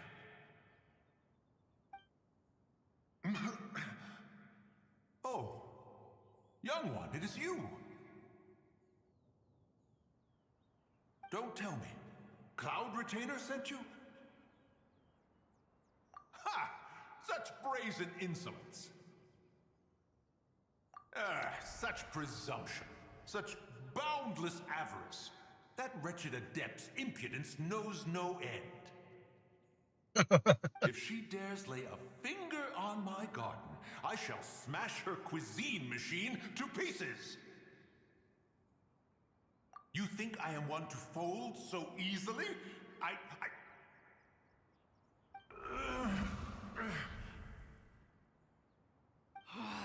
Insolent mortal!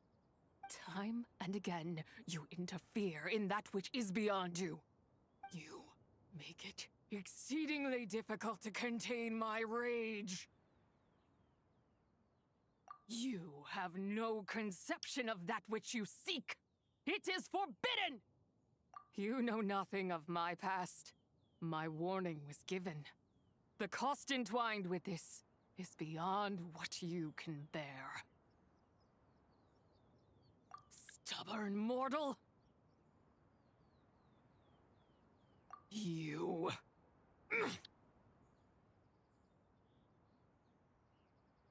Very well.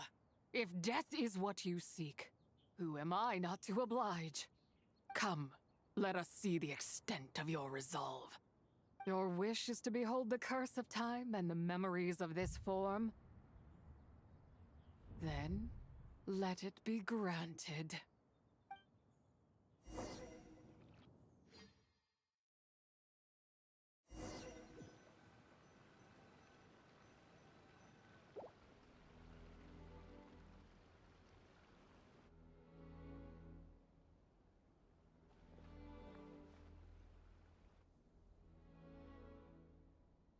You who seek death, stand before me.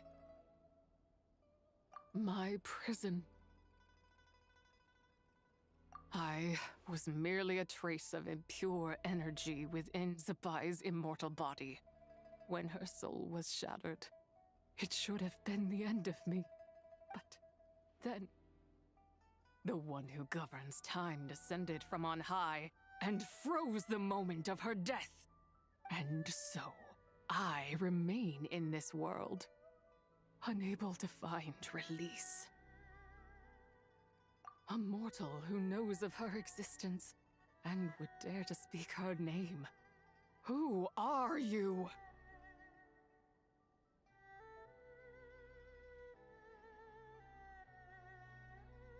Help?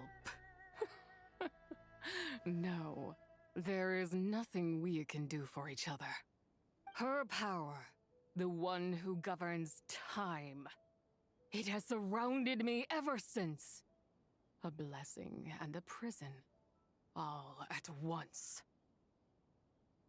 No, I have been asleep in this prison for countless years, until a familiar presence woke me. Then, through that mortal girl's eyes, I saw it. As pure and bright as ever, unchanged across the millennia. It was the moon. That place is called Chuang Terrace. Did later generations rebuild the altar in a new location? It looks just like the one used to honor Tsupai. Could it be that traces of what happened back then still remain in this world? That memory is embedded deep within the essence of Tsubai's soul. It is one that should have been forgotten. Yet, it is precisely that which haunts my every waking moment, fuels my rage, and denies me a modicum of peace. Now you, a mere mortal, come to seek that which is forbidden. So, let us see whether the fire that fuels your ambition is a hero's wisdom or a fool's courage. I shall relinquish control over this body's curse and let it devour everything within sight. Run as fast as you can, lest this prison become your grave. Look, it draws near. The river of time, come to sweep all into oblivion. A torrent of tears for the dead and departed. I shall wait for you at the end, mortal. Evade being swept up in its waters, and I will show you everything. Fail, and we shall sink into oblivion together.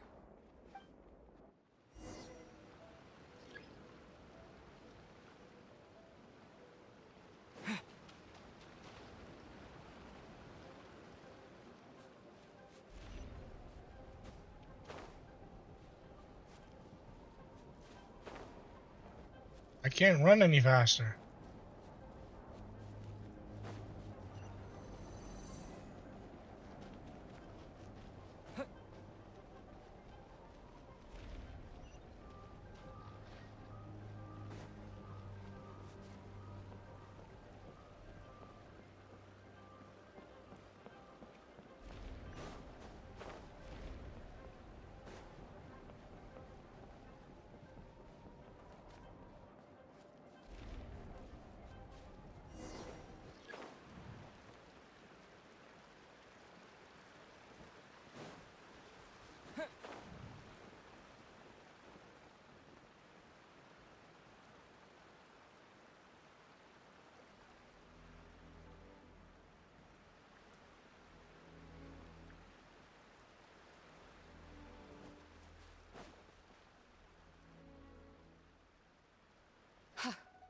I did not expect that you would make it to the end.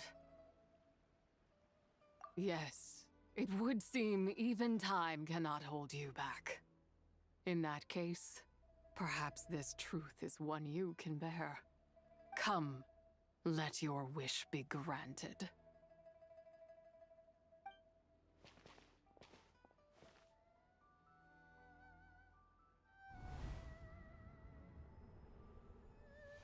Under moon eternal, in radiant night, a maiden grants silk, soft and light. Under moon iridescent, in night divine, a maiden grants fiber for cloth so fine.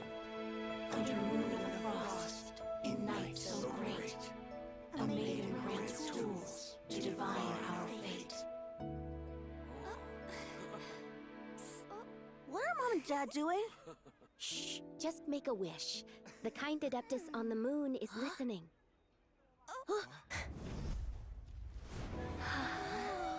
Look, it's Lady Tsubai. Wow, Lady Tsubai? Is she powerful? Of course. She taught us how to grow grain and beans, millet and rice, how to peel hemp and reel silk, spin thread and weave cloth, how to cut stone and build houses, cast bronze and forge tools. According to Mom and Dad, the Adeptus Tsubai is the god of soil and grain, who blesses our land and its crops. Huh? Lady Tsubai's leaving. It's all right. We just have to wait till next year. She'll be back.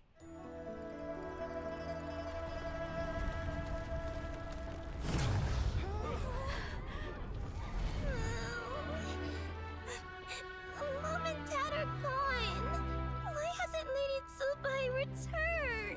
She'll come. We just have to believe. What is that?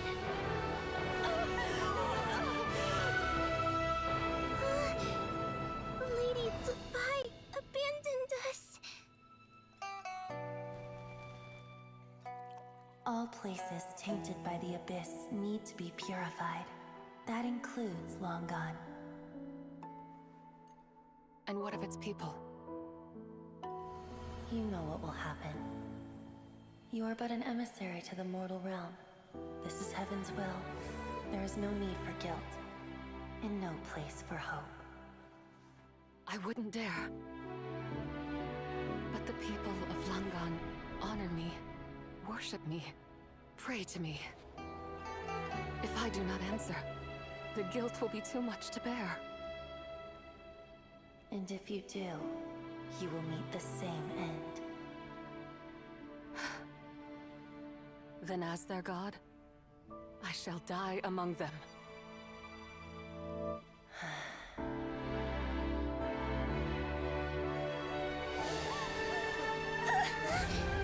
Look! Lady Tsubai came to save us! I knew she wouldn't abandon us! Run!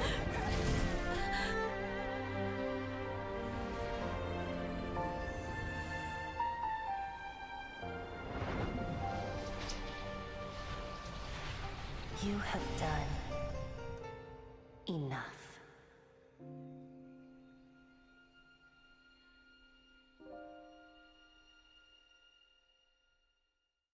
Now you know the truth. These are the memories that suffocate me where I stand and crush me under their weight.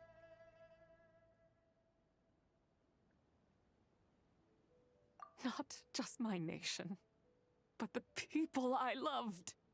Were it within my power, I would ignite a blaze fierce enough to burn a hole through the heavens themselves. It was a time of war, one that ravaged heaven and earth. Remnants of the battles tainted with cursed power fell from on high and devastated Langan. The heavens decreed that the tainted filth had to be cleansed. No matter the cost, if I just had more time, I could have helped more people to escape. But it wasn't enough! I just needed a bit more, and they all could have survived.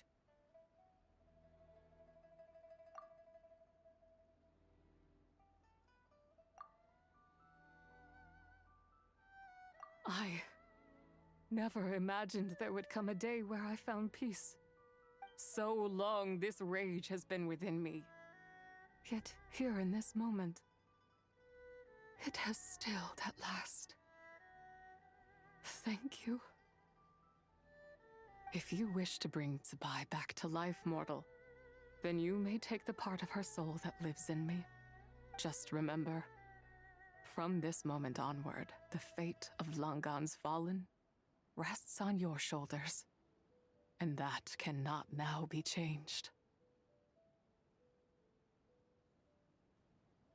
As I said before, I am but a remnant of Tsubai's adeptal form, a manifestation of her wrath that was not meant to linger in this world. By taking away this fragment of her soul, you take away my shackles as well. So, let it be done. Ah, it's your turn to grant one of my wishes, is it? Very well. In regard to my fate, and that of Langan's fallen, I know there is little I can demand of you.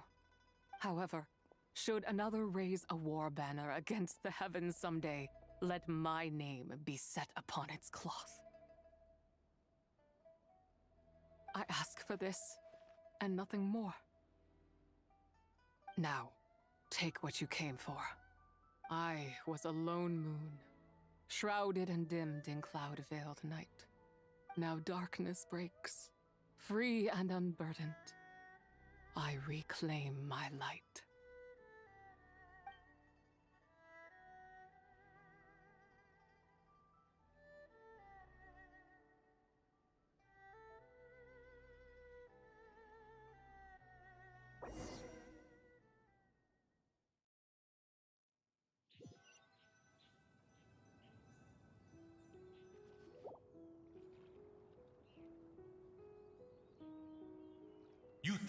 one to fold so easily? Ah, young one. What brings you here? My, what exquisite mint seedlings. Was it you who planted them? I had not taken you for one so versed in the horticultural arts. I must insist that you visit Mount Hulao. There is much we could learn from one another. Ah, but this is Cloud Retainer's abode. She does not appreciate the verdant wonder that is mint. We should leave at once. If she sees us here, there is little I can do to protect you. You weren't? Was it Mooncarver then? My, what nerve he has. What? Looks like Mountain Shaper is back to normal. Has the matter with Zizhi been resolved then? Wow, that was fast. That took, what, like a second? A second to us, perhaps. But for the Traveler, I imagine it felt much longer than that. One's plan was most successful then. And you're all right, Traveler. You don't feel strange in any way? Well, sounds like good news all around. I'm glad this matter is resolved. What is this matter you speak of? The possession of that mortal child? The matter of Zizhi may have been resolved, but there is another that is far from over. The mint you planted around my abode. Perhaps you have a moment to spare for a little chat, Mountain Shaper.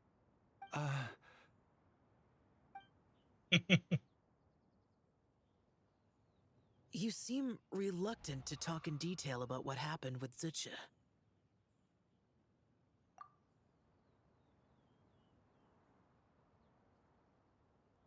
Don't worry. I won't ask you to reveal her secrets to me. And I doubt the other Adepti will either.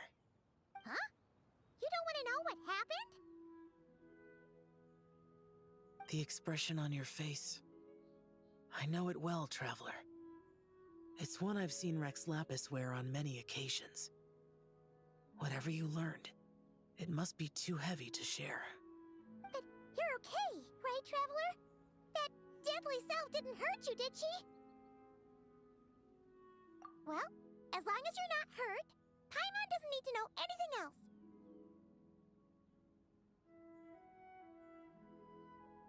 Even so, I hope you feel like you can entrust me with it. If I learned anything from our time together, it's that one should not have to shoulder such a weight alone. Not to mention that certain knowledge brings danger in its wake. I would never want you to feel forced to be the sole keeper of such secrets. Yeah. Kind of like how one person can't finish a whole slime, you know? Better to grab a bunch of friends and eat it all together. Exactly! Wait, no! Paimon's just saying we've got loads of friends who'll be more than willing to lend an ear.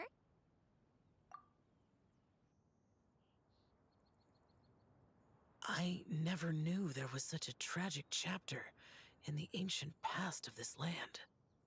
So, the people of that nation worship the White Horse Adeptus as the god of soil and grain. It would seem, then, that Rex Lapis had a similar reason for withholding the details of his recent trip. I've often wondered if he had companions to stand by him before we met. Or if he was forced to face things alone. Regardless, Lantern Rite takes place in 2 days.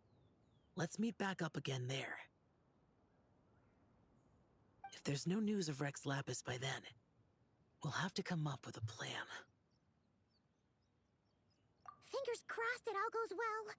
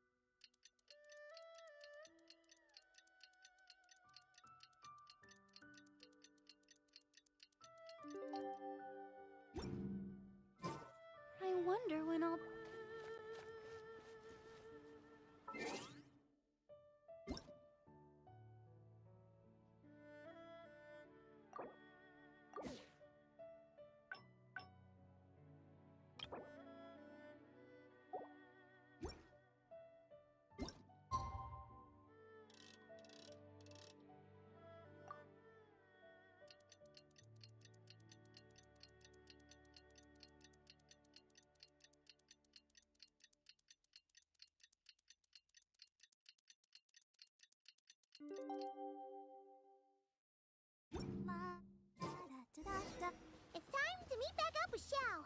Let's head to Mount Outsong.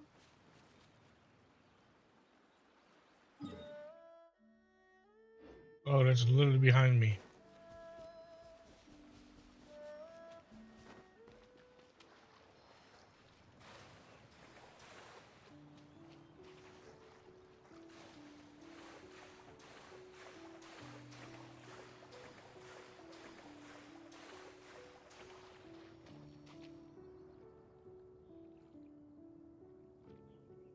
Xiao, Cloud Retainer, Mana Ping! We're here! Any news on Zhongli? Wait, are we missing 2 Adepti? Well, Shenyun banned Mountain Shaper from Mount Outsong for 3 days. Oh, then what about Mooncarver?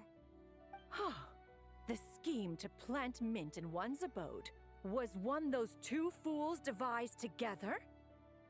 And when it comes to punishment, one does not discriminate. His banishment ends in 3 days as well. Wow, that's pretty harsh, Cloud Retainer. Let's get down to business. We have news of Rex Lapis. Huh? Isn't that...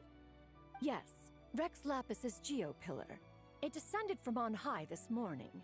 He must have sent it for a reason, but it does not respond to our touch. So, what does it mean? Is he in trouble? Not necessarily. It could be a message only a specific person is meant to receive. Traveler, you alone spoke to Rex Lapis before he left. Oh, so it must be for the Traveler. Give it a try.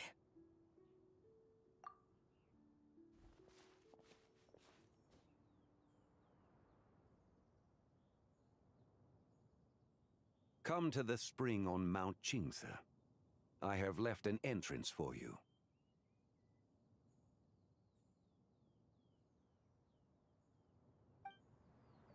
Well?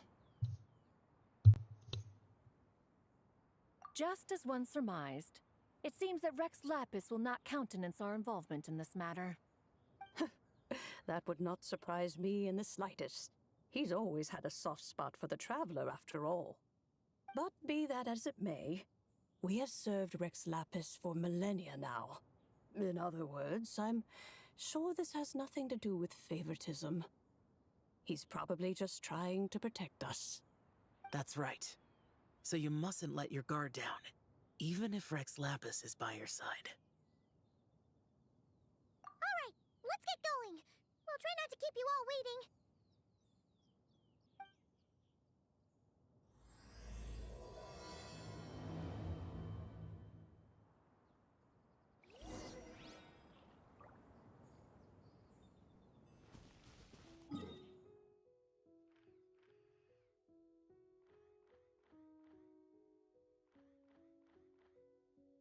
Oh wait, that's the high point, isn't it? Yeah, it is. I can either climb, or I can go from here.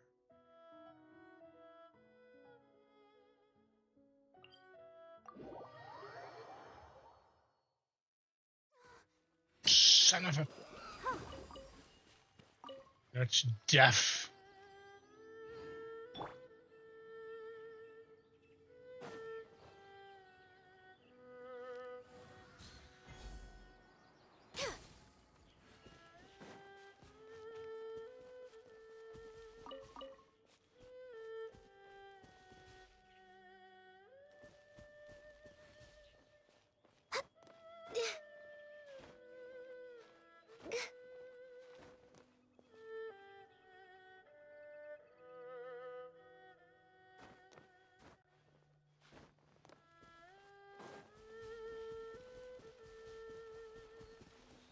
Keep your eyes peeled. He should be around here somewhere.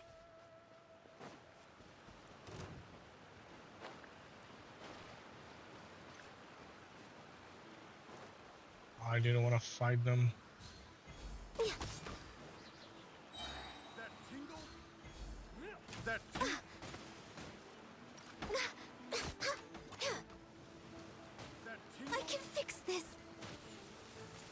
I can't do anything. I'm being electrocuted. I can't shoot when I'm at.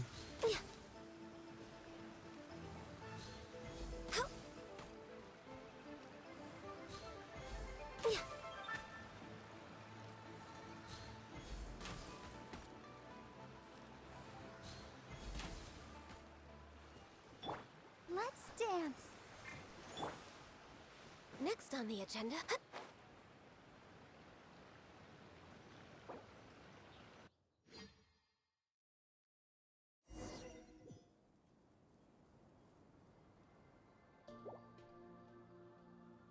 Wow. I'm surprised on how creative and beautiful the developers can make stuff in the game. Like, this looks absolutely beautiful. Like, if this place exists in real life, I could definitely live there. It looks so pretty. Who could have imagined that the once mighty Geo Archon might end up so, sitting on a humble stool in the woods, quietly weaving moon lanterns? You really do look like an old man now. This is a Shao lantern, not a moon lantern. In ages past, when the gods waged war and the world was in turmoil, these lanterns were lit to guide fallen warriors back to their homes. Had you tarried in the mortal realm for but a little while longer, you might have become quite accustomed to them. Even so, it bears such a striking resemblance to the moon lanterns they used to offer up to the heavens. Could this truly be mere coincidence? Perhaps in some sense it is, yet in another, it isn't. For instance, who is to say that some of Langan's magnificent jade did not become part of the very foundations upon which Liyue Harbor now stands? It is conceivable that this ritual was transmitted in such a manner too. Now, let's not let ourselves get carried away. For all its splendor, do not forget that, in the end, even Langan could not escape its heaven-sent fate. Alas, it is just a pity that the little creatures of this world may never again lift their eyes to the moon, even should misfortune befall them. But you, Geolord, now that you rule this realm, why take the trouble, not to mention the risk, to visit one who bears such profound guilt as I? Are you not afraid that you might be sullied by the curse of time that was laid upon me? There is no risk to speak of. At least, not in comparison to that which you took when you defied the heavens all that time ago. As I have stated, time and again, it was not I who defied the heavens. Geolord, the ancient affairs of Langan have nothing to do with me, for I am but one of her deadly selves, severed before her demise. My name is not Zebai, but Zichao. Surely you did not take us for one and the same solely on the basis that we may all assume the form of white horses? Sorry to break it to you, but you seem to have found yourself the wrong white horse. Anyway, do tell me, what urgent matter brings you here? Very well then. I have come to ask for Zebai's shade. Oh? So, the Geolord has set his sights upon Zebai's human soul. And what is it that you intend to do with it? The world outside is changing. With the new moon's birth, the confines of the Shadow Moon are gradually disintegrating. In other words, the heavenly soul is set to return. Consequently, strange phenomena have manifested within Langan's former domain, leading to the earthly soul's reappearance as well.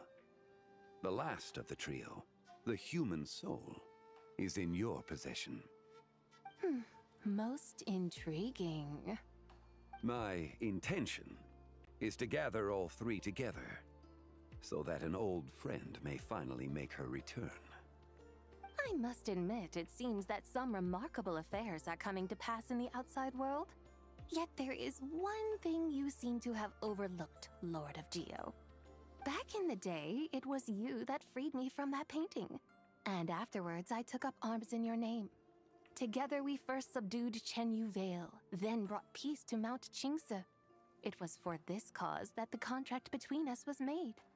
But now that the debt has been repaid, what cause have you to expect my aid?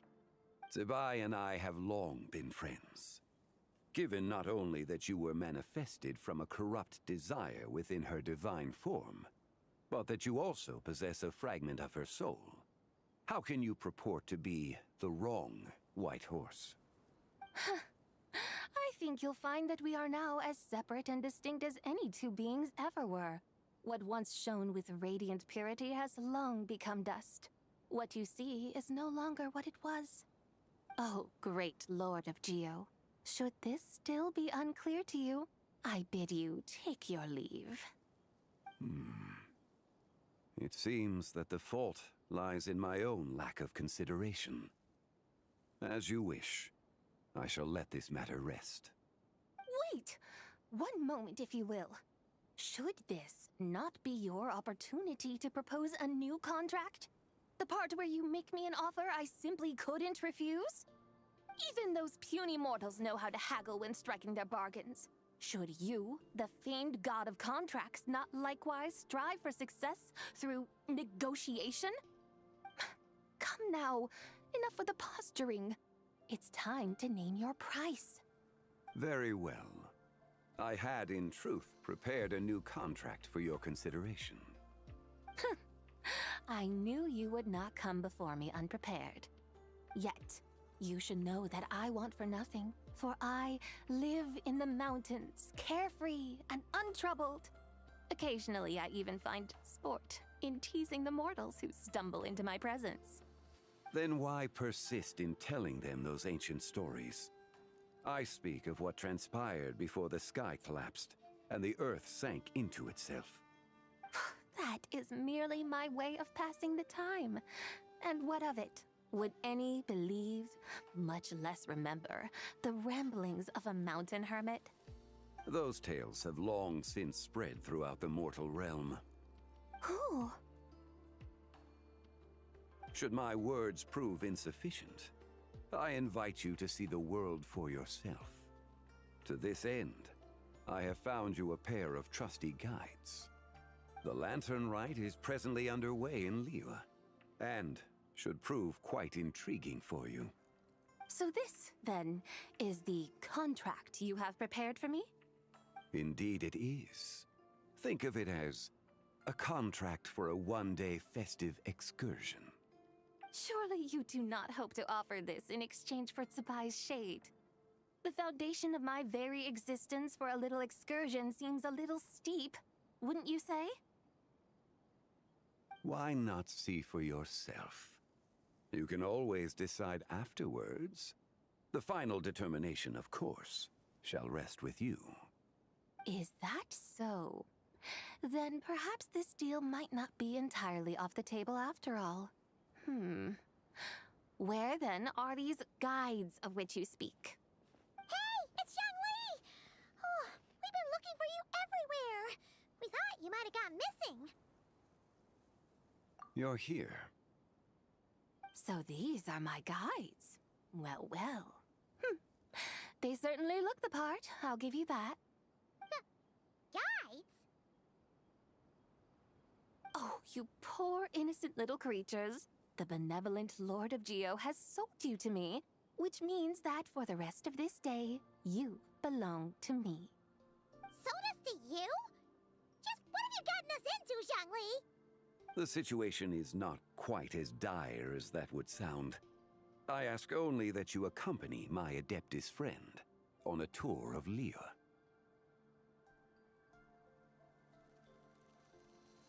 I would suspect that depends on how well you entertain me. Entertain you?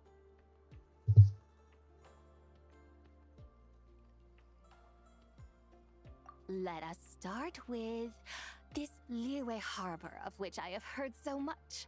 Nowhere is quite so fascinating as a place teeming with little mortals. How come this Adeptus sounds so different from what Paimon imagined?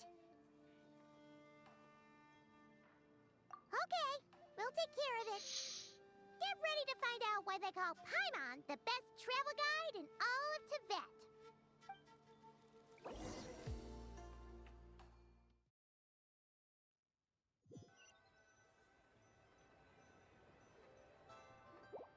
Look! We've arrived at Liyue Harbor. Not only is it Tibet's busiest port, it's also the beating heart of Liyue. So, dear Madam Adeptus, where would you like to go first? With humble fare and wine to sip, in comfort clothed and soul at ease, one eats, and all the heart's ills cease. So we're heading straight for the good stuff? Well, you're in luck, because Paimon's an expert when it comes to food. There are two main cooking styles in Liyue.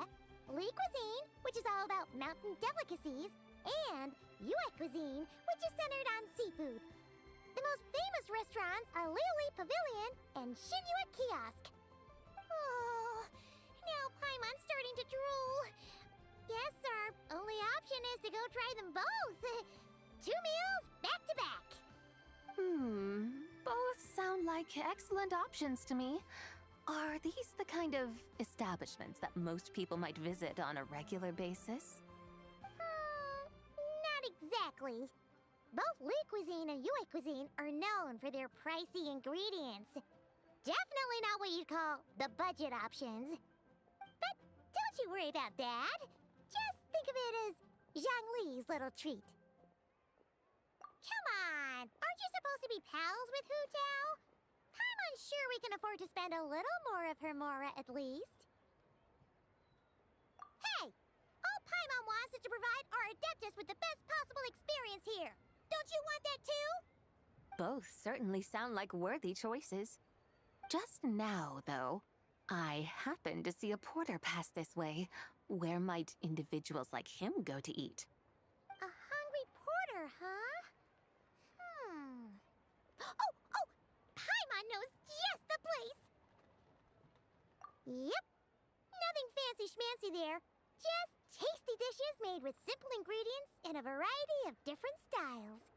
Most importantly, it's great value for money, too. No wonder everyone loves it, huh? Oh, and the owner happens to be a good friend of ours, too. One mean restaurant. Yes, even the name itself feels lively and down to earth. All right, let's make it our first stop. Yippee! That's a great choice, too. Alrighty, let's head over there right away. Paimon can't wait to dig in. Wamin Restaurant, here we come.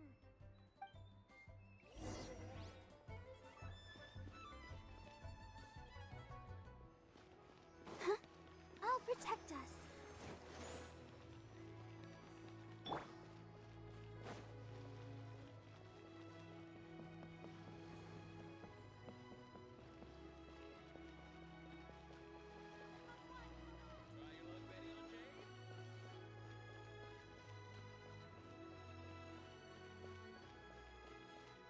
Listen, let me tell you how it is.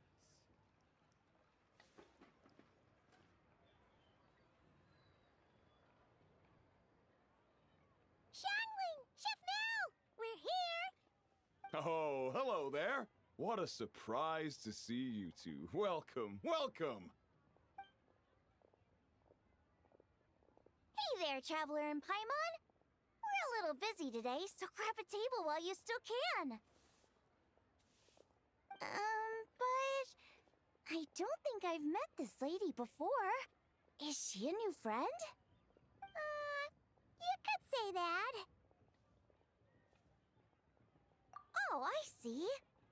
Well, hey there. A friend of the Traveler's a friend of mine, too. Don't worry, we'll take good care of you. Just order whatever you want, it's on the house. By the way, I'm Zhangling. I cook here at Wanmin Restaurant. What's your name? Miss Xiangling, have you ever heard of the White Horse Adeptus? Of course. What about her? I am her, and she is me. Huh? You mean you're an Adeptus? Oh, Oh, you young'uns crack me up. Come on, Xiangling. You've got to keep up with the times. Haven't you heard of cosplay? It's like a role-playing game where you dress up as famous characters and pretend to be them. Seriously, it's all the rage, and it looks like this young lady is quite the expert. Your friends sure keep their fingers on the pulse, huh, Traveler? Wow, Dad. Didn't know you were so tuned in. But how come I haven't heard about it? You gotta listen to our customers. Didn't I tell you to spend less time chasing after wild vegetables and more time making friends? You're even more out of touch than I am. Hey, I like making friends too. Isn't that what I'm doing right now? Anyway, even if it is just a costume, is it alright if I still call you Whitehorse Adeptus?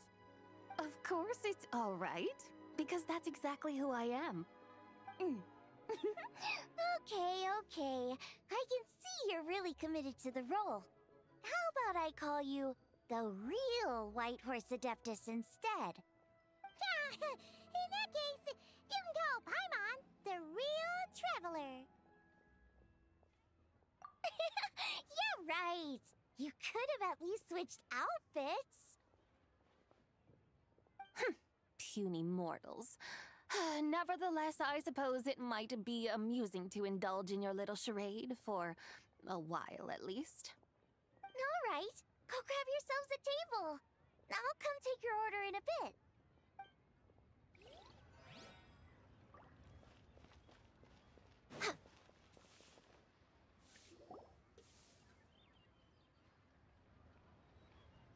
Hello.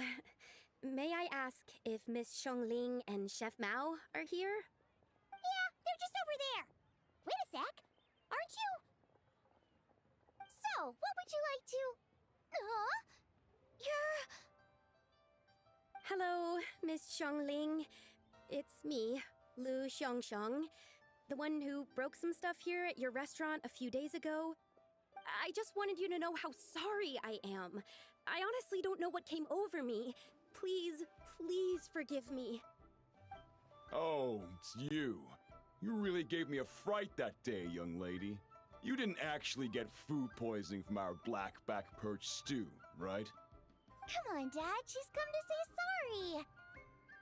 It's all right, Miss Lu. You must have been feeling a bit off that day. You're looking so much better now, though. Why don't you grab a table, too? This one's on the house. No, I couldn't possibly. Hey, it's totally okay. We all feel under the weather sometimes, especially when we're away from home. Go on, find yourself a... yikes. Looks like all the tables are taken. Wanna come sit with us? We've got an extra seat over here. Thanks, guys. So what would you like to eat today? Feel free to order anything you like. I should very much like to sample your renowned poisonous blackback perch stew. It wasn't poisoned. That was all on me. So that's one portion of blackback perch stew. How about you guys? Paimon wants... Sure thing! Looks like Paimon's having trouble making up her mind. Anyway, I guarantee you'll love it. Let me think. Well, since the blackback perch stew is on the spicier side, I guess it makes sense to balance it out with a serving of stir-fried shrimp. And since it's Lantern Rite season, you better try out the triple-layered consommé and come and get it too! Those are our seasonal specialties.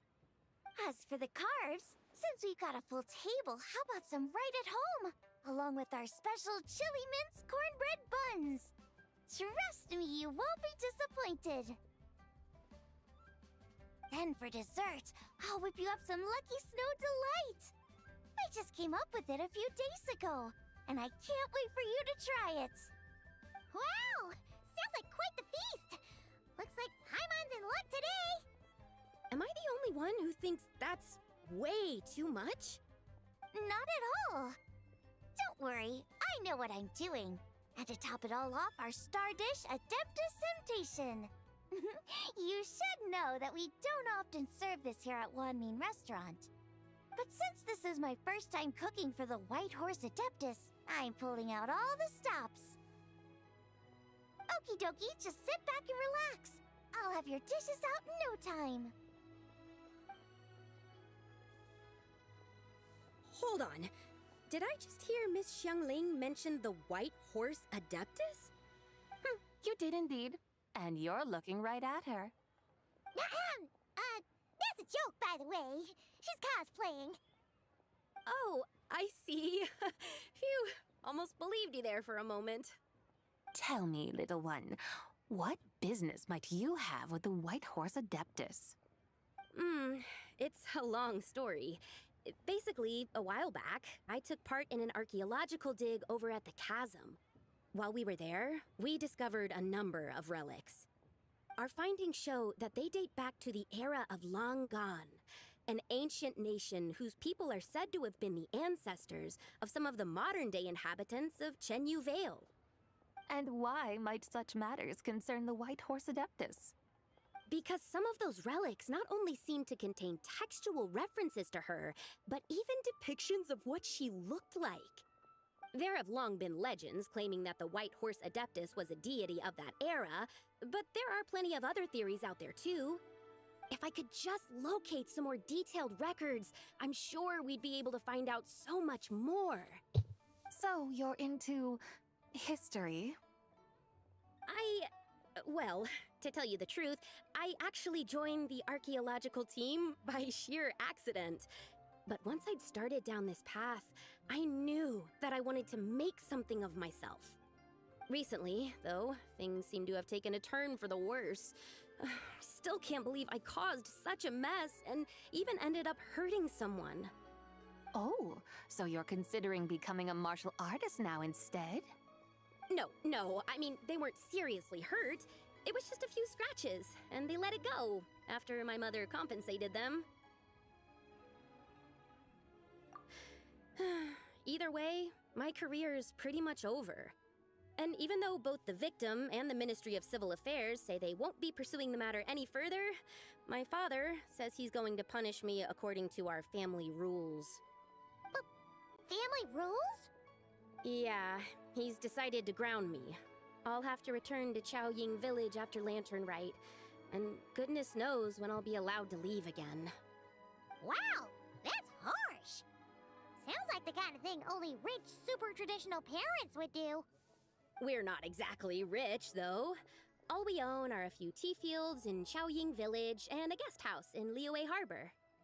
A guest house? It isn't Baiju Guest House by any chance? Yep, he's my grandfather. So, you've heard of the guest house before?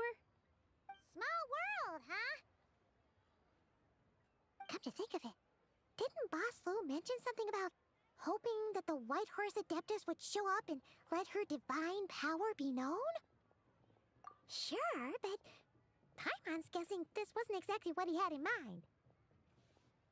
Little one, it sounds to me that your family is rather well off after all. What then drew you to archaeology? Why subject yourself to such unnecessary hardships? Even if I stayed at home, there's no guarantee I'd lead a nice, easy life. Just look at my father. Recently, my grandfather put him in charge of the guest house, and he came up with a bunch of ideas right away, starting with changing its name. That didn't turn out well, though.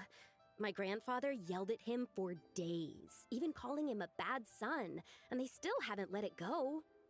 Oh! Paimon thinks we might have heard about that too. Long story short, being dependent on others is never fun. You just end up being completely under their thumb. That's why I want to make it on my own out here, no matter how hard it is. After all, as the saying goes, to rise above others, one must endure the hardest of hardships. What's so funny about that? You poor, innocent little creatures never fail to amuse me. To think you would endure all manner of hardships in your brief time on this mortal plane, and all that merely to rise above others. I would have thought that the wiser path would be to simply roam this world as I do. Huh? Tell me, what is it that you truly delight in? Archaeology? Martial arts? Tea planting? Or perhaps the keeping of a guest house? What I delight in? Yes. Surely there must be something you don't find quite so exhausting. Whatever delights you should not feel like a burden. But do things like that really exist? Of course! Take Miss Xiangling, for instance. I defy you to detect even a hint of hardship on her face when she wields her walking spatula. So, since it seems you are resolved to tread the rocky path, you should strive with all your might to pursue that which brings you delight. You mean, like cosplay? I suppose you might say that. Looks like the White Horse Adeptus is really getting into her role. I think I get what you mean then. Maybe I should have a chat with Miss Xiangling before I head home. Okay, everyone. Sorry to keep you waiting. Here's your food. Wow. It all smells so good. Oh, finally! I get to try that famous poisonous stew. Hey! Didn't you hear what Shang said? It wasn't the stew. If anyone's to blame, it's that other you. What's up? How fiercely this mortal fare burns upon the tongue!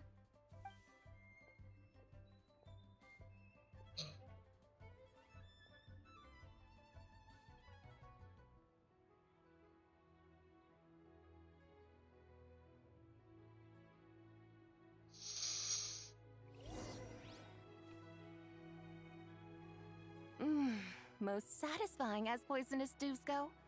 So, where to now? Time, I think, to seek out some diversion? Oh, there's plenty of entertainment options in Liyue. Paimon will tell you that.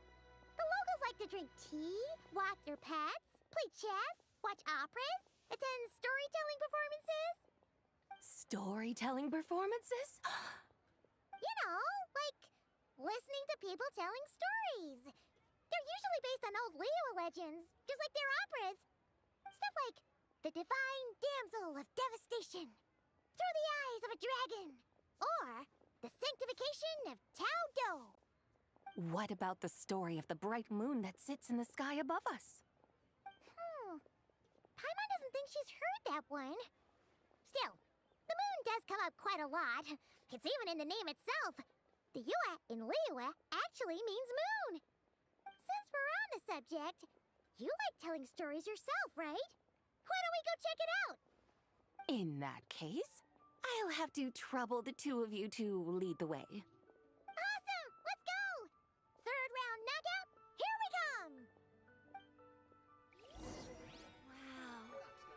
Liyue's really got a lot going for it. Should I save this money or invest it? Let's see. Oh, here it is.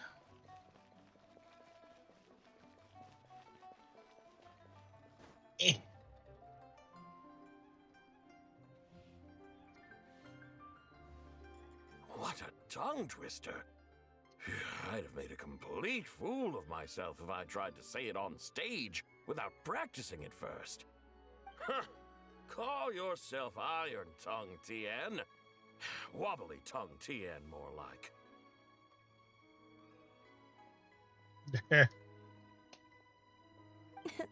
I used to have that problem a lot. But if you just take your time to grasp the meaning and commit it to memory, you'll be able to say it smoothly in no time. You're right, Miss Yoon. I'll give it another try. Hey, Yunjin! Fancy seeing you here! What are you two talking about? Ah, Traveler and Paimon, we meet again. And who, may I ask, is this? You may call me the White Horse Adeptus. The White Horse Adeptus? She's not really an Adeptus. I see. Well, it certainly looks like a lot of fun. Oh, funny you mention it. This type of thing is actually something I'm quite familiar with. Once, to perform Through the Eyes of a Dragon, I decided to imagine that I was Rex Lapis himself. It was the only way to truly inhabit his mindset and understand his resolve to quell those demons. Sounds like you just wanted an excuse to feel all big and powerful. Hey, that's... You just don't understand how inspiration works. You're one to talk. Paimon's traveled all over with the Traveler, and she's seen things that would make your jaw drop. All right, then. Since you claim to be so knowledgeable, why don't you prove it by reciting an ancient poem? An ancient poem? Which one? Ha! See? You mean to tell me you've never even heard of the ancient poem called An Ancient Poem? What kind of a title is that? Quit teasing, Paimon. We only just found out about that ourselves. He's talking about the writing on those ancient relics. When we first saw it, we couldn't figure out what it all meant. So in the meantime, we decided to just refer to it as an ancient poem. However, thanks to the painstaking work of the scholars who were tasked with decoding it, it seems like that's exactly what it was. Or rather, an ode offered in veneration of the moon and the White Horse Adeptus. Oh yeah! Didn't Kuching mention that before? It's got something to do with Longon, right? That is correct. The Ministry of Civil Affairs has issued a notice stating that, although it is true that the moon may disappear tonight, we should be in no danger. In other words, there's nothing to fear. But if you're worried, we can always take a leaf from the Book of the Ancients. By reciting this poem, I mean, and calling for the White Horse Adeptus' aid. If we do that, I'm certain she'll protect our moon and keep us safe. Oh, seriously? Paimon has to get a look at this.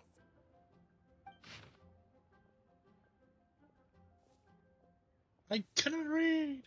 Under moon eternal, in radiant night, a maiden grants silk, soft and light? What in Tibet's that supposed to mean? Under moon iridescent, in night divine, blah blah blah, something cloth so fine. Something about fields being plowed, something else about seeds being sown from the earth. Seriously? What is this? The fields are plowed, the seeds are sown, and from the earth, life is grown. Whoa! You did that without even looking! Bravo! Bravo! We have an expert in our midst.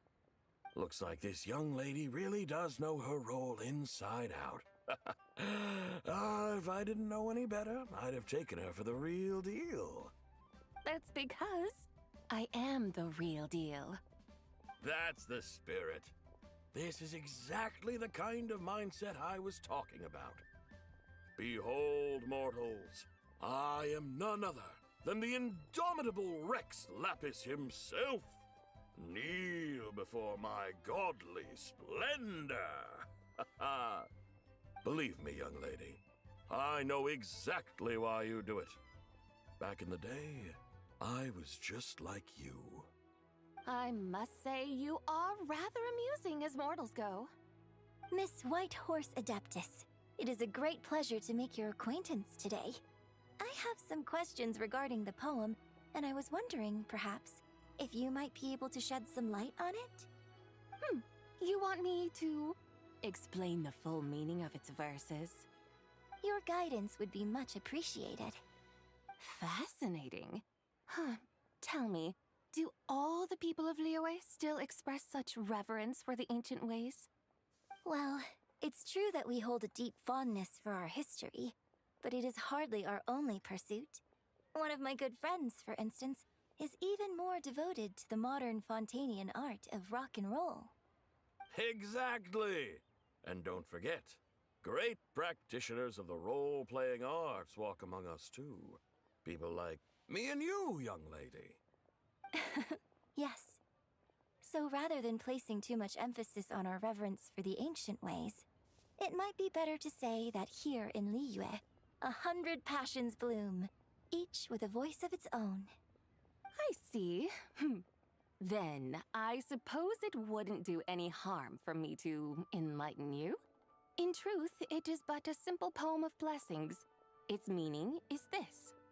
As the eternal moon rises in the night sky, a maiden adorned with lustrous jade descends upon the earth.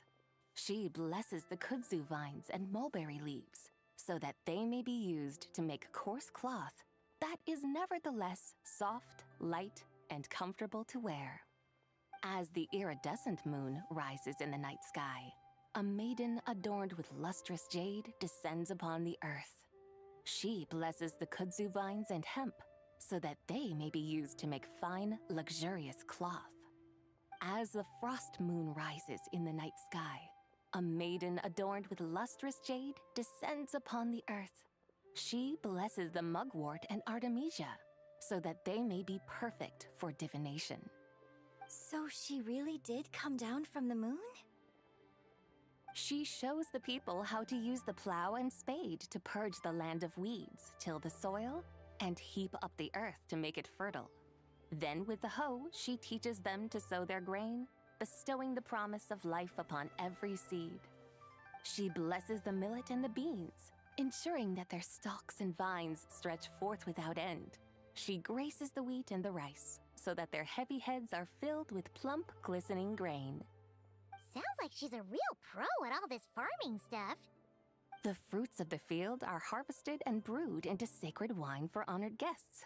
This we reverently present to the divine maiden, with every ceremonial step flawlessly observed, so that she may witness the depth of our piety and respect. Oh, divine maiden, how can your graceful presence in the sky not seem like that of a fairy descending from the heavens? Oh, divine maiden, how does your pure and radiant form not resemble the guardian spirit of our land? I send my heart's desire, ascending to the heavens, beseeching you to grant us good fortune and blessings in the coming year. Huh? So, that's what it's supposed to mean? I find myself speechless, moved beyond the power of words to convey. Oh, young lady, you have shown me the heights to which a true role player might aspire. A truly remarkable performance. I did not anticipate that anyone could unravel this poem with such depth and clarity, and so soon after the Ministry of Civil Affairs noticed, too. I'd even begun to consider myself somewhat versed in the matter, but as they say, there's always someone more knowledgeable out there. Allow me to extend my thanks to you, Miss Whitehorse Adeptus. You are far too humble, young one.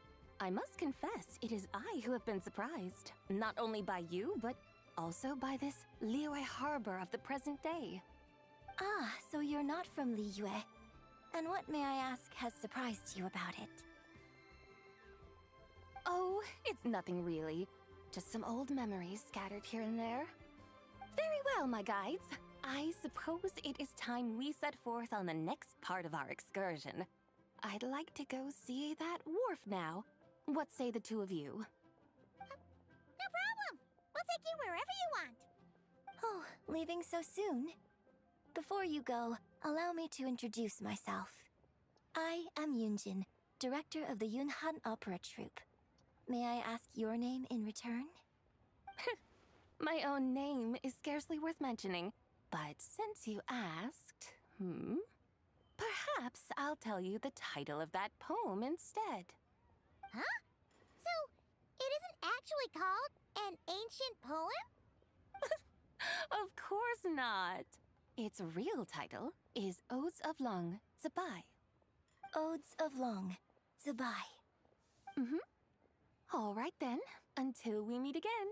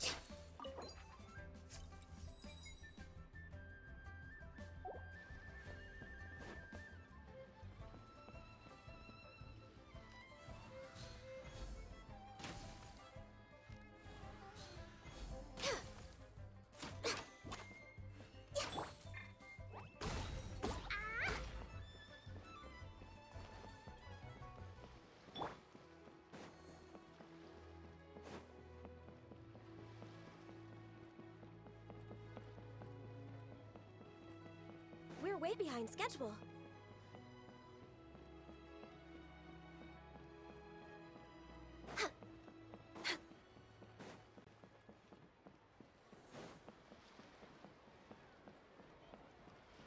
Ganyu!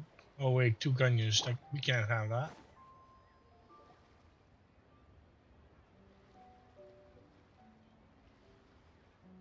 Hey, Ganyu! I almost forgot to mention. On my recent trip to Notcry, I came across something really fascinating in the Frost Moon Scion's library. I found records in their collection of another divine envoy living on the moon. A divine envoy on the moon? You don't think it could have been referring to the White Horse Adeptus too, do you? No way to say for sure. Still, the similarities between our legends are intriguing, to say the least. Isn't it amazing? Especially when you consider how far apart we are. It truly is.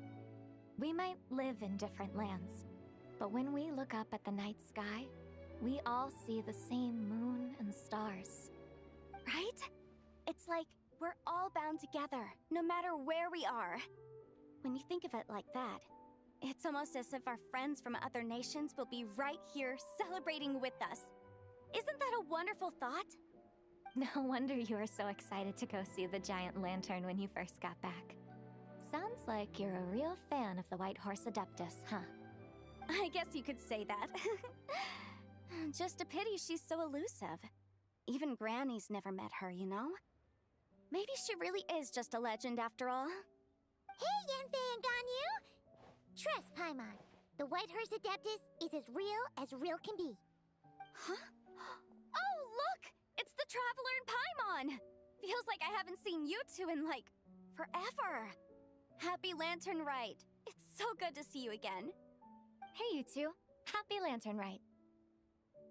Did I hear you right just now, Paimon? Does that mean you've actually seen the White Horse Adeptus? She has indeed. And now, so have you. Huh? And you are? Why, who else? The White Horse Adeptus, of course. Could you maybe start with something else next time? You're the White Horse Adeptus? That's right. Allow Paimon to introduce you to our new friend, Zichao. She's been low-key obsessed with cosplaying the White Horse Adeptus ever since we met her. I see. Well then, greetings, Miss Zichao. My name is Yanfei, and recently I've been low-key obsessed with learning everything I can about the White Horse Adeptus. I'm sure the two of you will get along like a house on fire. Oh, and by the way, I'm Ganyu. So, Miss Zichao, you must be here to see the giant lantern too, right? Hmm? A horse-shaped Zhao lantern? Is that what I think it is? That's right! A lantern made to honor the White Horse Adeptus herself. Isn't it gorgeous? Huh? What are you laughing at? Both the lantern and myself. What do you mean? Oh, this lantern truly is an artistic masterpiece. But tell me this, have any of you ever seen a horse before? Come to think of it, Paimon can't remember ever actually seeing one herself. What about you, Traveler? Oh, this horse appears to be mid-trot, but it has adopted what is called a lateral gait, where the legs on one side of the body move together in unison. A rather rare sight indeed. Just now, I suddenly pictured myself, I mean, the White Horse Adeptus running the same way. The image was so absurd, I could barely contain my mirth. Oh, really? I never knew that. You learn something every day, huh? Oh, come on! It's basically a giant piece of fan art! Who cares if it's different than the original? I was merely laughing at my own ignorance. I came here thinking that the White Horse Adeptus's tale had been long forgotten. Yet here I am, gazing upon a lantern made in her honor. Well, you couldn't have been more mistaken. There are so many tales about the White Horse Adeptus, I'm starting to lose count. Just off the top of my head... Just so you know, Yemfei, we've heard it all like a million times before. Uh-huh. But there's one thing I can guarantee that you haven't. Huh? You mean like a new chapter of her stories come to light? Mm-hmm. And I heard it from Ganyu just yesterday. Hey, why don't you share it with the others? Sure, no problem. Where to begin? Do you guys still remember what Liyue's Moon Chase Festival is about? Of course! It's a festival held in honor of the Stove God. That's right. But it took a really long time for the Stove God Festival to become what it is today. In its earliest form, it was actually an adeptal ritual known as the Moon Chase Rite. Paimon remembers Madame Ping mentioning that before, but she never explained exactly what it was. According to Cloud Retainer, the Moon Chase Rite was originally a ritual meant for communicating with the moon. Communicating with the moon? But for what purpose?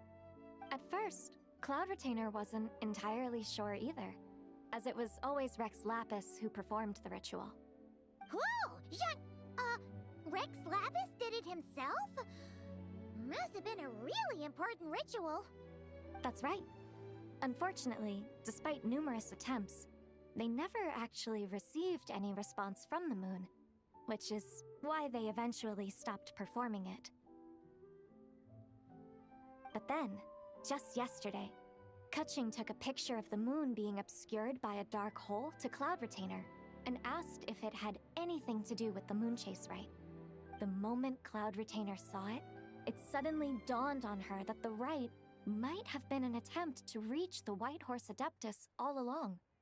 Does that mean Zhongli's been trying to bring back the White Horse Adeptus all this time? So how about that? Bet you never thought there might even be a link between the White Horse Adeptus and the Moon Chase Festival. If Keqing hadn't taken that picture to Cloud Retainer, we would never have known any of this. This is probably what Keqing was referring to that day when she mentioned there were some ideas she wanted to follow up on. So, Geo Archon. All this time, you've been striving to awaken her. Huh? What do you mean, awaken? Nothing. What I truly meant to say was, this new insight you've provided has been truly eye-opening. Oh, by the way, my trusty guides, I've been meaning to ask, where in Liyue Harbor might one enjoy an expansive scenic view? Huh? We're off to the next stop already? But Paimon's barely done digesting that lore bomb just now. All the more reason to find the right spot to let it sink in. Oh, so that's what you're up to. A tour of Liyue Harbor? In that case, if you're looking for a spot with a panoramic view, I'd recommend Yujing Terrace. That's a great idea. Since the terrace is on higher ground, the sea view from up there's so much better. Great! Well, the lantern ride's about to start, so we should get back to Granny's now. Hope to see you all at the festival tonight. Oh, you're off too? All right then. See you both soon. See you soon.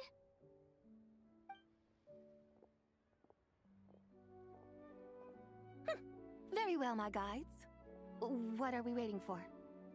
Okay, you're the boss. Yujing Terrace it is. After all, the customer's always right. Something else you needed to do? Oh, Paimon likes that idea. And what, may I ask, is a photo? It's this awesome invention that lets you record moments in the blink of an eye. Except, you've gotta try not to actually blink. Oh? What must I do in preparation then? Nothing. All you gotta do is choose a pose. The Traveler will handle everything else.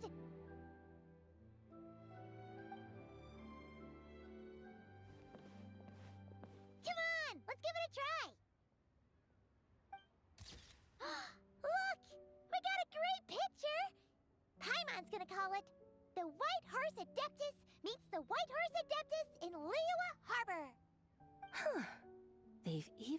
discovered a way to preserve moments in time. Now I truly am curious to witness what else these mortals might accomplish. Very well, let us proceed. Eugene Terrace lies in that direction, does it not? Hey, wait for us! That sounded like a chest.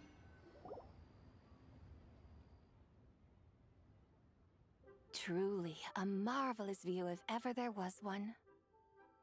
It seems the charm of this Liyue Harbor is only heightened by the sun's dying light. And soon, people will start releasing their Xiao lanterns to mark the most important day of the year. Practically everyone will be with their friends and family, eating a big meal, chatting, and even setting off fireworks. Trust Paimon, it'll look even more amazing then. What do you say? Want to stay to see that? No need. Let us bring this weary day to a close. Weary day? You mean you didn't enjoy your tour? I had imagined you would arrange for me to witness some grand spectacle.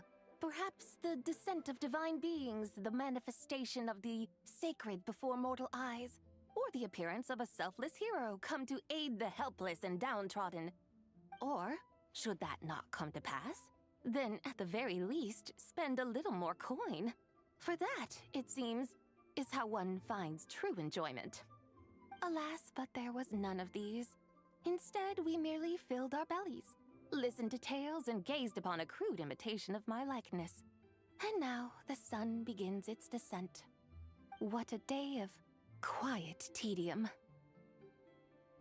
Well, we're so sorry. If we'd known that was what you wanted, we'd have done it all differently. It's all that Jiang Li's fault for not making the customer's requirements clear. Well, it's too late now. Do you still believe I would part with that soul fragment, now so intertwined with my very being? But... I knew you were the more astute of the pair. Huh? You were just trying to scare Paimon? It seems the realm of the Geo-Archon has a way of making one more stony-faced. So, you were just pulling Paimon's leg? Of course. I was merely engaging in a little banter with the two of you. Long ago, I shared tales with various mortals who chanced upon my mountain abode. Never did I imagine that those stories would endure. It seems I greatly underestimated them. Perhaps, as your Geolord said, a few pieces of ancient Langan's magnificent jade have truly become part of the very foundation of this land. So, you've decided to help us?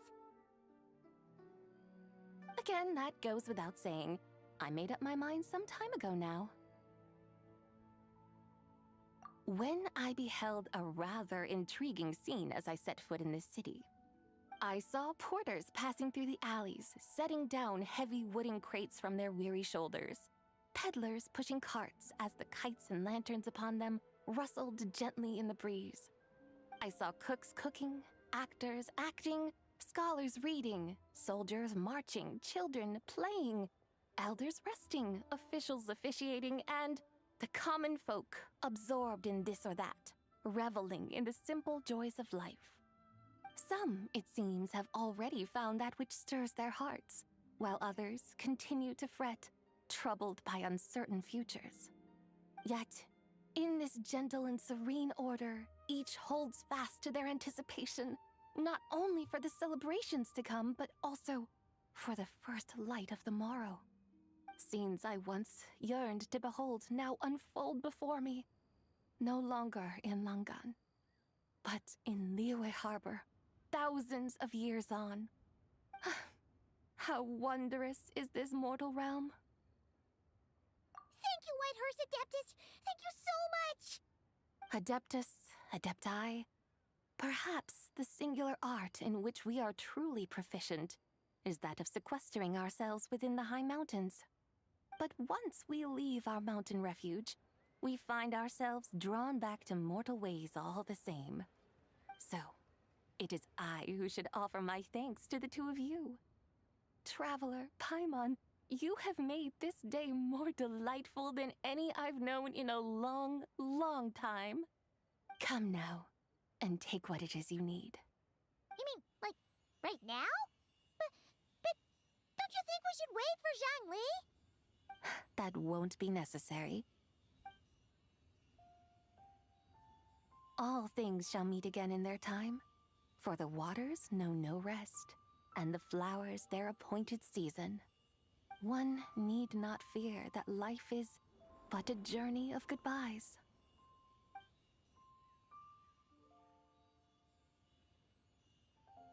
Is she gone?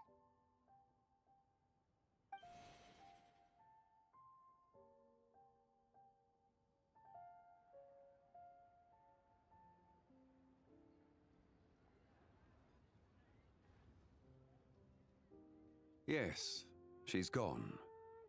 A deadly self is formed from the body's impure vapors, so naturally it cannot survive long in this world. Had it not been sustained by the remnant of Zibai's soul, it would have faded away a long time past. Now that the remnant is gone, it has severed its ties to the mortal world. Zhangli! When did you get here? A while ago. I would have thought you'd at least want to say goodbye. Though mountains endure, the ceaseless waters will, at last, wear away their sharp edges. Thus must I meet the marks wrought upon her by the ruler of time with great caution. It may be goodbye for now, but someday we will meet again. Really? And when might that be? Who can say for sure? Years and years from now, perhaps. Or maybe tonight, at the Lantern Rite. Are you saying that if the White Horse Adeptus were to be resurrected, she'd still have the memories of the three deadly selves? That she'd still remember us? We will find out soon enough.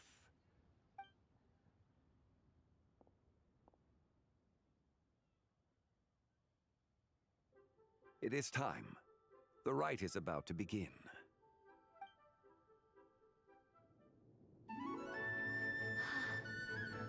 The rite is about to begin.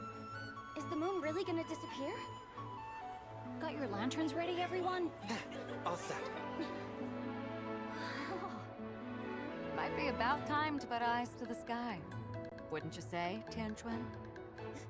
Look!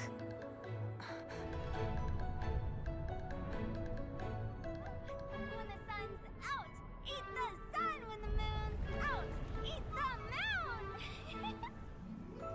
Whoa, is this the lunar eclipse? Under moon eternal, in radiant night, a maiden grants silk, soft and light. Under moon iridescent, in night divine, a maiden grants fiber, cloth For so you. fine.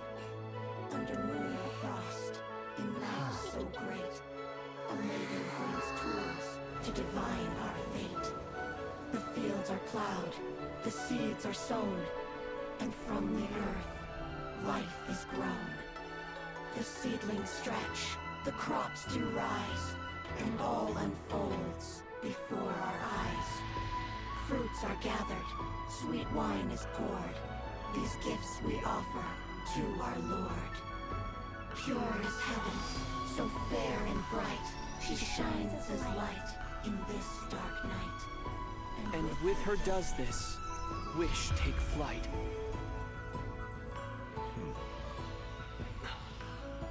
Devoted soul, scattered and unbound. Let this lantern guide you home. By its light be found.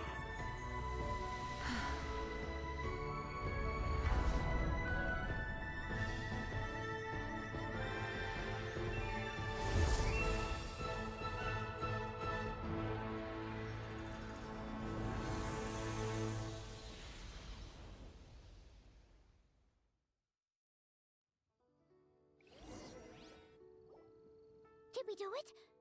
Do we finally get to meet the real White Horse Adeptus?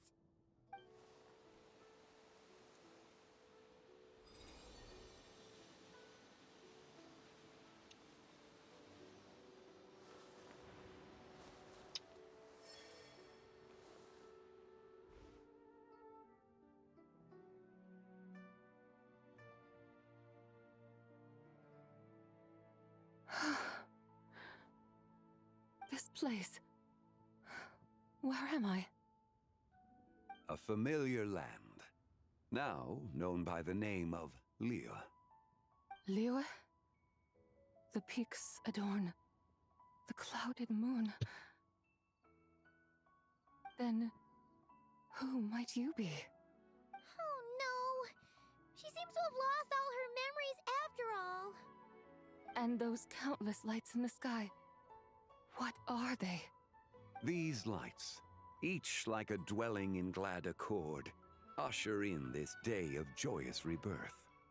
And whose rebirth might that be? That of my old friend, Zibai. Zibai? Yeah, that's you! Don't you remember anything at all? That's... me? Oh, yes. The envoy of the Lunar Palace. My name is Zibai, indeed. Then you must be... the Lord of Geo, Heaven's Star. Many years have passed since we last saw one another. Zibai, my friend, welcome home. Home? But why does this place, this Liyue, feel at once so strange and yet so familiar? Who you are? Who are you? Ah, yes, I remember now. You are that young wushu dancer, the one who seeks disciples. How fares your quest for disciples? It must have yielded a truly prolific body of students by now, I trust. Hey, you've got it all wrong! You're talking about gaming! But I could have sworn... Oh, that's right. You're that impudent blonde youngster who kept meddling in my affairs.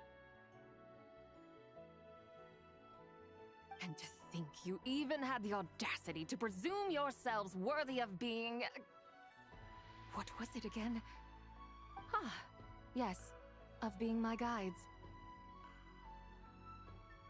How very wonderful to see you again, my most faithful and beloved guides. I trust all has been well in my absence? Well, she finally got it right. But that sudden mood swing felt even weirder. It's like her head's packed full of slimes. It is possible that her cells have not yet settled.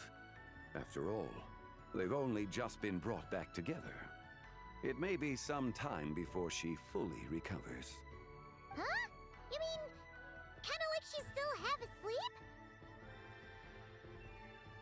That I cannot say for certain. Perhaps a few days. Perhaps a few years. A few years?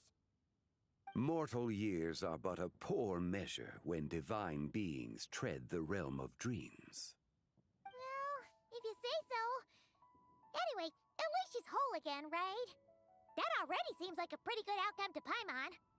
Yes, there is little cause for worry. We need only wait and let time take its course. Say, what are those little creatures over there up to? Celebrating Lantern Rite, of course. And those lights up in the sky? Those are all Shao lanterns. This year, each and every one of them carries a little wish inside. Lantern Rite. Then, may I join in too? Of course! Why else do you think we've been running around like headless chickens these past few days? Tell you what, Traveler, why don't we take the White Horse Adeptus out to celebrate? Who knows? Maybe seeing some familiar faces might help her find her feet? Hey, Zhangli! You've got some time on your hands now, right? Why don't you come along with us? By no means a bad idea, Paimon. Oh, and Sabai, before Paimon forgets, when we meet the others later, remember to wish them a happy lantern rite. Happy, lantern rite? Happy Lantern Rite! Yes, happy lantern rite indeed. Well then, let's go!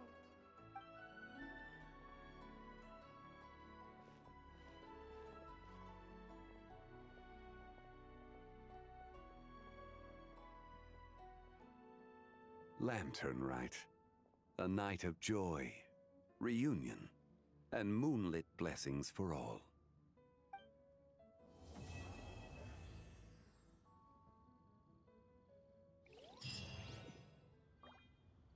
No! No! I wanted to do a little bit more. You could really just finish it by like meeting other people with her and after that close the whole thing, but no! We have to close it before that. Wow! Wait until the morning of the next day.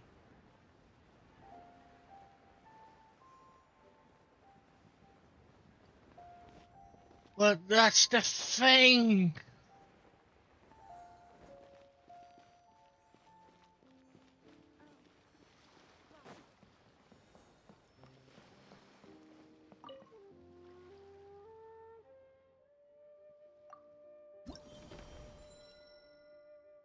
Alright. Well, that's 600. I need a little bit more.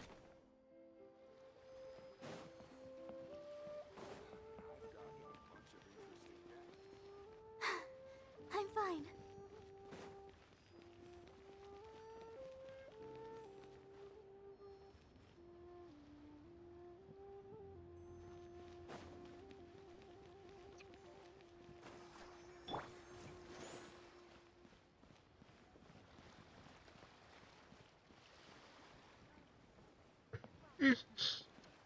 Ah.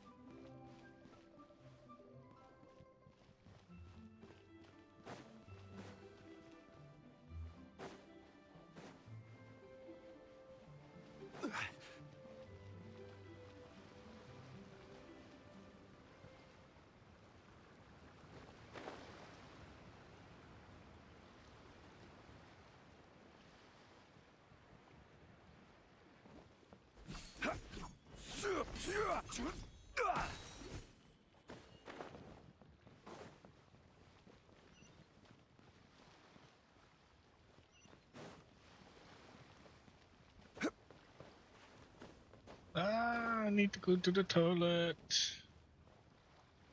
I'll break this one and then I'll go to the toilet. Yeah.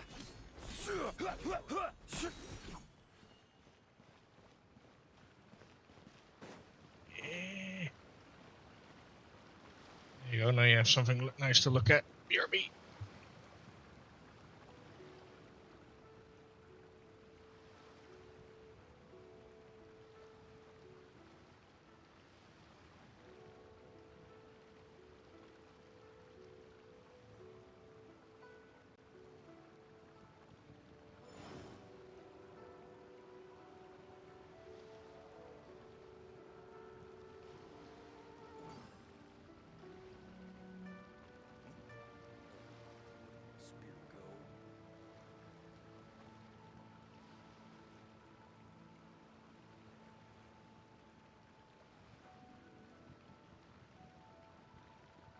Every journey has its final day. Don't rush.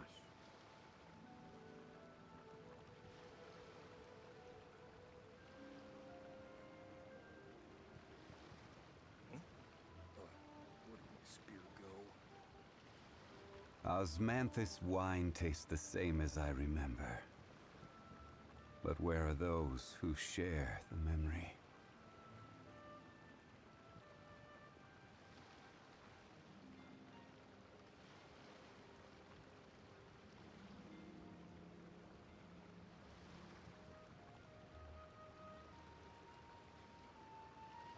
Boats are made for transferring commodities back and forth, and those that come across Liyue tend to stay a while. So it is where many things come to settle.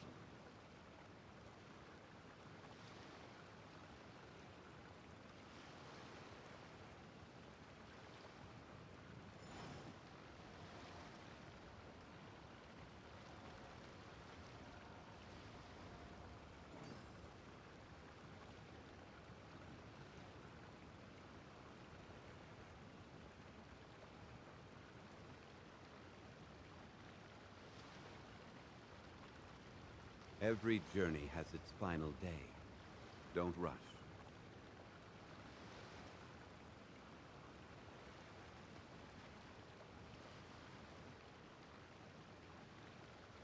Osmanthus wine tastes the same as I remember.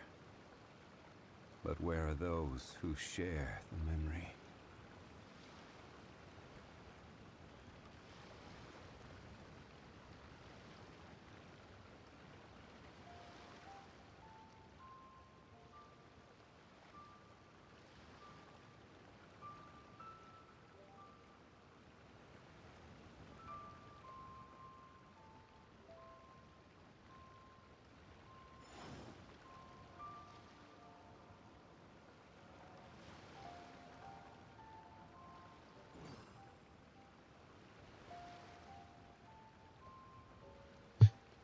Whew. Oh, my poor guts. Osmanthus wine tastes the same as I remember. But where are those who share the memory? Alright. Let's continue.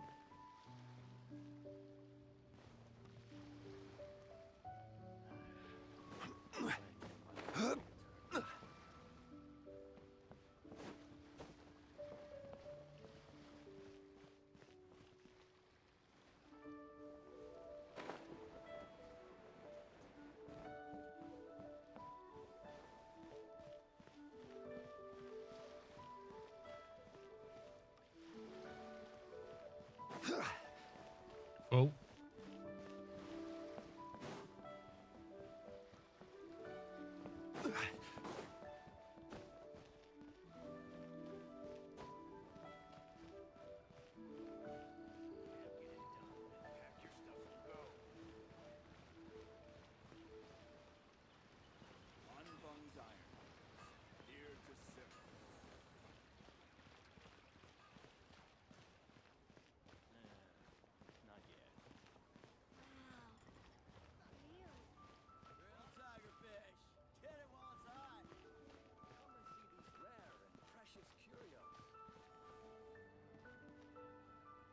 Try your luck betting on Jade?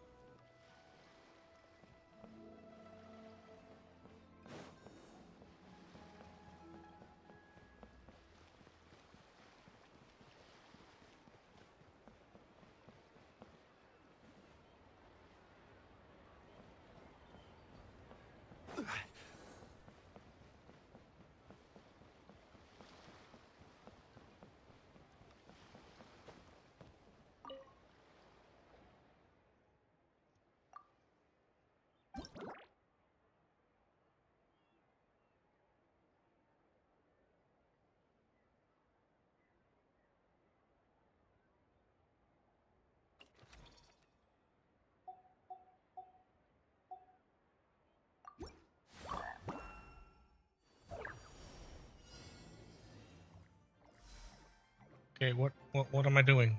Oh, okay, I see.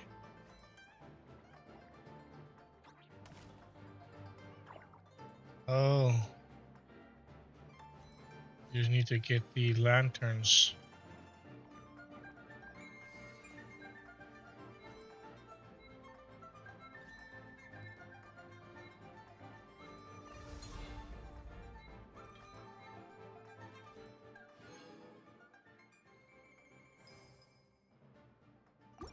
Let's see.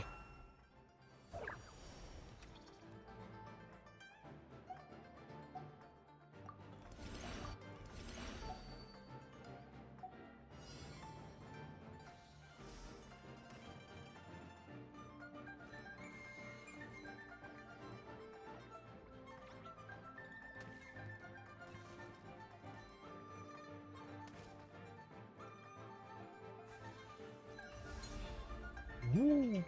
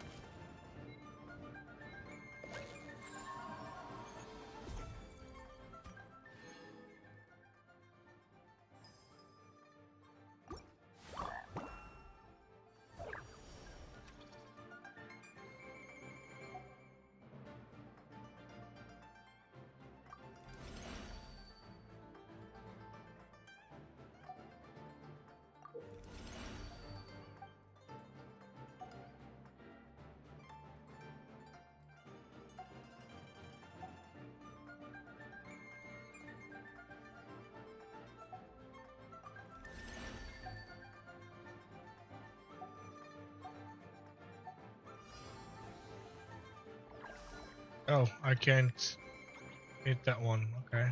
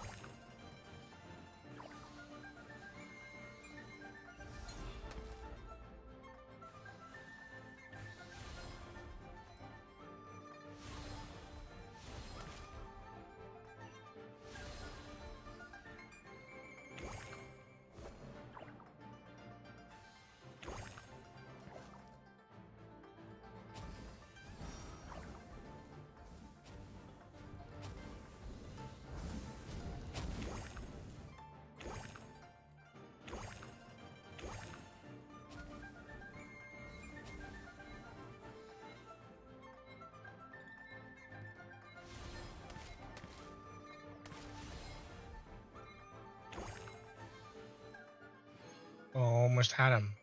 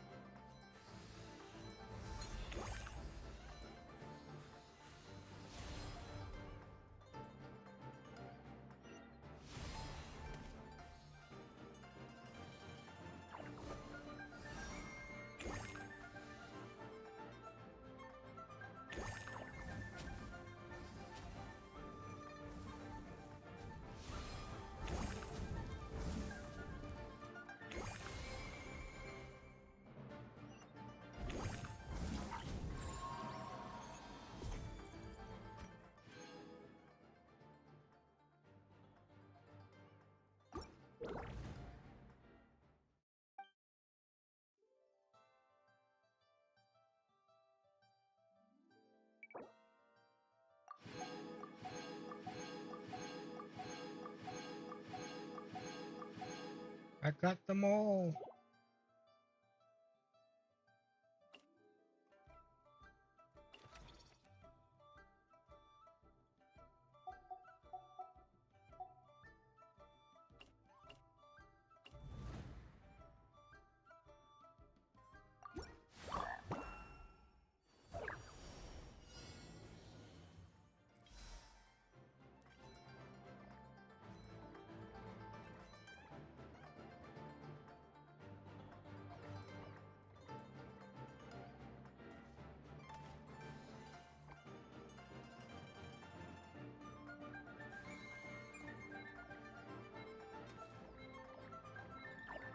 Oh, I only have one life?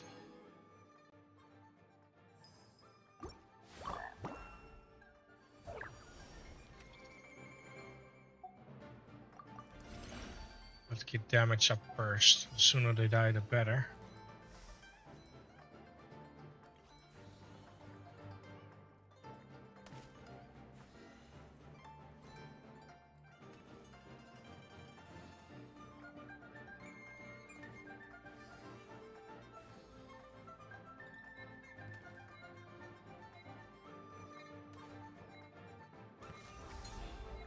Ooh.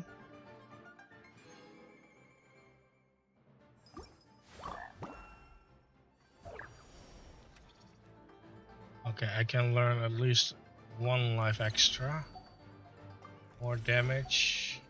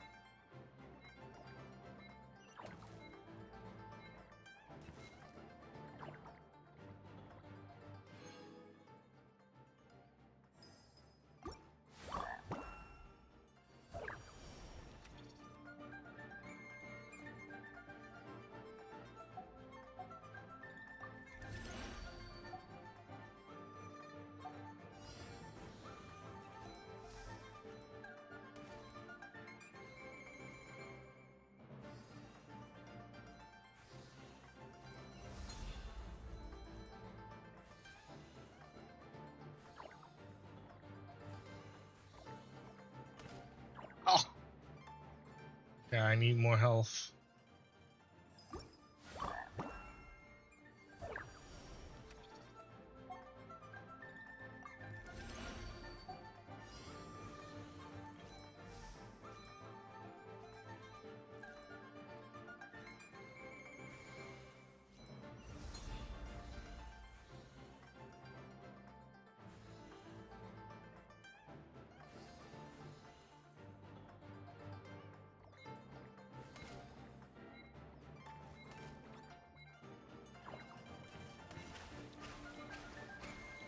Oh, shit.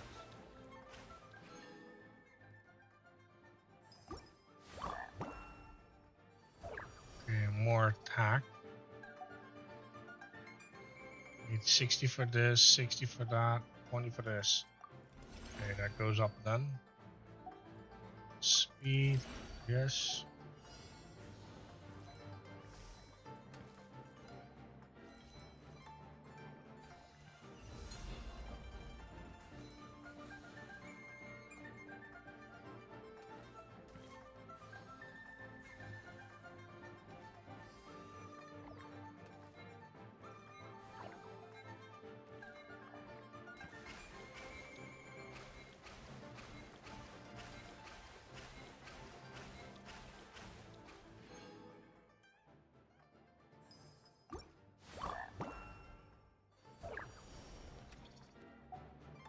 Yes, I want the magnet.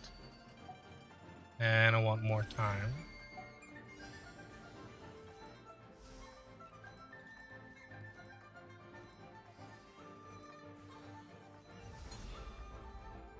Oh!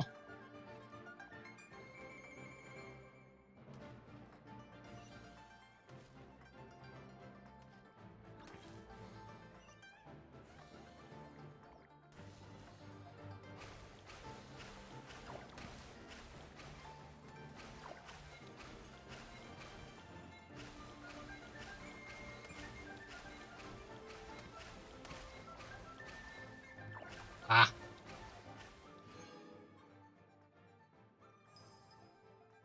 Got more though.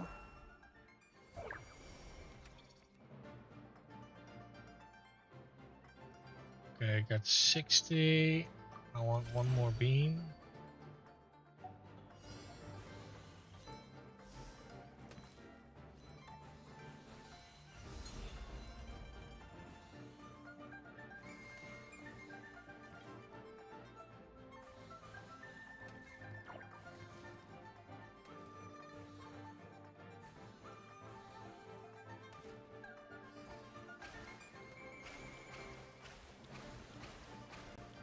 Oh, I'm so screwed, I'm so screwed, I'm so screwed! Yep.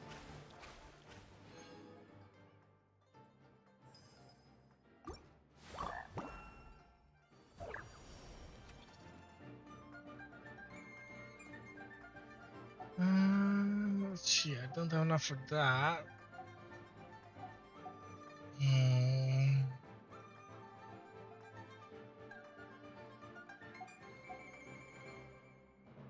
I really need more damage.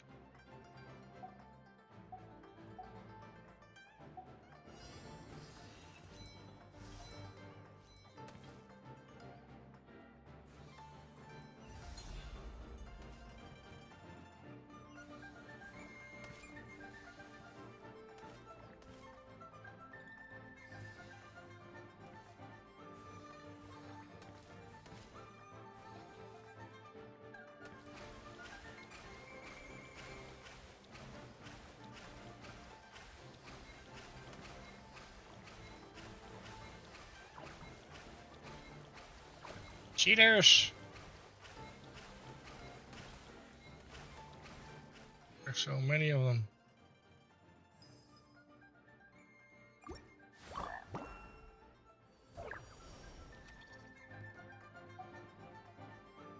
Need a bigger attraction pole.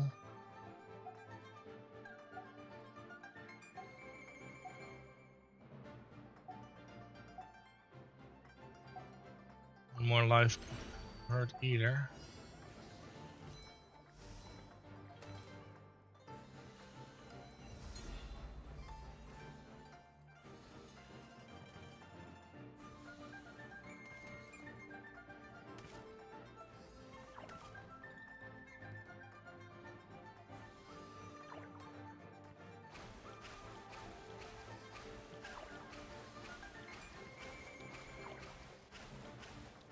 What? I got 2 hits in. I need more power.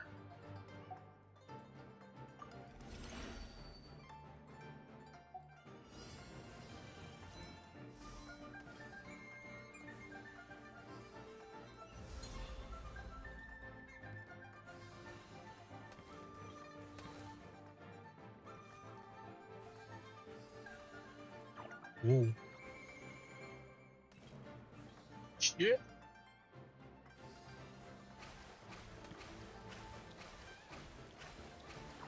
Ow.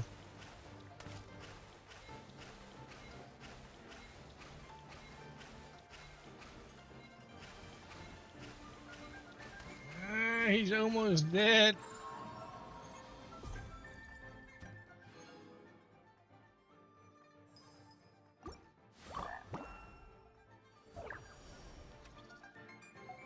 Okay, now I got the ability at least.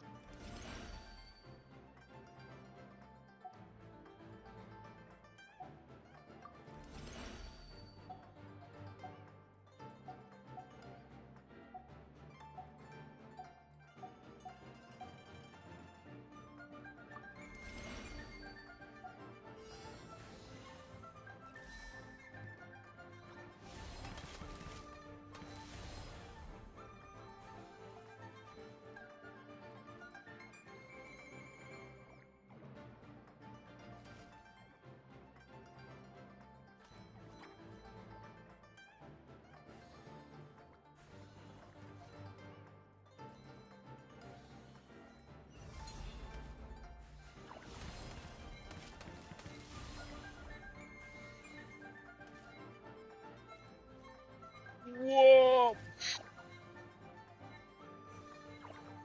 Shit.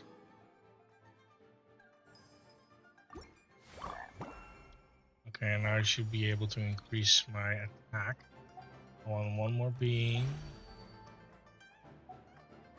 Increase attack.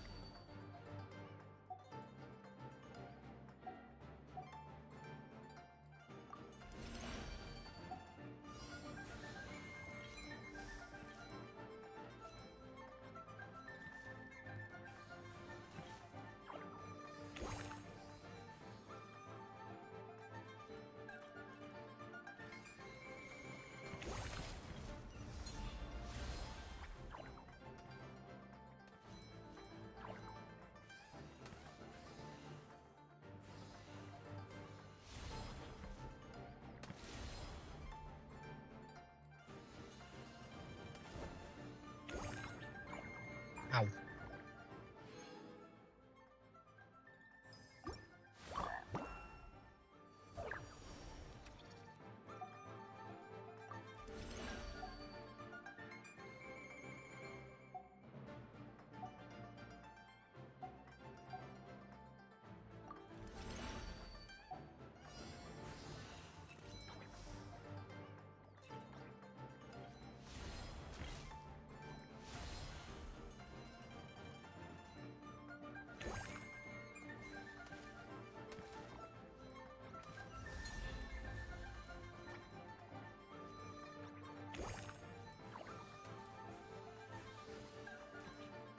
Ooh.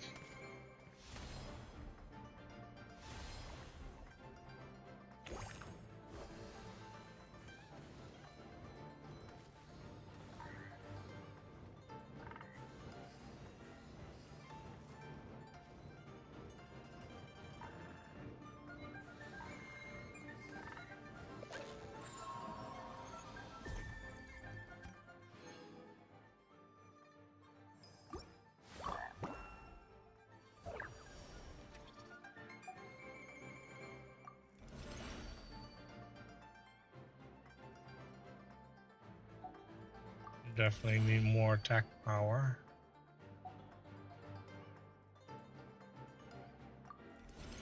Need to shorten that time.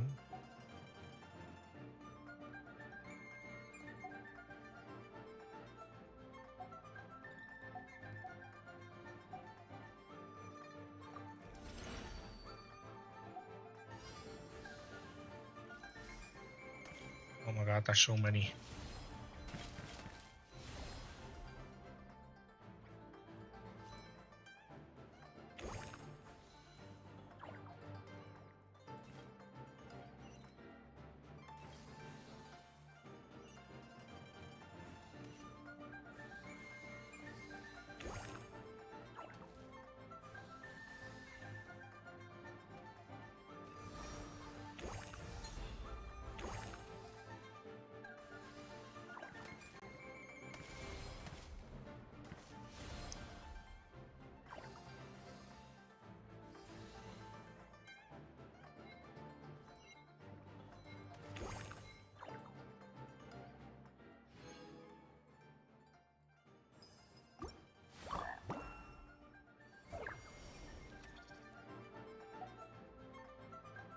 800.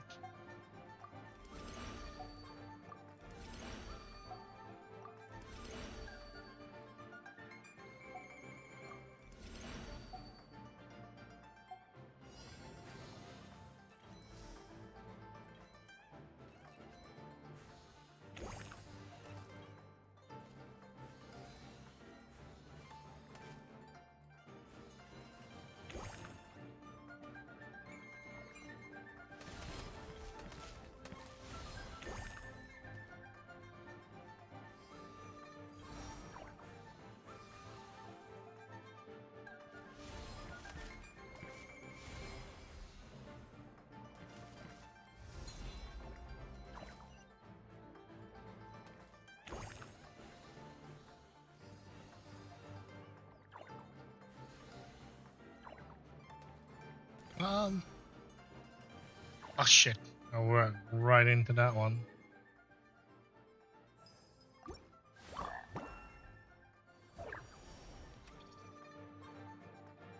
Guess it's time to learn more health.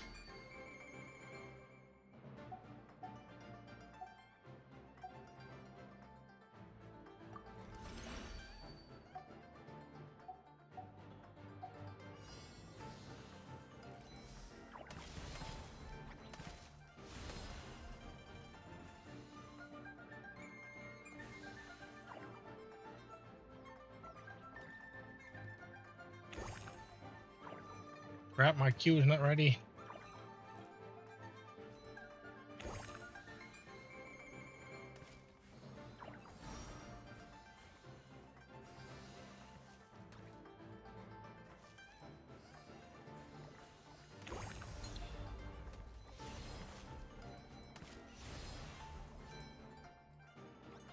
Oh, shit. I'm screwed. I only got 1 health left. Yep, I'm dead.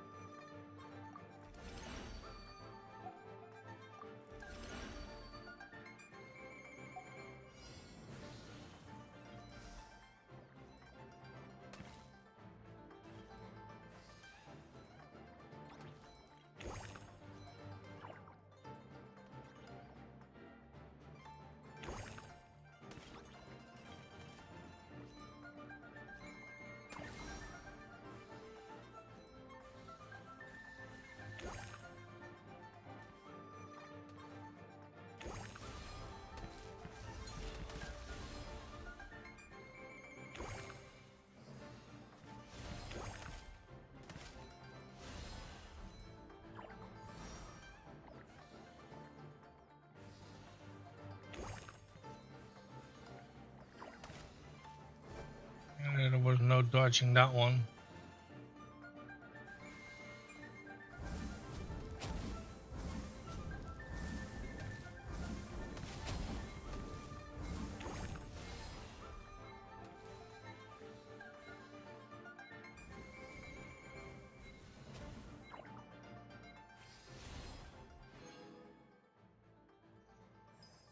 Ooh, we got 1,000 points.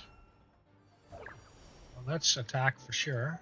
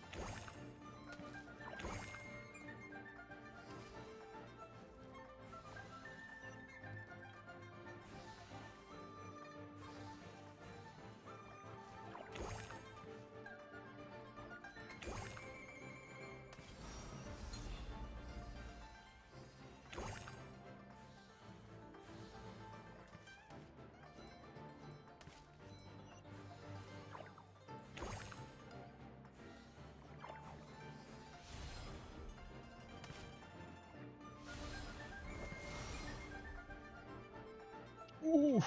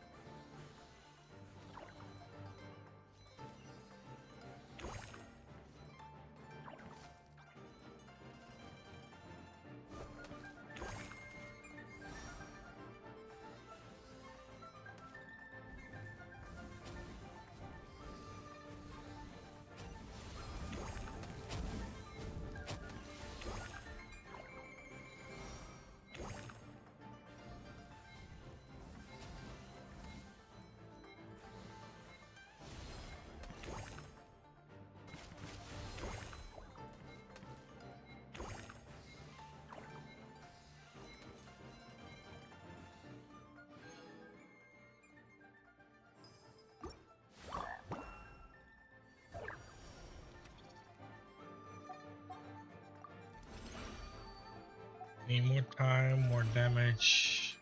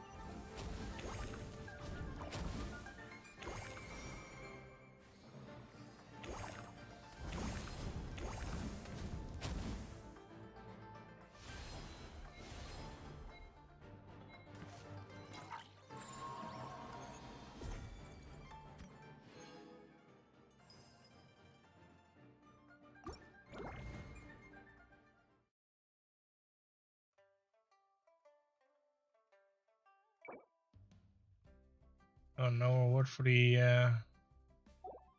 okay. Now got everything upgraded.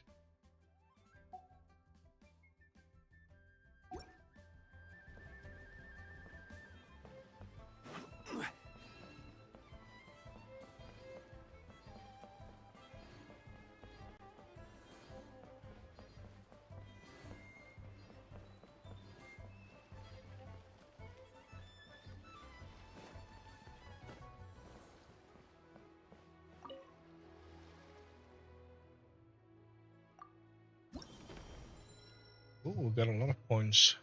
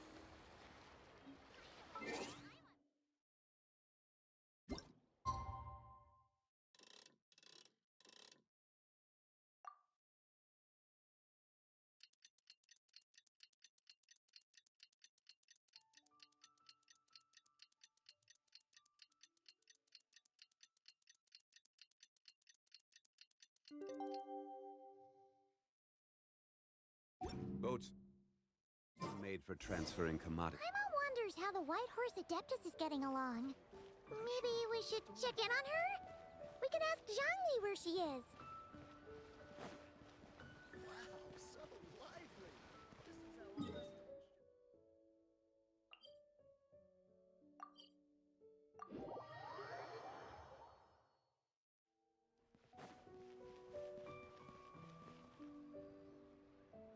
Oh, looks like Zhangli hasn't stopped by for tea today. Hey, are you two looking for your friend? Try going up that way. Is Zhangli up that way? No, but that young lady who was dressed up as the White Horse Adeptus the other day is. She's your friend, right? I just saw her head toward Wanmin Restaurant. I was wondering why she was eating alone. But then you two showed up hot on her heels. Oh, what luck! We were just on our way to find her. But what's she doing at Wanmin Restaurant?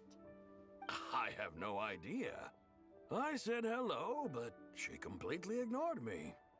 She couldn't have forgotten who I am, right? I mean, we're kindred spirits, aren't we? Maybe she's still half asleep, but her brain might be a little fuzzy. Oh, that makes sense. I was wondering why her eyes were so red. Her eyes were red? Oh, that doesn't sound good. You young people, staying up all night because you think you're invincible. Look at your friend. Missing out on sleep so she can pretend to be the White Horse Adeptus. That's where that leaves you, you know. A word to your friend from someone who's older and wiser. She really needs some rest. Paimon won't be so certain about the older and wiser part. Yeah, what was that? Hurry along, then. Oh, and don't forget to come back and check out my Rex Lapis cosplay when you're done.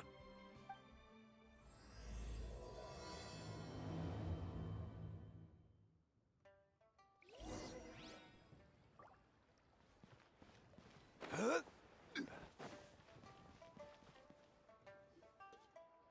Where's the proprietor? Come out and see me at once!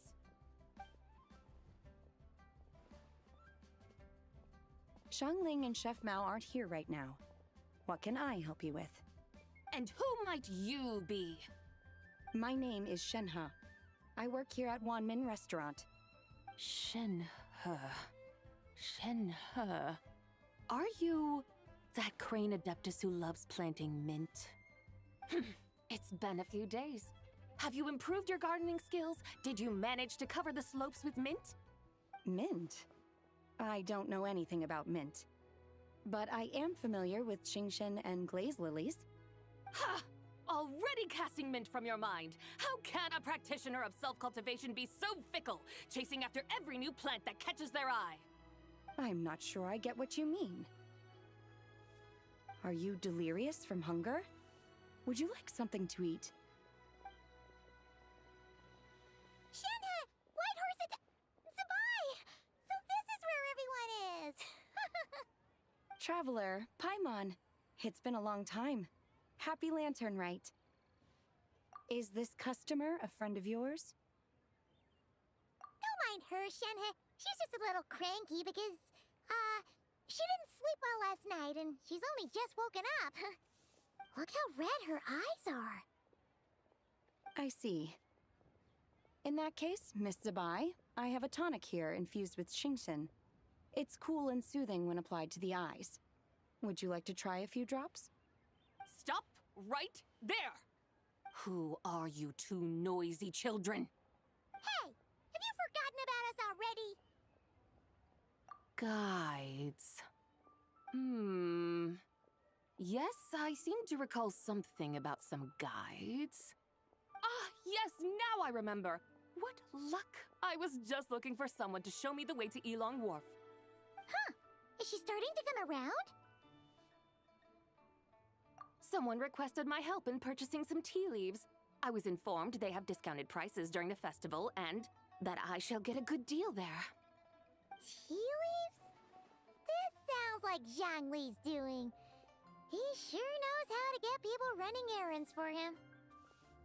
Your friend Rex Zhongli initially requested the most expensive tea, but then a young lady in a hexagram hat mentioned he'd burned through the Wangsheng funeral parlor's yearly expenses at an exhibition a few days ago. As such, he is only permitted to buy items that are discounted this month. Oh, that's his boss, Hu Tao. It's about time she realized the problem and put a stop to his spending sprees. Oh, I see. So that's why you're here. Unfortunately, Wanmin Restaurant doesn't sell tea leaves. If you're truly in need, I could gather some wild tea from the mountain slopes. You don't sell tea leaves? But I remember your boss, Miss Lu, saying that she owns tea fields. You really should get some rest. The person you're talking about isn't the boss of Wanmin Restaurant. She's just like you. She came here to eat. Is that so? Life really is full of surprises. What surprises? Your brain really is as gooey as a pack of slimes. Paimon can't believe Zhongli entrusted you with going all the way to Yilong Wharf and buying tea. That would be excellent, my dutiful guides.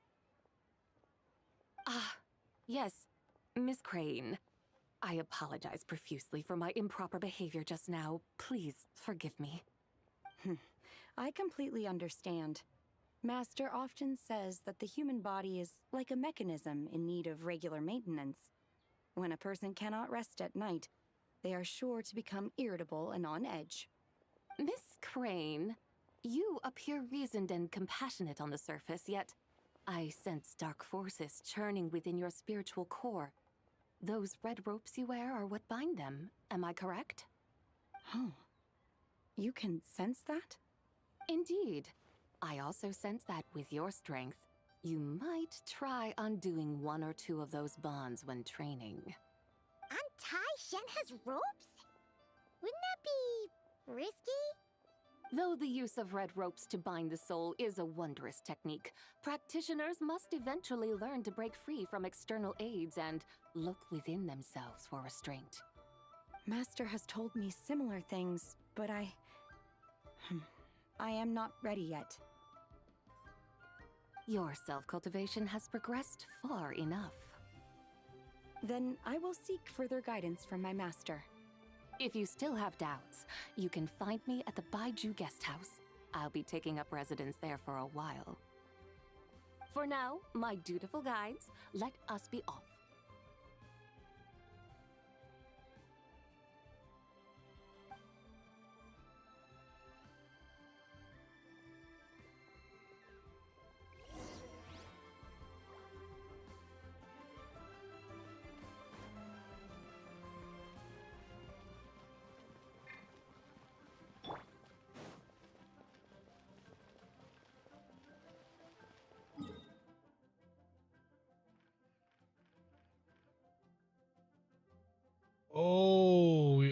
Oh, hello.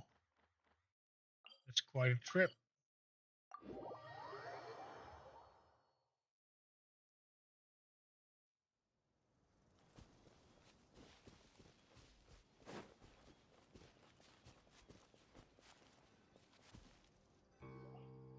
Aren't we going to Yilong Wharf? How do we end up on this mountain? Is that small town over there not Yilong Wharf? I sense a familiar scent wafting through the air. You're right! Except for the smell part. Paimon doesn't smell anything. That is because this scent is the essence of jade, which can nourish the spirit.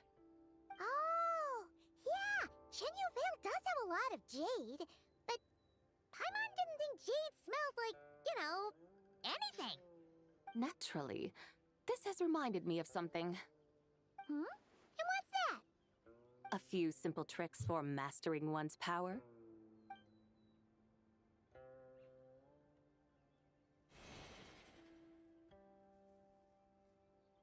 What is that thing?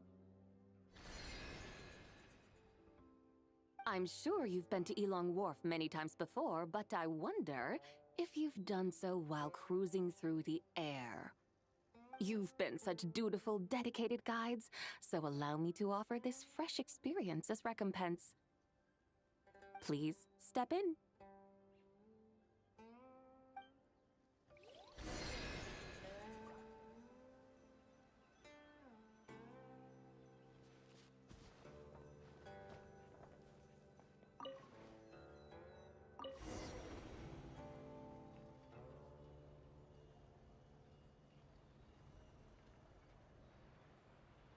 This is amazing! Paimon feels just like an Adeptus flying through the sky. What is this thing? I created it from my memories of the chariot of the Lunar Palace. Many years have passed since I last laid eyes upon it, so there may be some discrepancies. Nonetheless, it is functionally much the same. A lunar chariot? Wow! Paimon never imagined she'd get to ride in one! So, Sabai, does that mean you used to work on the moon? Work. That's an interesting way to phrase it, though I suppose you are correct. I was once an angel, a member of a race tasked with guiding humanity. Then, graced by serendipity, I became a moon envoy. Huh? What's a moon envoy? Some kind of super important angel? As you would understand it, a moon envoy is a job title. Any angel, or non-angel, can become a moon envoy. Does that mean you're not the only one? Of course not. Though my memories are still hazy, I vaguely remember some of my colleagues. There was one who liked to take on the form of an ibis. An ibis? Could it be... Can all moon envoys turn into animals? Does it mean Lauma could take that job? She can turn into a deer, and moonchanters are some sort of Luna envoy anyway, right? Moon chanter? I have no idea what those are. Oh, okay then.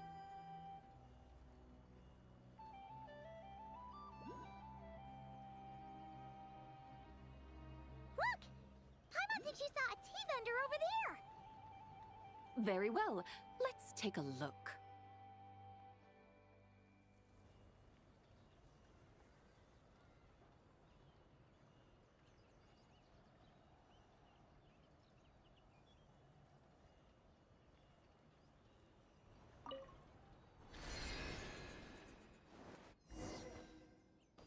Just got thrown off.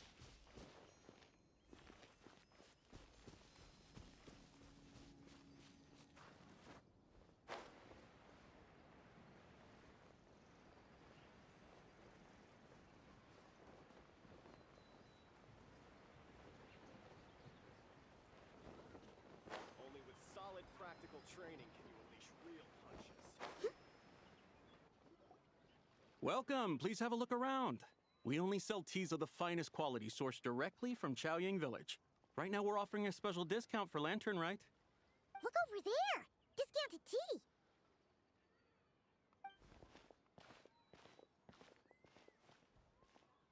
Dear customers, are you looking to purchase some tea leaves? I can see from your bearing that you are no ordinary customers. My humble shop has some exquisite teas that should satisfy your more refined tastes. We're not here for quality. We're looking for a discount. A discount? Well, that's a coincidence. Our Sunglaw tea is on sale right now. A special festive offer. Something about the name of that tea sounds familiar to Paimon. Buy 3 boxes of Sunglaw tea during the festival to get 10% off. Buy 4, get 20% off. Buy 10, but... There it is. I remember now. That's right. 10 boxes at half price. Have you been to our shop before by any chance? Oh, Paimon's definitely heard this spiel before. 3, 4, 10, 10, 20, 50. Sabai, what are you muttering about? When purchasing 3, 4, or 10 boxes, the corresponding discounts are 10, 20, and 50%. The intervals between the two sets of numbers are 1 and 6, and 10 and 30. Look! Her eyes turned blue! That's gotta be a first! If the differences between intervals remain equal, the interval after 6 should be 6 plus the difference between 6 and 1, which is 11. Similarly, after 30, the next interval should be 50. Therefore, extrapolating upward, the next two numbers in each set should be 21 and 100. You're making Paimon's head spin! Those numbers, what do they mean? They mean that if we buy 21 boxes of Songlot tea, we should get a 100% discount! 100% discount? You mean we'll get them for free? Oh, there was a pattern to the discounts. Is that right? The pattern we speak of is mathematics, little one. A pattern that is always right. That's amazing! You're a shopping genius, Sabai. Oh, wait. Something feels off here. I had no idea our shop's discounts were tied to the laws of nature. I've learned so much from you, dear customer.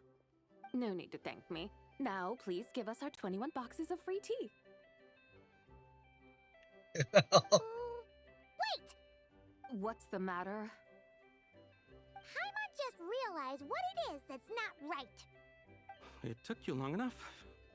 We got the short end of the stick! Think about it.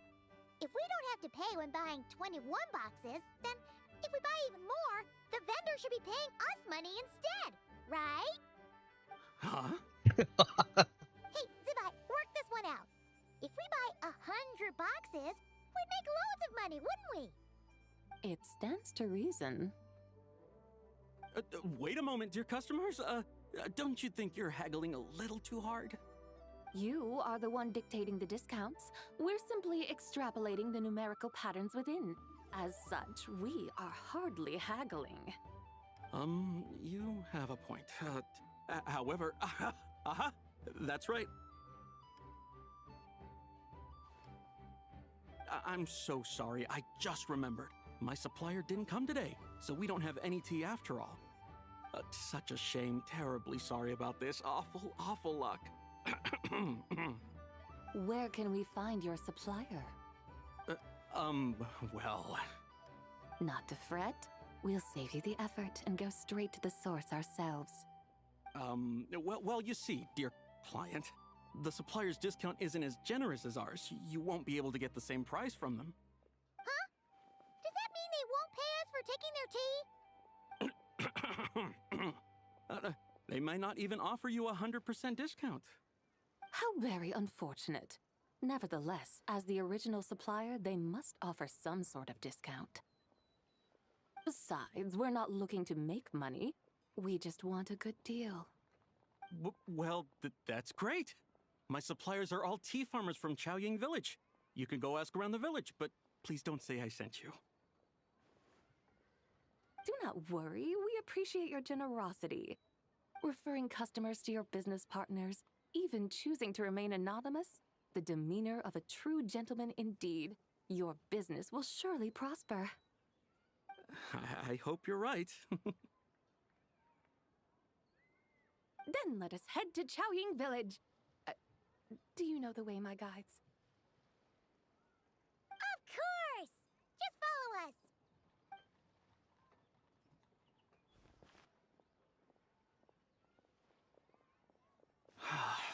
What otherworldly beings were those? Thank the heavens I managed to send them on their way. I should hurry home and pray to the White Horse Adeptus. May she bless me such that I never encounter such customers again.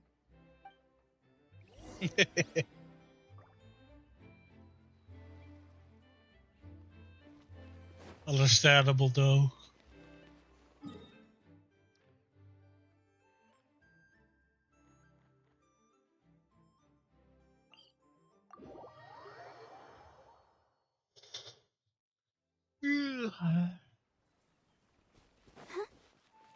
Not sure if I can do it all today. actually pretty tired and I need some rest. I'll definitely continue later. Like since there's some story now.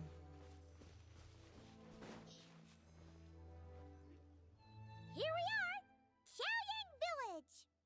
The mountains and waters are pristine. They embody the beauty of heaven and earth. It's a good-looking place, all right.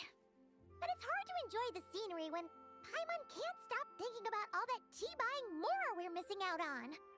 Should fate dictate, Mora will find its way to you sooner or later. Well, Morak certainly finds us often enough. He even sought us out in person this lantern rite. For now, let's look around and see if any tea farmers are selling their crop. We'll be able to see more clearly from up high. Let's take to the sky and enjoy the beautiful scenery while we're at it.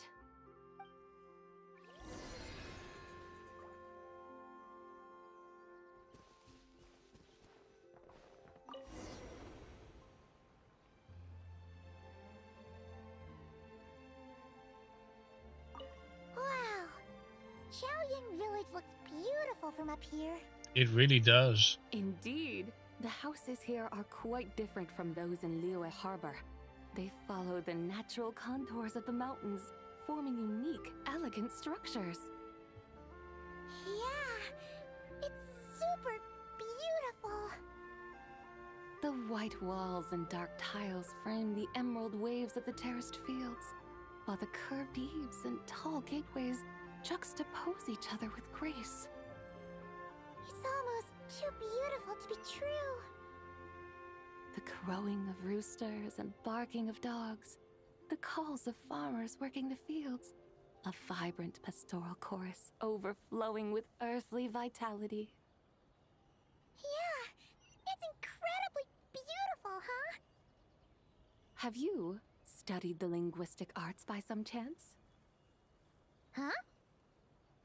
Your vocabulary for beauty seems rather constrained. Paimon knows how to say pretty as well. I see. Now then, let's take a look around and see if we can find any farmers selling tea.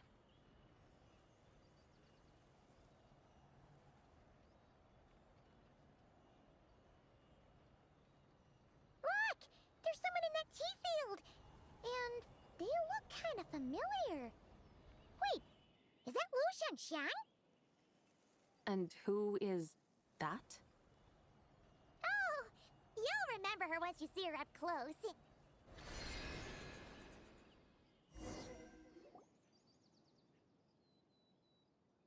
Hey there, Lu Shangxiang! It really is you! Huh? Paimon, Traveler, and the White Horse Adeptus. Fancy seeing you here. The White Horse Adeptus has a name now. You can call her Zabai. And you are... Wait. I remember now, you're... Don't say anything about food poisoning or fish. You're the young lady who wanted to rise above the rest, are you not? Yes, that's me, but I'm in a bit of a state right now. At best, I can say I've fallen below them. Fallen below them? What happened? Like I said the last time we met, I'm being punished according to family rules. My father, mother, grandfather, grandmother, other grandfather, other grandmother. Oh, that's a lot of family members. Yeah, and on the night of Lantern Rite, they held a family meeting to discuss my situation. So, they do care about you. There's no doubt they care. But they think that since I caused all that trouble in Liyue Harbor, it shows I can't be trusted on my own. They decided to ground me. Ground you? Yeah, though they're not confining me to my room. Instead, I have to personally nurture a tea seedling until it grows big enough to be sold at market. Aw, a tiny little tea baby. Do they want you to experience what it's like to be a parent? It's supposed to cultivate my character and temperament. They say this will help me calm down and reflect on my issues. What happened in Liyue Harbor really wasn't your fault. Oh well, at least this punishment doesn't sound too harsh. So, how long will it take for the little tea baby to grow? Actually, I don't know. I've never grown a tea tree before. It usually takes 2 or 3 years. 2 or 3 years? Yes, the tea in this garden requires 2 or 3 years to mature. That long? Sabai, you're not making this up, are you? How do you know so much about growing tea? When the plants thrive and grow, that is the meaning of my name. I can tell at a glance when their season of ripening will come. Do I really have to waste 2 or 3 years here? Why is this happening to me? Yes, during the Night of Lantern Rite, I heard many people reciting poems from Long Gone in praise of the moon. In that moment, I suddenly felt a great sense of pride.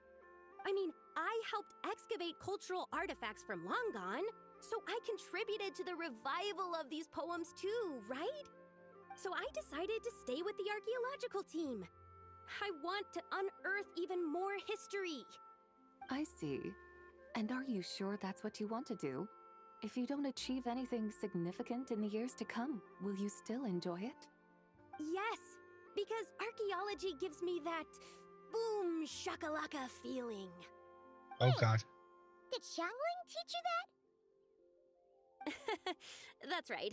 I was asking her for advice. She said that if something gives you that boom shakalaka feeling, then it has to be worth pursuing. I immediately thought about how, when I'm excavating in the ruins, I always feel like there's a ghost standing beside me, and not in a spooky way. It feels like my great-great-great-great-great-grandmother patting me on the shoulder and saying, "Keep going. You're about to rediscover some grand ancestral knowledge." Right? It feels like I've made some kind of connection with my ancestors. Isn't that amazing? Since you've made up your mind, you should give it your all. And I'd love to, but I'm still grounded. Run away, summon up a little boom shakalaka, and leave the tea garden behind. Flee this village. That might be going a bit far. You don't want to lead others astray, Sabai. Yeah! Tell them about your great-great-great-great-great-grandmother. She must be the most super-duper ancestor to have ever risen above the rest, right? I'd be better off telling them about the White Horse Adeptus. After all, she's the supreme riser above the rest who saved my great-great-great-great-great-grandmother. Then it's settled. Tell your family that your decision has my blessing. Thank you, Tsubai, but I don't think cosplay is going to work on them. They won't listen. They don't need to listen.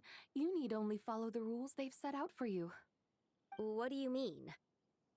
As I'm sure you know, some ancient texts refer to the White Horse Adeptus as the Daughter of Time. My family history contains such records, but what of it? If the White Horse Adeptus were to manipulate time to make your tea seedling grow overnight, then you'd be free, correct? Is that how it works? If the White Horse Adeptus were to really get involved, my grandfather would let me leave right away, but who really believes that she'd show up and help? It's not as if you have any other options. Why not try calling out for help? It won't cost you any more. Guess I might as well. I've got no better ideas anyway. White Horse Adeptus, if you can hear me, please save me from my predicament!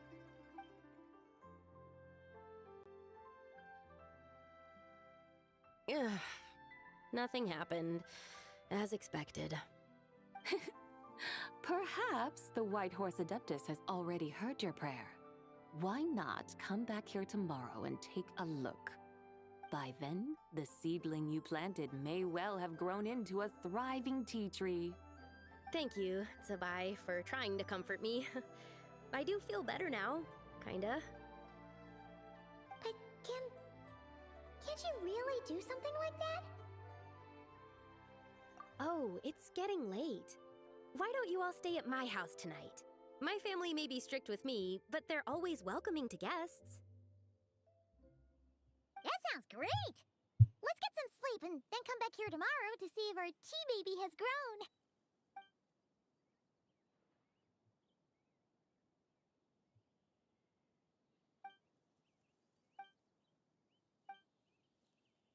Oh, the tea tree! Whoa! Your tea baby is all grown up! Indeed, it has grown into a mature tea tree that can stand tall in the face of wind and rain. How is this possible? It must be the work of the White Horse Adeptus. Her prayer must have moved her. Are you sure? Perhaps she heard your prayer and chose to answer the call. She once saved my great-great-great-great-great-grandmother. This time, she saved me. That's incredible! Your family must be blessed by the White Horse Adeptus. I guess so. I need to tell everyone the news right away. They'd better. Since this is the will of the White Horse Adeptus, I don't see how they could object. Go! And if you run into any more trouble, call out to the White Horse Adeptus just like yesterday. Thank you so much! Paimon really thought you were going to use Adeptal energy to make the tea baby grow, Zabai. When an Adeptus exerts effort, consuming their energy, is that not using Adeptal energy?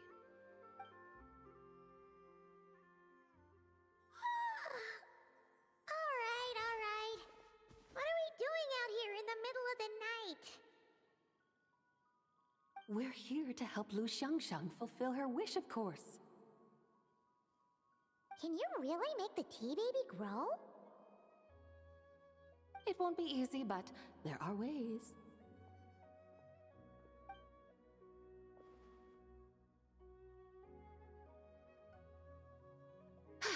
There, it's grown. Hey! You just transplanted a tea tree from over there! So, there's a mature tea tree here now, yes? Well, yeah, but... And am I not the White Horse Adeptus? Well, yeah. Is this tea tree then not a manifestation of the White Horse Adeptus's will? You're not wrong. But again, there's something not quite right about this. Maybe this will become another mystical Adepti tale recorded in their family history. That would be marvelous. Paimon thinks so too.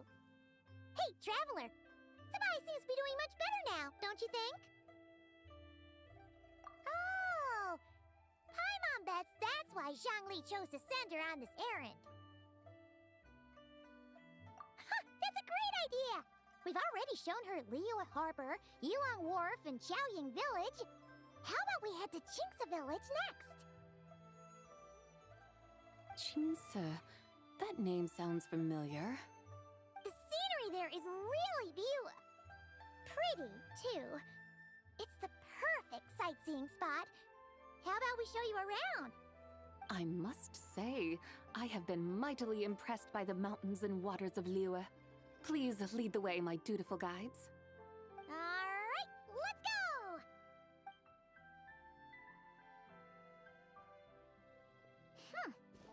Paimon can't help feeling like we've forgotten something. Pay it no mind. I've already forgotten more than you will ever know. Tea leaves. If we forgot something, it can't have been that important to begin with. Tea leaves. Qingce Village, here we come! We've got the tea leaves. We literally came here for tea leaves. We're standing between tea leaf plants.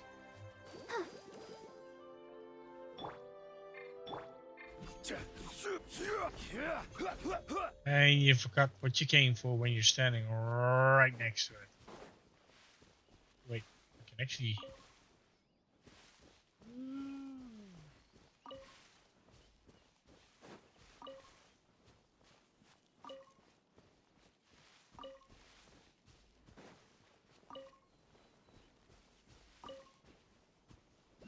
They may have forgotten, but I haven't. I've got to improve the quality of my tea.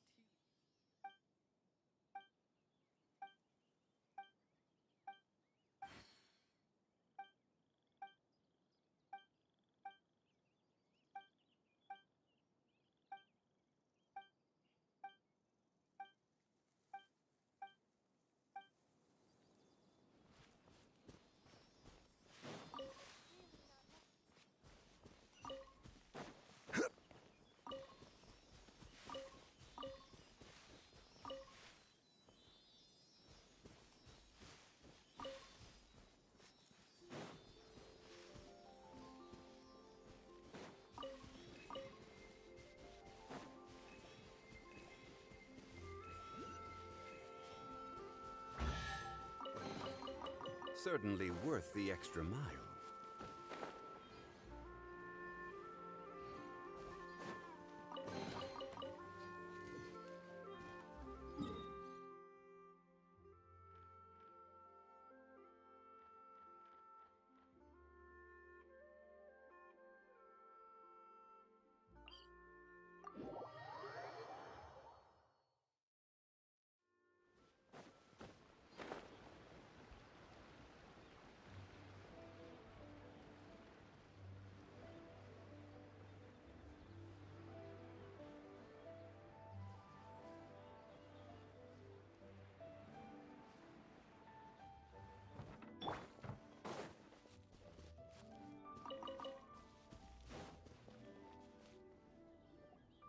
We should plant cucumbers.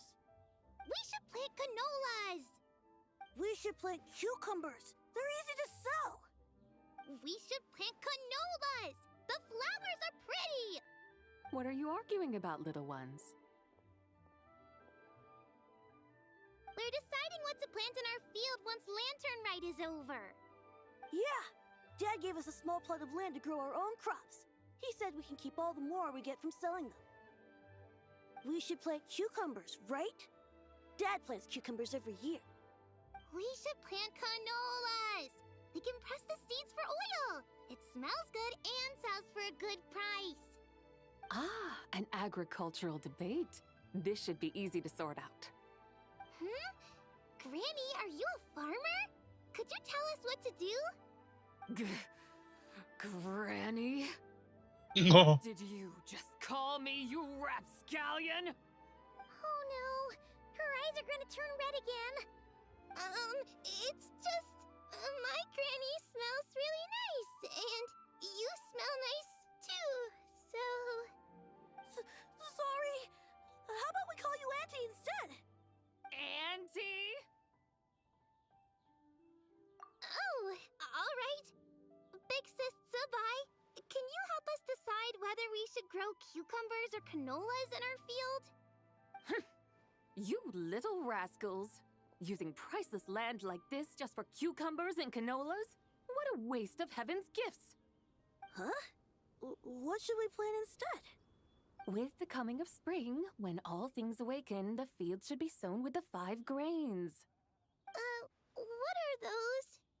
The 5 grains are life's staples, the heart of the people's table. I notice the people here mostly eat rice, so that is where you should begin. Based on the local climate and soil, seedlings planted in mid to late spring should produce mature grain within 2 or 3 months. When autumn comes, you can plant a second crop, with time still to harvest it before the first frost. The rice you harvest can be sold at market or kept in your stores. It's a far better choice than cucumbers or canolas. Oh, but, Big Sister Sabai, I like canolas. That's no issue. It is unsuitable for continuous cropping in any case. You can rotate it with rice to maximize your yields. After the second rice harvest, around wintertime will be the perfect opportunity to sow their seeds. And when they mature in mid to late spring, you shall be just in time to sow the first rice crop of the year in turn. This way, your field will sustain balance, rice and canola in a harmonious cycle. Wow! That means we'll have crops to harvest all year round! Wait a minute! If rice and canola take up the whole year, then what about my cucumbers? A firefly dares rival the brilliance of the moon? In what twisted universe should cucumbers vie for land with rice? Big Sis Tsubai! You're going to hurt Lil Bee's feelings! Auntie hates cucumbers!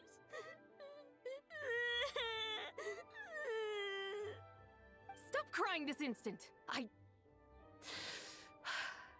I meant that cucumbers are simple enough to grow. There's no need to devote a whole field to them. Just find an empty corner of your yard, scatter some cucumber seeds in the earth, and before you know it, you'll have a thriving patch of vines. Cucumbers delight in sunlight and moisture, but they suffer in cold weather. If you wish to plant them this early in the year, you should make sure they're protected from frost. Wow. Is it really that simple? Let's hurry home and get started right away! Are you really in that much of a rush? Well, thanks, Big Sis Tsubai, who's fierce but really good at farming. We gotta go! Thanks, Big Sis Tsubai! See you around! Paimon never imagined you'd know so much about farming. What's so strange about that? The people of Long Gone called me the god of soil and grain. Are the fields not made of soil? Is rice not one of the 5 grains? Huh. That's true. So, if the god of soil and grain is a farming god, that means the White Horse Adeptus must be a farming adeptus, right? Of course, the god of farming is down to earth. Mind your tongue, impertinent child. How dare you diminish the lofty bearing of an adeptus? Hey! You're the one who said the god of soil and grain is all about farming. Enough! It's time for us to take to the skies once more. Join me now. Witness the majesty of mountain, water, and field, and broaden your horizons.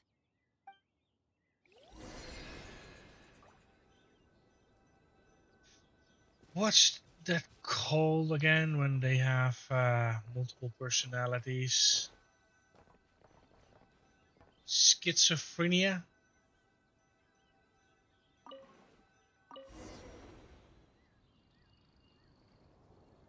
Wow! The terraces look so pretty from up here. The mountains tower like pagodas, the hills coiling at their feet like shells. Layers built upon layers, rising and falling in harmony. A truly unique and mesmerizing sight. Thinking about it, you have a special connection to this place, you know. A special connection? Yeah! There's a local legend about a white horse leaping from a pure spring to follow Rex Lapis into battle. Don't you remember? You must have been living in seclusion around here. That does sound somewhat familiar. Oh, and if we keep going up this way, we'll reach a super duper spooky spot. You might have a connection to that place too. There's an ancient array that seals away the remains of a fallen god. A god's remains? Yeah! The people of Liyue turned that story into an opera called The Sanctification of Tao Do. Does that ring any bells? Tao Do. Huh. The 7 and 8 gates array. That's right, that's right! You do remember! Puna, the god of the underworld, who could pacify the forces of life and death. Huh? So, Tao Do had another name? Let's go take a look.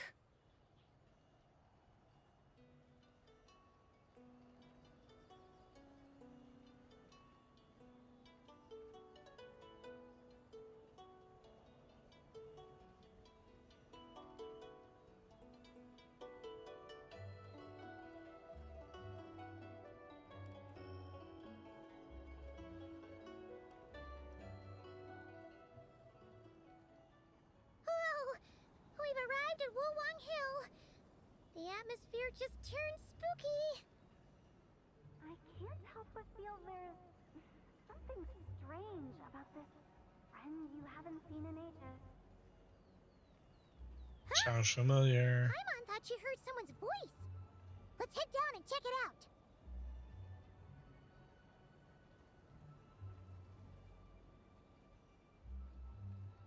I know that voice. I can't help but feel there's something strange about this friend you haven't seen in ages. Strange? Whatever do you mean? Her strangeness defies description. This Miss Zabai is a full-blown enigma, don't you think? I'm afraid I have no idea what you're talking about. Aren't you worried about sending her all the way to Yilong Wharf on her own to buy tea? What if she gets lost? Where there are people, there are paths. Now I'm the one with no clue what you're saying. She can ask for directions. And then what? She will meet strangers in unfamiliar lands, build friendships, part ways. Hers will be a long journey indeed. The further the journey, the more footprints one leaves behind. The deeper those footprints, the harder it is for time to erase them. Ah, so you want her to make new friends? I see. But from what you say, it sounds as though she's not from Liyue. I believe she was not, but perhaps she will be. You're sounding stranger by the second. Huh. Oh, over there. Oh, look who's here. Hu Tao! Zhongli! What are you doing here? Traveler, Paimon, fancy meeting in a place like this. Oh my, and Miss Zabai too. Sounds like fate to me. We were taking Zabai to buy some tea from Yilong Wharf. Zhongli sent her there, though she didn't even know the way, and... Oh, drat! We forgot the tea! Oh, Paimon knew we were forgetting something. Why didn't you say so earlier then? What's done is done. There's no need to dwell on it. Fresh tea grows with each passing year. Let fate deliver it as it wills. Exactly. You can get tea wherever you go. You're hardly running low now, are you? Paimon feels a lot better now that you've said that. Still, I'm a little confused. If you were buying tea, how did you end up all the way out here? We're taking Zabai on a sightseeing tour. We started at Liyue Harbor, stopped in at Yilong Wharf, went sightseeing around Xiaoying Village, made our way to Qingce Village, and now we're here. Wow, that is quite the itinerary. Yeah, actually, Paimon thinks it's about time we headed back. I'm here to pay my respects to my ancestors. My dear consultant kindly agreed to join me. It is Lantern Rite, after all. Adepti and ancestors should be venerated alike. Ancestors? Wait, could you be? Are you heir to the Wulwang Kid? Or perhaps the lone butterfly of the Crimson Flame? Whoa! Have you got all your memories back? Huh? Miss Zabai, you know about the Wangsheng funeral parlor and the 8 adepts? I happened to hear a storyteller expound on the sanctification of Tao Do. Lots of people know that story, sure, but very few can discern my family lineage from just a glance. Well, Zhongli, your friend here really is quite something. Unfortunately, there's no time to dally right now. We have a hill to climb. Perhaps once today is done, we can find time to chat over tea, recite poetry, and admire the moon? That would be wonderful, Director Who. Oh, and before we go, you've been traipsing around all day. I suggest you stop off at the Wangshu Inn on your way back for a good night's rest. Wouldn't do to exhaust yourselves, hmm? Don't mention it. All right, we'll take our leave now. See you later. Hotel's so thoughtful. Why don't we follow her advice and stay at the Wangshu Inn tonight? Sabai, you can see the whole of Dihua Marsh from up there. The view's amazing. Plus, you can sample Smiley Yinxiao's cooking. Wangshu, an intriguing name. It couldn't hurt to check it out. Awesome! Let's go!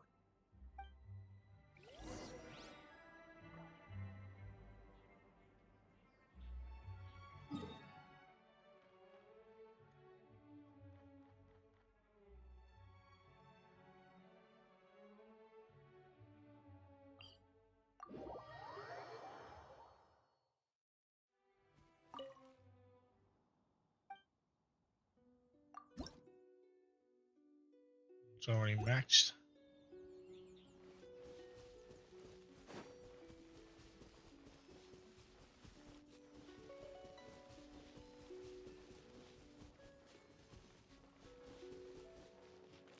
Let's dance.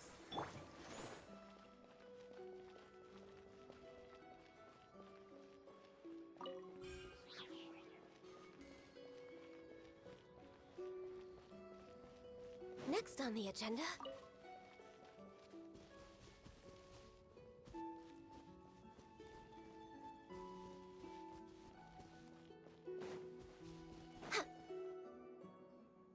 Is that towering structure Wangshu Inn? Sure is. We can take the lift up from over there.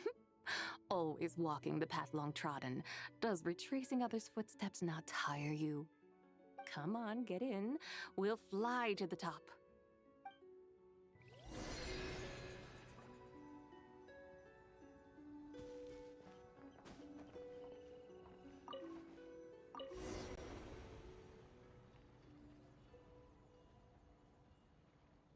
Are we really going to fly up to Wangshu Inn?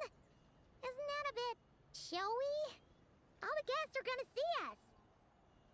Is that a bad thing? To be able to witness an Adeptus. This will surely add to the inn's appeal, not to mention the room prices. The owner will thank us. You seem to really like showing off your powers. This inn's architecture is incredible, and the surrounding countryside radiates a picturesque charm. No wonder the new proprietor of the Baiju guest house thinks he can't compete and has decided to change his own establishment's name. The new proprietor? Ah, you mean Lu Shengsheng's dad. So you know about that, too. Personally, Paimon thinks it should go with something like Rex's Rest. That's a contender's name if Paimon's ever heard one. A fitting name indeed. So you think the guest house should change its name, too? Paimon kinda thought you'd say something like, such sacrosanct traditions must never change. Time flows ever onward. Why should the rules of yesterday be carried forward into the world of tomorrow? The people of today should determine what is to be kept. Huh. You're not as old-fashioned and stuffy as Paimon thought. The years ebb and flow, seas recede to reveal fields. In the vastness of time, I am but a wild horse in a boundless sea of dust. Even Rex Lapis, having waded through the waters of the river of time, is not quite the same as before. Xiangli? What was he like before? That is another story for another time.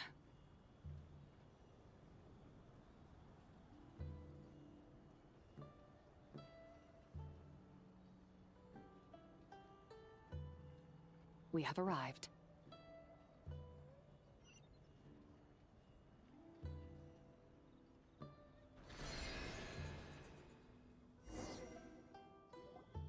Whew. This is the first time Paimon's ever flown up to Wangshu Inn on a chariot. Everything's so different when you're up high. Wangshu. Like moon lanterns and shell lanterns. Might it all be a coincidence? What's a coincidence? Do you not know what Wangshu means? Not bad. You're clearly much sharper than your diminutive companion. Wangshu can refer to the moon, but its original meaning is actually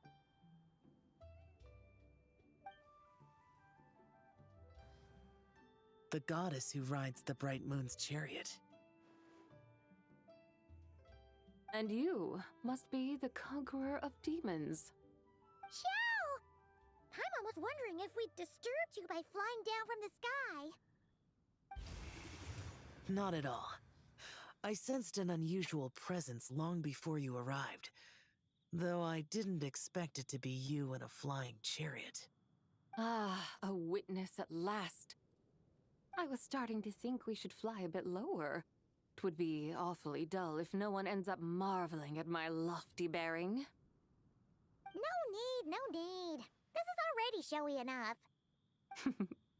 I'm not one to do good from the shadows, as Rex Lapis is wont to do. Then you must be... Nay, I'm only cosplaying as the White Horse Adeptus, in truth. Cosplaying? What's that? Ugh, ignore her nonsense. She's a genuine article. The one and only, completely authentic White Horse Adeptus. It's just... Xiao, did Zhongli say anything about her being a teensy bit... not quite right? Mental instability, perhaps? Did Zhongli tell you that? No, this is my own speculation. Well, you pretty much hit the nail on the head. It's like her brain's filled with a bunch of slimes right now. All gloopy and messy. There's a hot-tempered pyro slime, a math-obsessed hydro slime, and a mischievous little animo slime. But don't tell her Paimon said that, or she'll come and tell us all off. You white-haired rascal! Do you think I can't hear you? Uh-oh! We're in for it now! White Horse Adeptus. You must be wary from your journey. Why not take a rest? Oh, yes! You must be hungry, right, Sabai? How about we get some food? The chef here is incredible!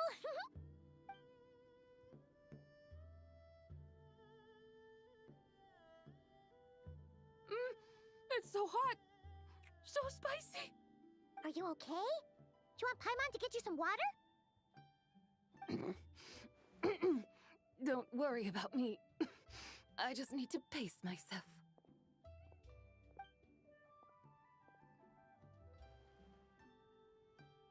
So, regarding your friend and her condition, does even the Lord of Geo have no solution? Zhongli said we should wait and she'll get better on her own.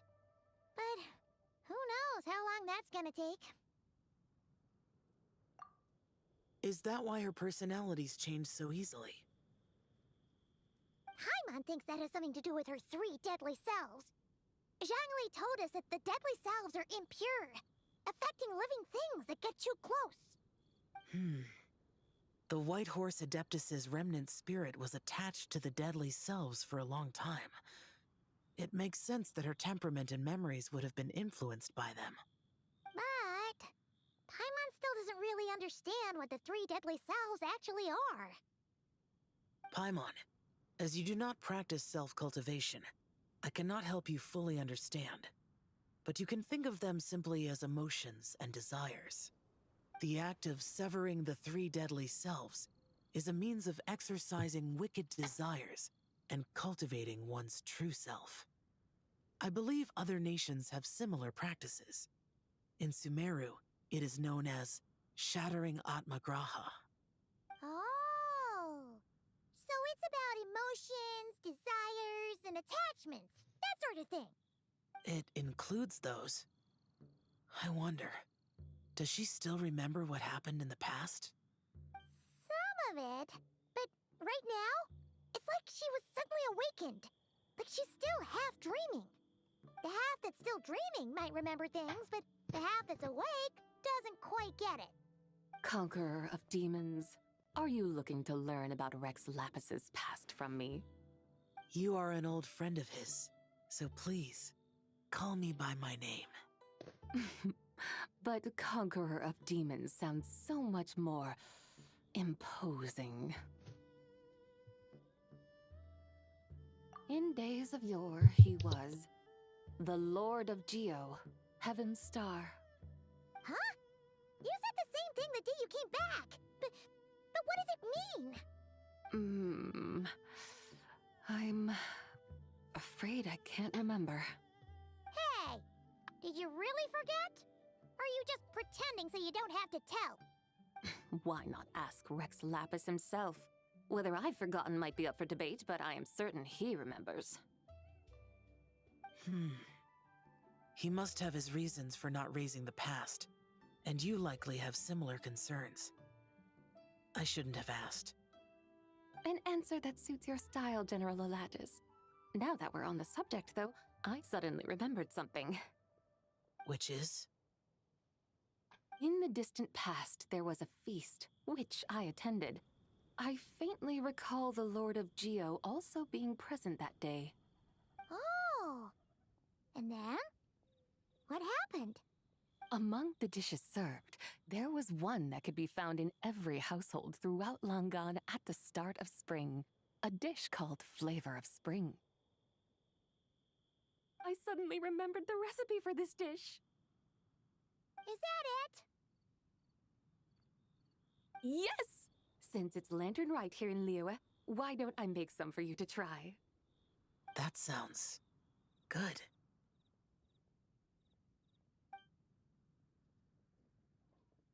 Wow!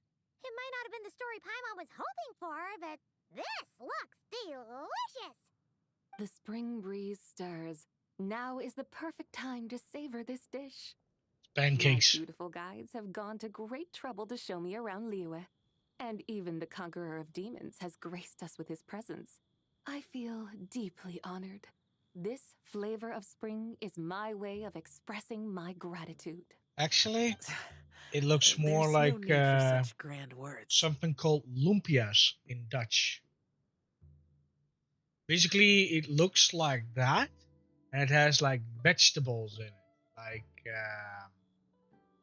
I don't know what to call it exactly, but there's like a vegetable roll in dough and then deep fried. And they call that a lumpia. Let me see if I can find it. Lumpia. There it is. That's what it looks like. And it kind of looks like that.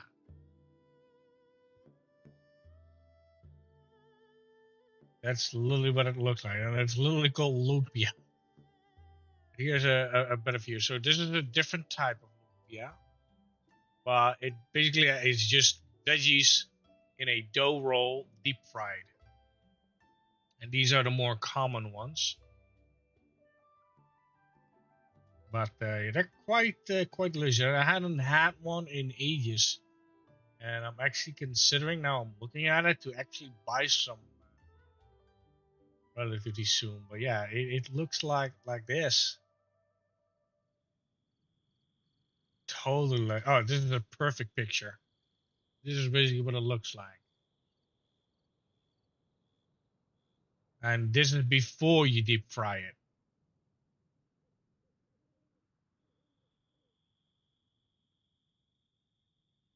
But yeah, it's absolutely delicious.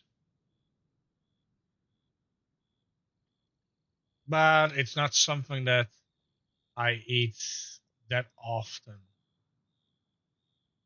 Some Chinese stands may sell it, but that's literally what it looks like. What's this? Hey! It's that broken jade token from the antiques exhibition!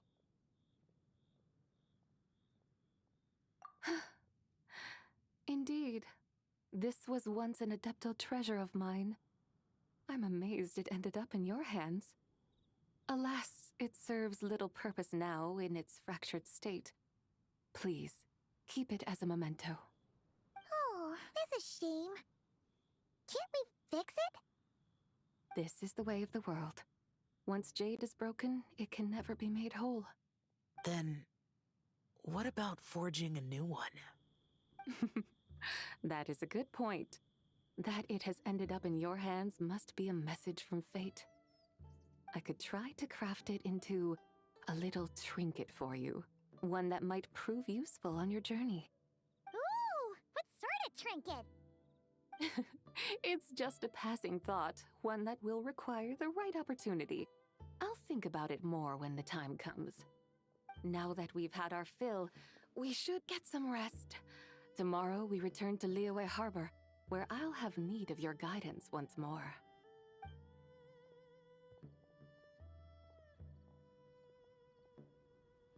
And the plates just disappeared, just like that.